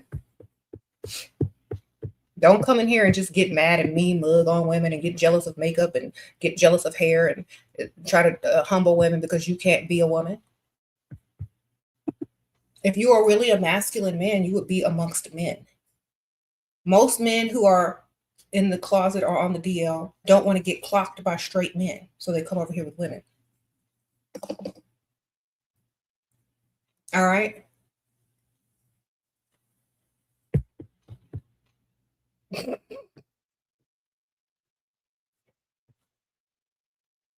Why do people always say the rich ones are the worst?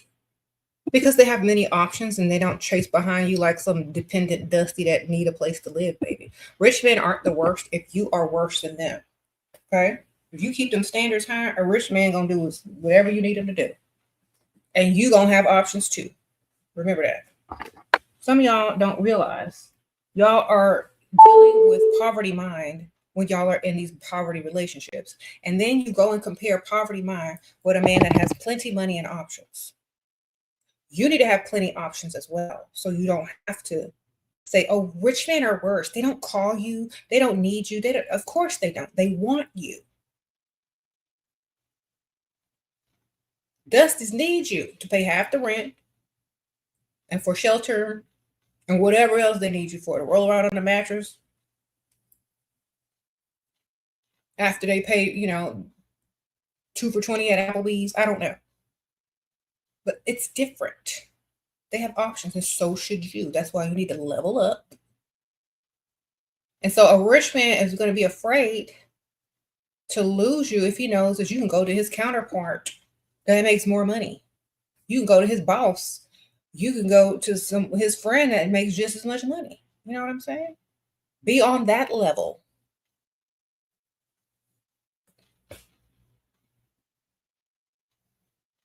Rich men don't get anywhere in life by being too nice, and neither do women.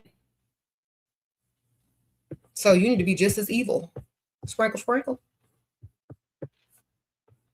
And they will actually respect you more the meaner you are, because they admire that, because they see themselves in you. The audacity. What? Said I was there for him and his move, and he moved away. Huh?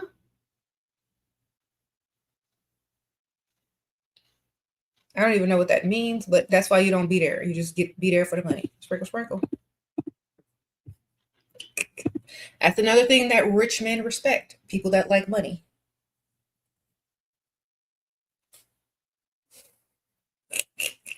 You got to be there for the money. And you got to be there for yourself. And you got to be just as bad as they are. That's what they respect. Okay? They don't respect somebody that's a doormat, too dumb to ask for what they want, too dumb to have a high standard. They like themselves, and they like you to be just as bad as them.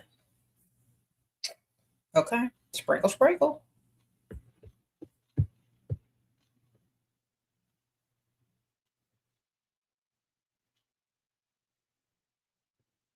How to answer people who say I have daddy issues and that's why I want an older man with money. Ask them why they like younger women. Do they have daughter issues? Sprinkle, sprinkle. Just flip the script, baby. Y'all know how to do it. You have daughter issues? Why do you like younger women?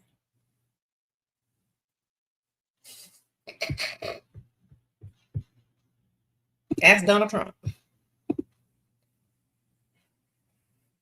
Nobody over there talking about Melania got daddy issues. She got money issues. That's why she's dealing with a man with money. Like, no, it's not daddy issues. It's money issues, baby. Do you have some money to solve the issues? Then step aside, sir. Why do you date younger women? Do you have daughter issues?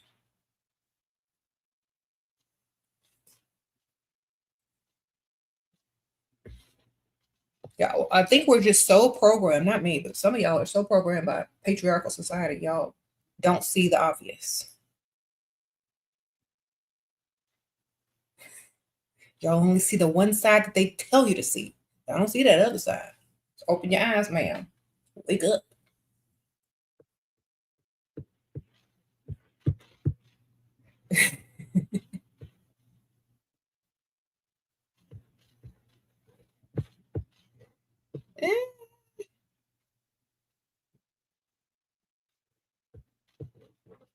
Mm-hmm. You said your husband is a provider, but he's so boring and there's no emotional connection. Wonderful. It sounds like a robot. Okay. Go. Yeah, he got money. Go shop. Emotionally connect with yourself. Do you have kids? Emotionally connect with them kids. You ain't got no kids? Go adopt an animal. Go adopt a pet monkey. I don't know. Get you an emotional support animal with his money. Okay. Do you think if the roles were reversed and a man had a woman that just liked to do exactly what she needed to do and leave him alone? That's called a robot. Use him for what he's worth and go do other things. If you depend on another person for your own happiness, that's the problem right there. Get his money, girl. Make yourself happy. Someone said, go talk to Chat GPT. Yes. Get a hobby, make some new friends, go spend his money, go on vacation, do something, go to the spa, connect with some emotional support animals. I don't know. Spend his money on therapy, because obviously you might need that. You're looking for stuff outside of self, girl. Just give me the money. You should be whole with within. You know, make friends if you are lonely.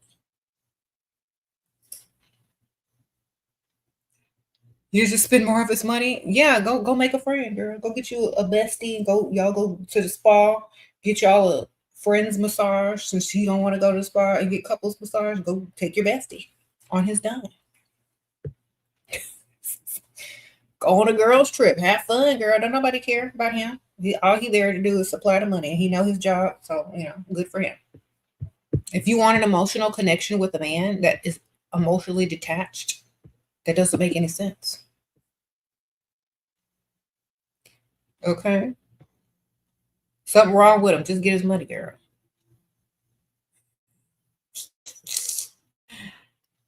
Don't try to fix him, girl. Because if he start catching feelings and doing too much, you don't have to do too much. So just get his money and let it be, baby. Let it be.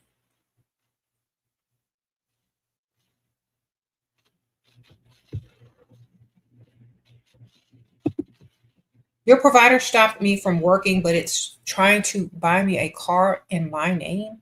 My business isn't making money as of yet. How can I show income? By him giving you money in your bank account. Sprinkle, sprinkle. If he starts depositing money in your bank account every week or every month, that's how you show money. Okay. And then also if you have a savings and enough to cover the actual car in your bank account. So you need to start depositing. Sprinkle, sprinkle.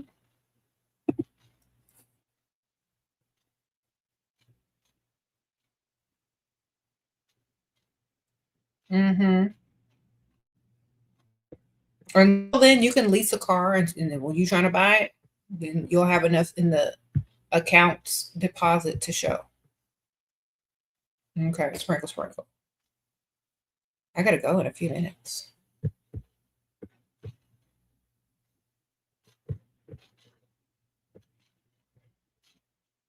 Mm-hmm.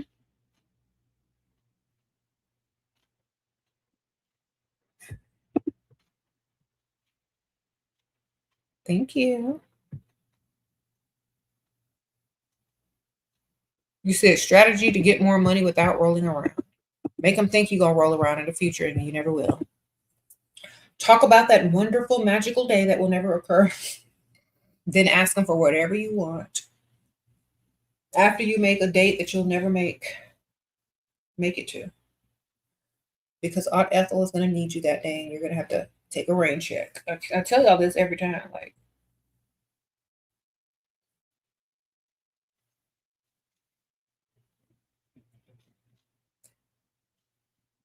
mm-hmm.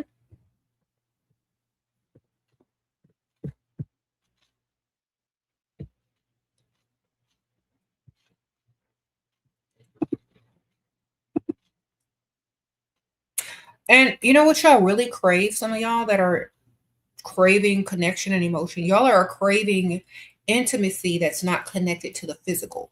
Okay. Men, a lot of men think intimacy is the physical. So y'all are on two different mindsets. He thinks intimacy is physical, you think it's emotional connection. So if you want to build emotional connection with a man, stop sleeping with him and start spending his money. Sprinkle, sprinkle. That's how they start to follow their investments. Every dime you spend, that they're not getting to roll around on the mattress with you afterward for, they're paying attention. That's how you get their emotional connection. You cut them off physically. All right. There you go. 5 tips to keep him on his toes during marriage. He provides, but he's getting lazy with dates. Cut him off in the bedroom. Sprinkle, sprinkle. You already know what to do, man. I just said that to another one. Hey, Leland. Yeah, cut him off, baby. See how lazy he gets, stays. He got to go do something. Where's your hat? My hat? You want to wear it? You should wear it. I showed it. Layla made me buy this hat.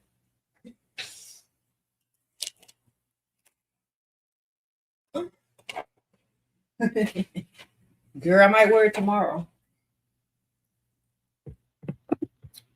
How to stop starting to feel bad for them when you know deep down inside you are right and been gaslighted. recovering. Girl, stop feeling bad for people that's lying to your face. Thank you, Siren. Sprinkle, sprinkle. Why you feel bad for people that lie to your face? What you feel bad about? You could feel sympathy for anybody, but don't feel guilt. Sprinkle, sprinkle. Feel sorry that they thought you was gonna believe them. Mm-hmm. All right.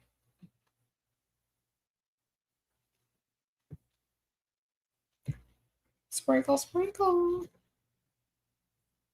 Yeah. You said feel bad for yourself. Exactly, girl. Don't nobody feel bad for nothing. Them guys are after one thing. Feel bad for them. That's all that they can think about. Focus on. And not get any money out of them.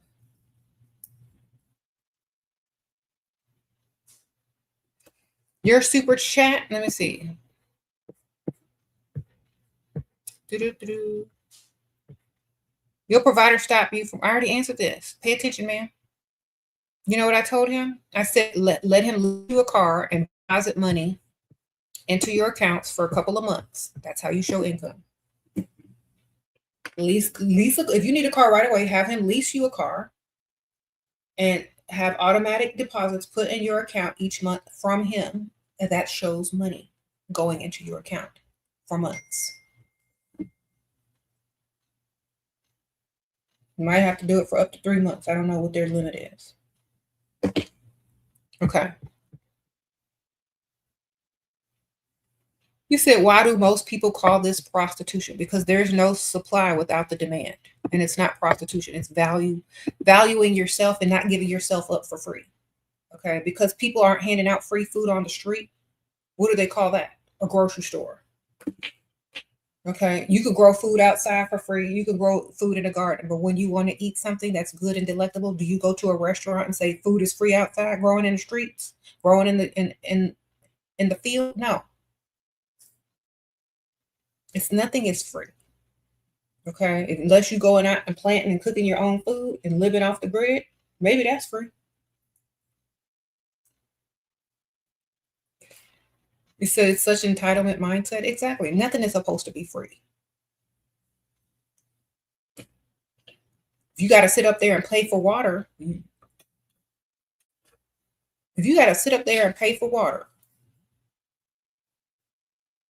would you think a woman is going to be free? You stupid. No, sir. No, ma'am. It's called investing.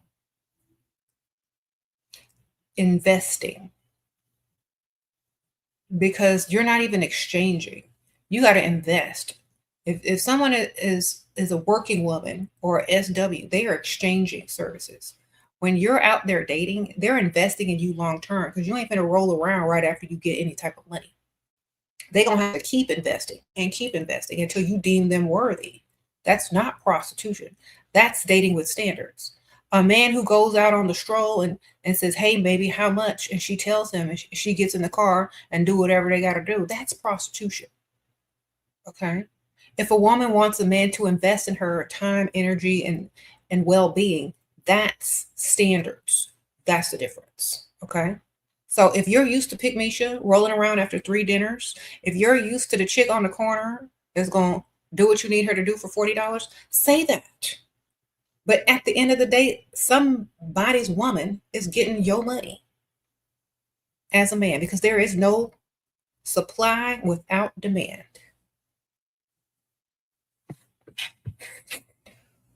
Layla was like, bye, Layla. You look so pretty. Love you. Bye. All right. So when they try to shame you for having standards, remember, there's no supply without demand. And if they really want a prostitute, they know where to go. And I'm sure they do. And I'm sure they've been there before. Tell them to go right back over there and save themselves some time, energy, and money. Sprinkle, sprinkle. And if you are a prostitute, at least you're getting your money and not rolling around for free like a Pick Misha. Sprinkle, sprinkle. That's all I got to say.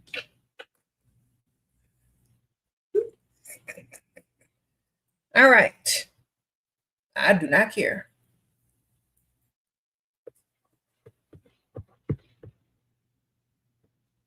You said they don't think you know any better. I know better, baby. I can tell you straightforward, backwards, every which way you need to be told.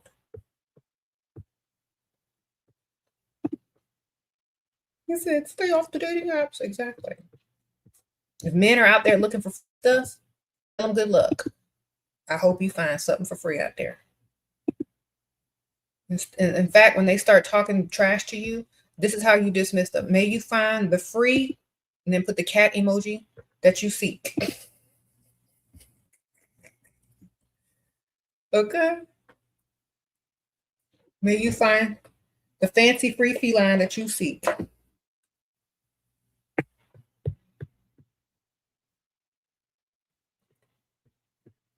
All right. Do I believe ethics are a false construct? I believe if they're not personal and they don't make sense or beneficial to you individually in your life, in your decisions that you make on an everyday basis, if they're not personalized ethics that are beneficial to you, why should you follow someone else's that doesn't have the same exact situation as you have? That's what I believe. That's why when you go to the courts, they have to hear each individual case instead of just saying blah, because everyone is different. Every case is different. Everything is different.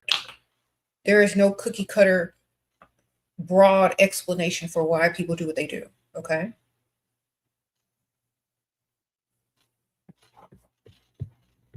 So your morals and your ethics need to be personalized to benefit your life and hopefully, possibly those that you love. It shouldn't be just what some random man in the patriarchal came up with to benefit himself. It should be beneficial to you and your offspring and those you love. Okay.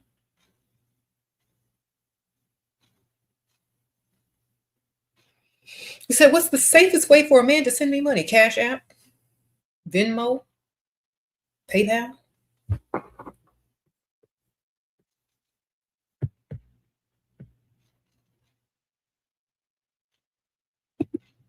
Mm-hmm.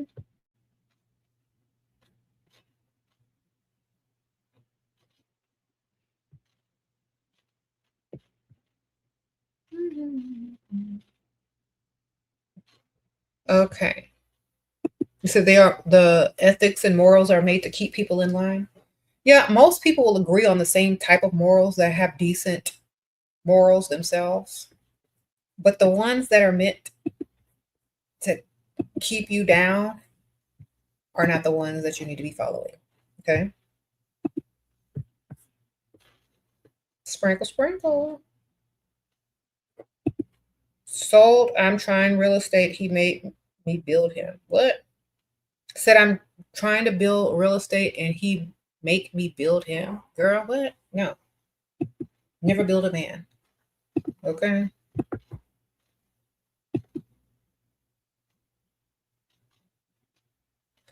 Y'all know that saying? Y'all know fairy tale? I don't know. Nursery rhyme.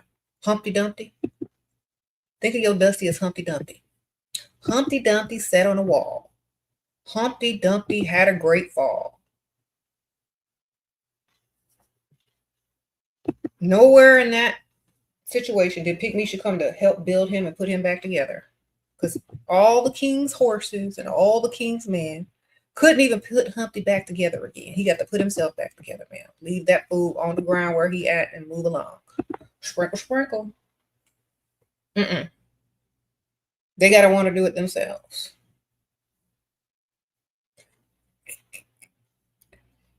You said Humpty fell again, girl. Don't nobody put a grown, able-bodied man or build a grown, able-bodied man but himself. Sprinkle, sprinkle. You said you done hung up the Barbara the Builder jerseys at the end of 2025? Then you needed to burn them jerseys. Sprinkle, sprinkle. Don't hang them up because you might want to go get them back when you see a Dusty out there in the homeless, shelter or on the street. Burn that thing so you never, ever return. Okay.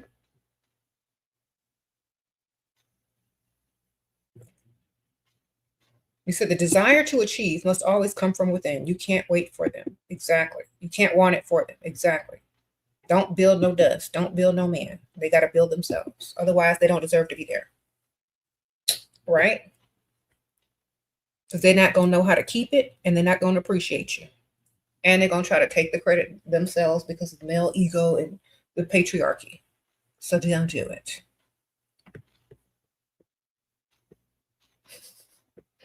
A real man will want to help you, not the other way around.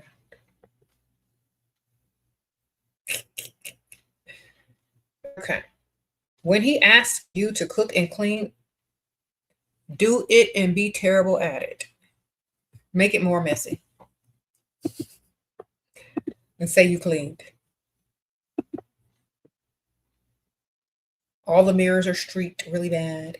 It smells like pine saw because you spilled the whole thing. None of the dishes are cleaned correctly. Or just hire somebody with his credit card to come clean. You ain't even got to do all of that if you got the money. So give me your credit card to buy cleaning supplies and go hire some services. Sure, can you manipulate a man who owns a few businesses? If he wants to be manipulated, you sure can. You sure can, girl. Sometimes they know you're manipulating them and they like the effort. They think it's cute. You look good, though. You got to look good. They'll let you manipulate them. They just want to see how far you going. I mean, who wouldn't want to be manipulated by a beautiful woman? They like it, girl. So go on ahead, manipulate on.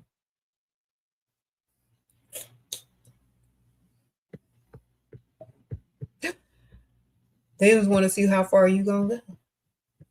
So, dang, you put in a lot of effort in that manipulation. That was very creative of you. Let me go ahead and do what you need me to do.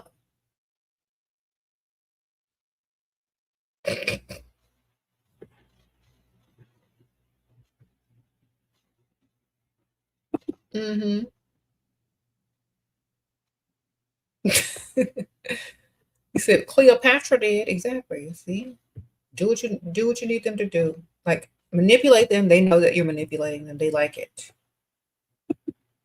Okay, at least you're paying attention to them and talking to them and dealing with them. Right. You could be manipulating somebody else. You chose them. They need to be happy.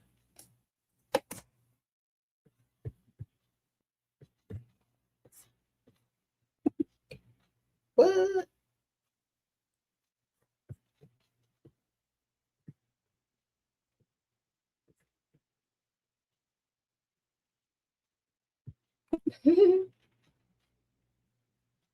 You said hire a gay cleaning company.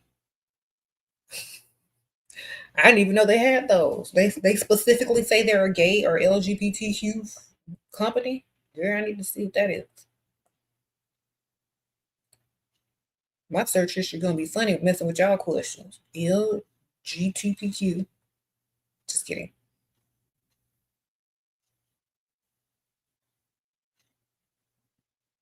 Cleaning services. Let's see if they got one in this area.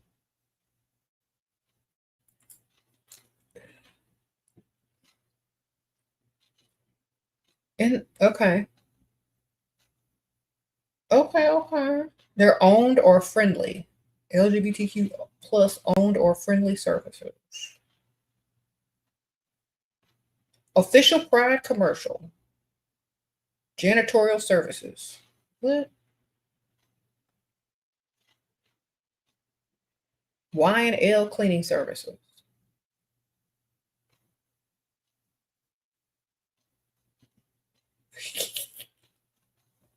Okay. Well, all you gotta do is use Chat GPT or Google. There you go. You said in Texas? How? Girl, there's a whole gay community in Houston. Shoot. Oh, thank you, ma'am. Sprinkle. I'm in Houston, though. I'm in Houston, so. Maybe in other parts of Texas, I don't know. But in Houston, yes.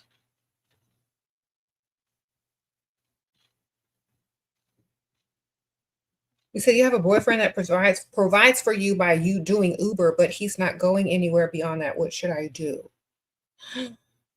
Or that's a boyfriend, not a husband. Okay. He's doing that so he can pay for you to date. If you want him to level up, start asking for more. Okay. You got to ask for more to make them actually consider ways to get more. You got to be vocal about it. You got to tell him, you know what? You can't drive Uber forever. What do you plan on doing after this? Do you have any other streams of income that you can get lined up? If he's not an ambitious person, you need to start planning your exit, darling. Okay? Because if that's all he wants to do for the rest of his life, it's not going to be good enough for you. And if he does not level up based on what you need him to level up with, then he's not going to level up for you or himself. And he's perfectly fine doing what he got to do. This is what happens when you date men your own age. It's hard for them to level up to the next level. They're not thinking correctly. They don't have 5 to 10 year plans in their future. They just see what they see today. If you're dating men who are much older, they should already have it together. You know what I'm saying? You're going to have to wait for that man to get himself together, and that takes a lot of time. And women want things faster than men can get them, especially when they're your same age. So you're going to have to make a decision. All right? Do you want a lifestyle, or do you want to wait for a man to get himself together, and you will probably never see that lifestyle? Get you a man that's already got what you want. Okay? Because think about this. If you were an ugly woman and you told your boyfriend, I'm finna glow up in about 5 years from now, or I'm doing the best I can, and you were ugly, he's not going to wait for you to get cute and when he can just go get another one. Men wouldn't wait on you to level yourself up physically. So why are you waiting on them? He can't do enough for you. Go date somebody older. That's sweet of him. I'm not saying it's not nice. It's very sweet of him to do the Uber thing so he can give you stuff, but it's just not going to be enough for you. And you're doing him a disservice by leading him on and thinking that he's doing enough for you. You're going to want something way more in about 2 to 3 years from now, and he's not going to be able to deliver it. And you're going to waste your time and his time. So, you're not going to be satisfied with that. So why are you putting up with it now? He needs to be in some type of career. He needs to be in some type of elevating financial situation. Mm-hmm.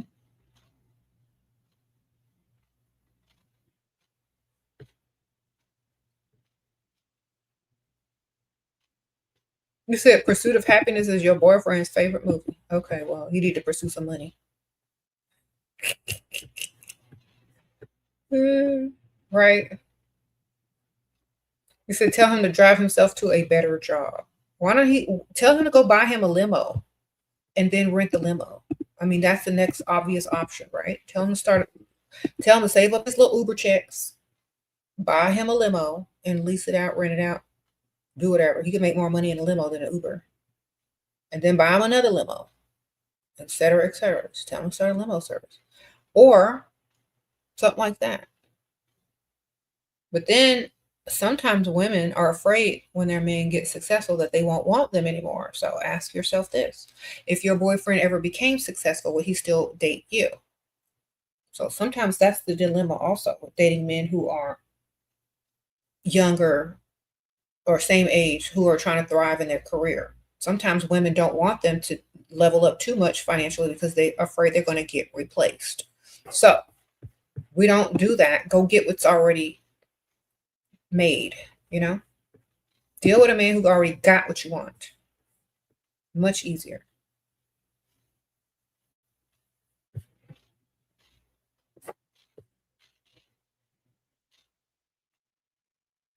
You said you want to be a lawyer, but you want to marry rich. Then marry rich. Marry the partner in the firm. Do something. Marry somebody that owns a law firm. Marry as a surgeon. Marry somebody that's richer than you.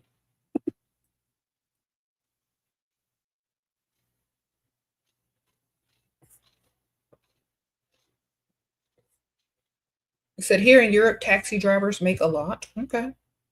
How much is a lot? Um,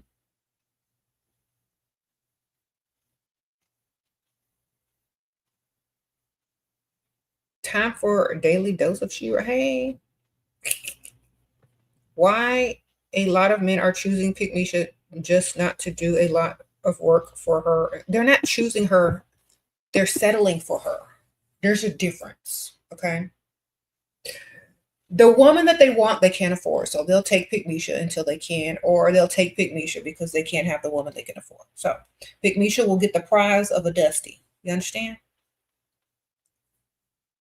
Pick Misha will get the prize of a man who settled for her, who's always looking at other women and up in other women's DMs. Pick Misha will get that.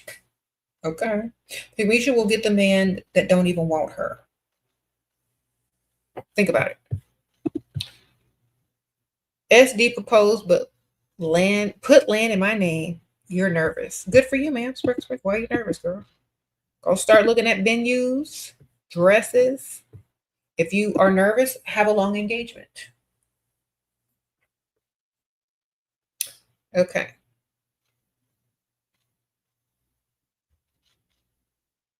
You said surgeons are busy, doctors are nerds, and they are all busy and tired. Okay, well, go find someone that's wealthy, doesn't have to work.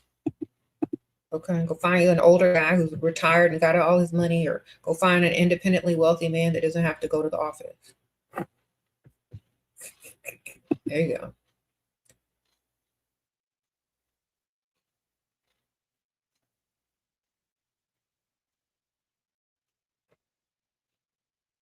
So you'll take nerds all day long? What's your favorite industry when it comes to rich men? It don't matter. I'm not worrying about what they're doing as long as they giving me the money and staying away from me, and it is perfectly legal. Look, if they're doing whatever they're doing that's legal, I don't care. I could care less what industry. Where I live, there's lots of people in the tech industry, in the oil industry, real estate. So it depends on where you live as well, the type of people you're going to meet. Like, so if you drive 2 hours from where I live, you'll be like in the capital. There'll be lots of politicians there, real estate there, and stuff like that. So it just depends on where you live. You got to understand your environment also reflects the type of men and the type of industries that are going to be there. So,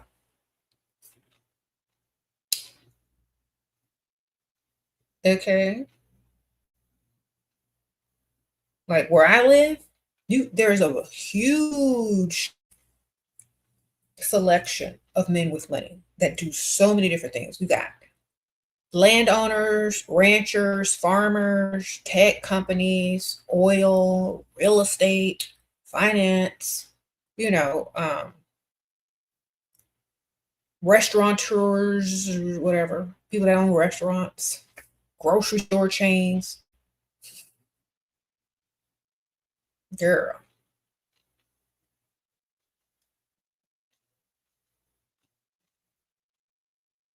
Yeah.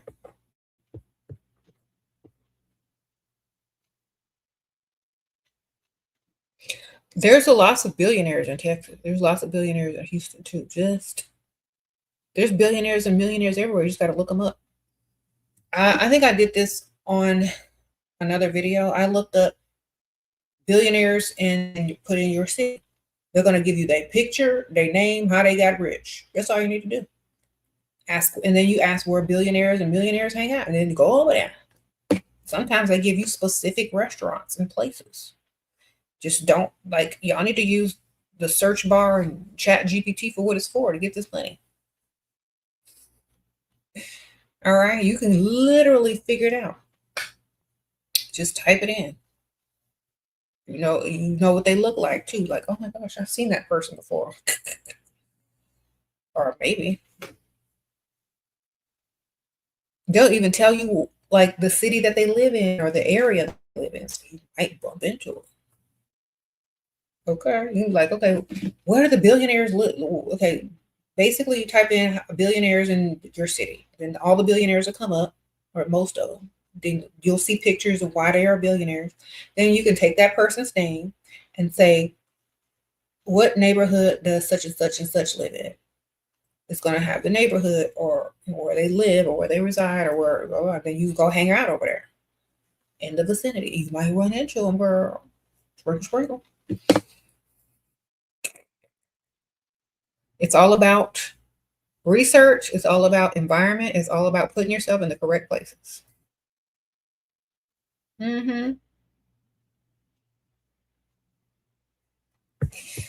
It tells you their age and shows a picture, a recent picture. He said, does it tell you the billionaires got cancer or one foot in the grave? No, but you can see how old they look. So you can figure it out for yourself.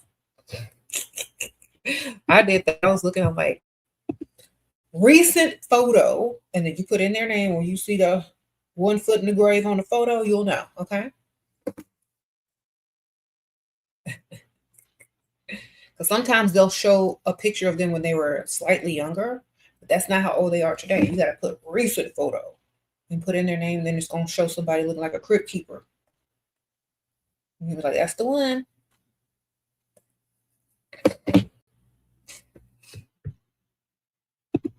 And sometimes they have photos of their entire family because they're like a family business. So you get to see the son, the daughter, the wife, the mother, you get to see all of them, all the people in the related. So if you can't get to the billionaire, you can make friends with the daughter. Where does she work out? Which gym should I go to meet her? You know, a lot of times people that social climb, that's what they do. They do the research. I don't do that because I don't really care. But for those social climbers, that's what you got to do. You're here, Shira, taking notes and relaxing. I'm going to have some wine. Okay, free agent girl, sprinkles. I'm leaving in a few minutes. But yeah. You said Shira is turning us into investigators. Y'all be investigating a Dusty. Y'all better investigate some social climbing instead. Y'all be following a Dusty to Pygmesia house. Y'all could be finding some money. Y'all be keeping track of a Dusty on locations when y'all could be locating them billionaires.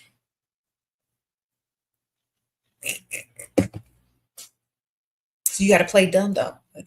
Okay, where does this billionaire's daughter work out? Okay, let me go over there. If I see her, I'm gonna make friends with her. Hey girl, I love your matching set. That's so cute. Where did you get it? Oh my gosh, I love your hair. Where do you get your hair done? Oh my gosh, I need to make an appointment there. Oh, who does your hair? I'm gonna ask for them specifically. Oh, really? I'm gonna tell them that you sent me. See them in the gym again. Girl, I got this fundraiser I gotta go to. I don't want to go. Girl, that sounds fun. I never been to a fundraiser recently. I haven't been to one recently. I gotta go get my hair done. Oh, well, you have an extra ticket. You could come. There you go. Now you're in. See? Social skills.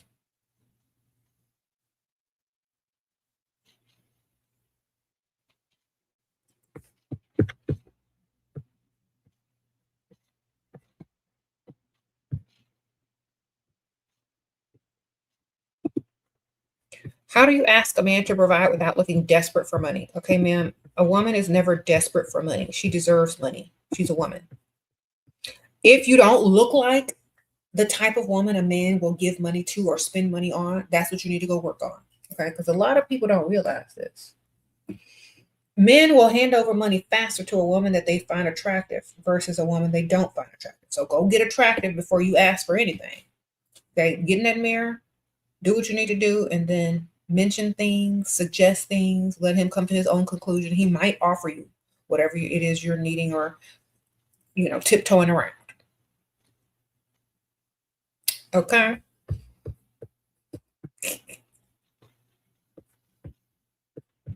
I am convinced that women that are afraid to ask for money don't know their value.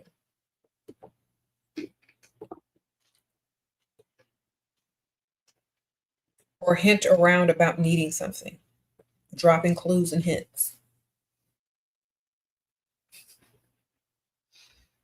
Some of y'all are trying to ask men your same age for money, and I don't think that's going to work out for you in your best interest unless it's chump change. If you're young.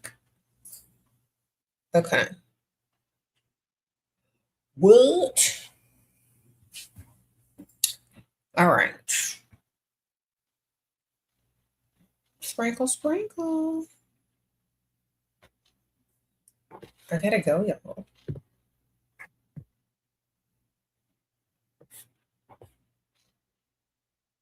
You said your husband is working and you're laying in bed? Good for you, ma'am. I know that's right.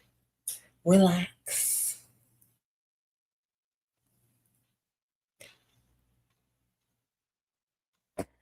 Okay, y'all, I'm gonna post my dresses up on Poshmark sometime this week if I can.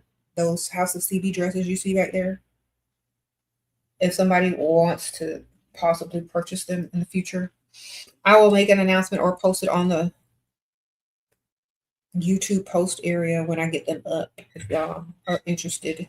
It's like 3 of them. I might sell them as a what do you call it? A bundle.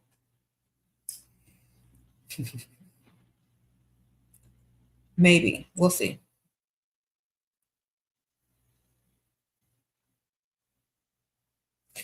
What? You said a Dusty is gonna go buy your dress and go find a rich man. You know, they can probably fit it. I don't care whoever buys it, have fun with it.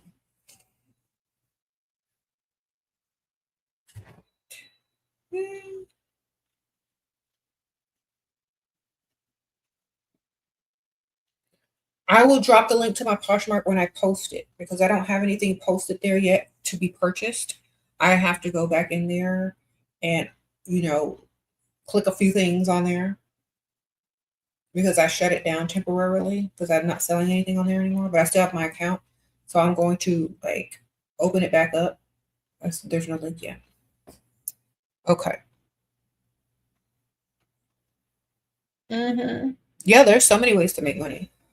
My old Poshmark, when I first opened it, I was selling like designer items that I found thrifting. Like I would like this was like years and years ago. I would find like $500 dresses at the thrift store, and people wouldn't know the value of it. It'd be like $9, and I would find a $500 dress and sell it online for way more money than I paid for it. And then like people started literally doing that on eBay and everything else. So, and then when your Poshmark makes enough money or gets enough followers or whatever, you are then able to open a boutique, which means you can sell brand new items, like wholesale items or brand new items. And then I started selling brand new makeup, like my own line of makeup, Level Up Cosmetics. That's where it started on my Poshmark. And then I took it to Shopify. But that's how you make a lot of money quick. You can do like you can make jobs. You can be doing all these things at the same time as you're doing whatever else you're doing, plus getting money from them. I've seen women sell socks on Poshmark, making money because you know them foot fetish people. They're like, why would anybody want to buy a pair of socks? And in the photo, they'll have the socks on. The person will have the sock on, and it was like pair of socks. They're selling the foot fetish fools. Foot fetish fools. You know what I'm saying? You're like a magnet for broke and ugly. What? Dudes, both your age and older, you're 21, never been hit on by a handsome guy, although I do look pretty, so I don't know, man. You have a cartoon anime character as your profile, so I don't know what you look like. Okay. Maybe you just need to get in the rich area of town. And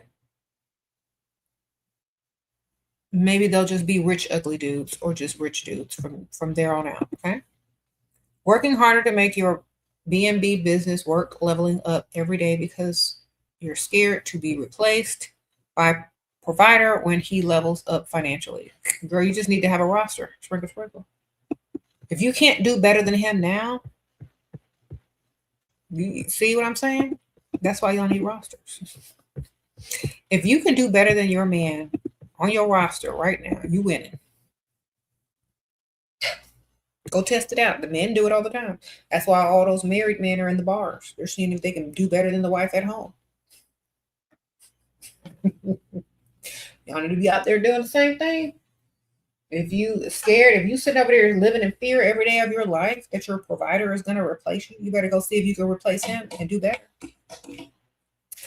That will relieve a lot of your stress right there. I promise you. Just go out there and see what you can pull and be like, you know what? I can relax. Some of y'all over there getting high cortisone levels, worried, can't sleep at night, tossing and turning, living your worst life. Y'all need to go see what you can do. That's why I say keep a roster or go see if you can replace it with somebody better, and then you can sleep better at night. Anyway, I gotta go.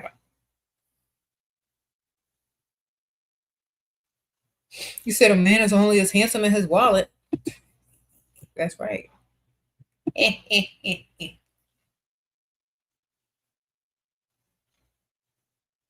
There's a lot of rich men. You just moved to a new city. There's a lot of rich men, but you don't have friends. Well, go make friends with them, baby.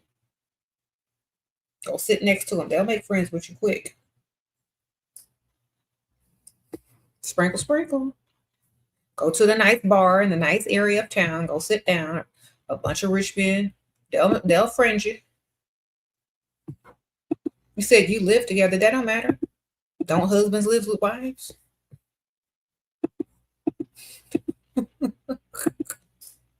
None of that matters. You ain't got to roll around on a mattress with them. You just got to see that they're easily replaced. You just need to see if you can go pull better. Someone who's genuinely interested in you that could see quite a quote unquote a future with you. That's how you know you ain't got to worry. Keep yourself looking good. Just that's what those married men do. A lot of them get out there in the bar, see if they can pull, see if they can still pull a baddie. Some of them take it too far, some of them don't. Update your anime profile pic. What's wrong with me? Girl, hold on. Let me see. Let me scroll in. I zoom in, but then I gotta go. Let's see what's wrong with you. Girl, hold on. The magnifying glass. This profile pic is so little. Okay. I can't see if that's. Girl, is that a tattoo? I can't tell. You look like a hit woman. All right, so you look like you in the mob, girl. Maybe that's why. Sprinkle. You look like a hit woman. You need to soften your look. All right. Soften. They scared, girl. They scared. They don't know if they. You look like a hit woman. Soften your look. I mean, I personally think it's cute. I think it's bad. Not bad in a bad way, but I like it. But men are scared. They think you a hit woman, undercover, something.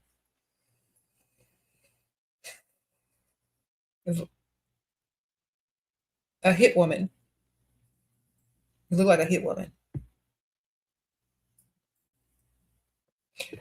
Try a more feminine, softer look to fool them. Because if that's your personality, I love it. But soften the look to fool them and lure them in, okay? Sprinkle, sprinkle. So you look dangerous, yes. You look undercover, hit woman, dangerous. So soften the look and let them find out the real you later on when it's too late. All right. Thank you. I'll see y'all later.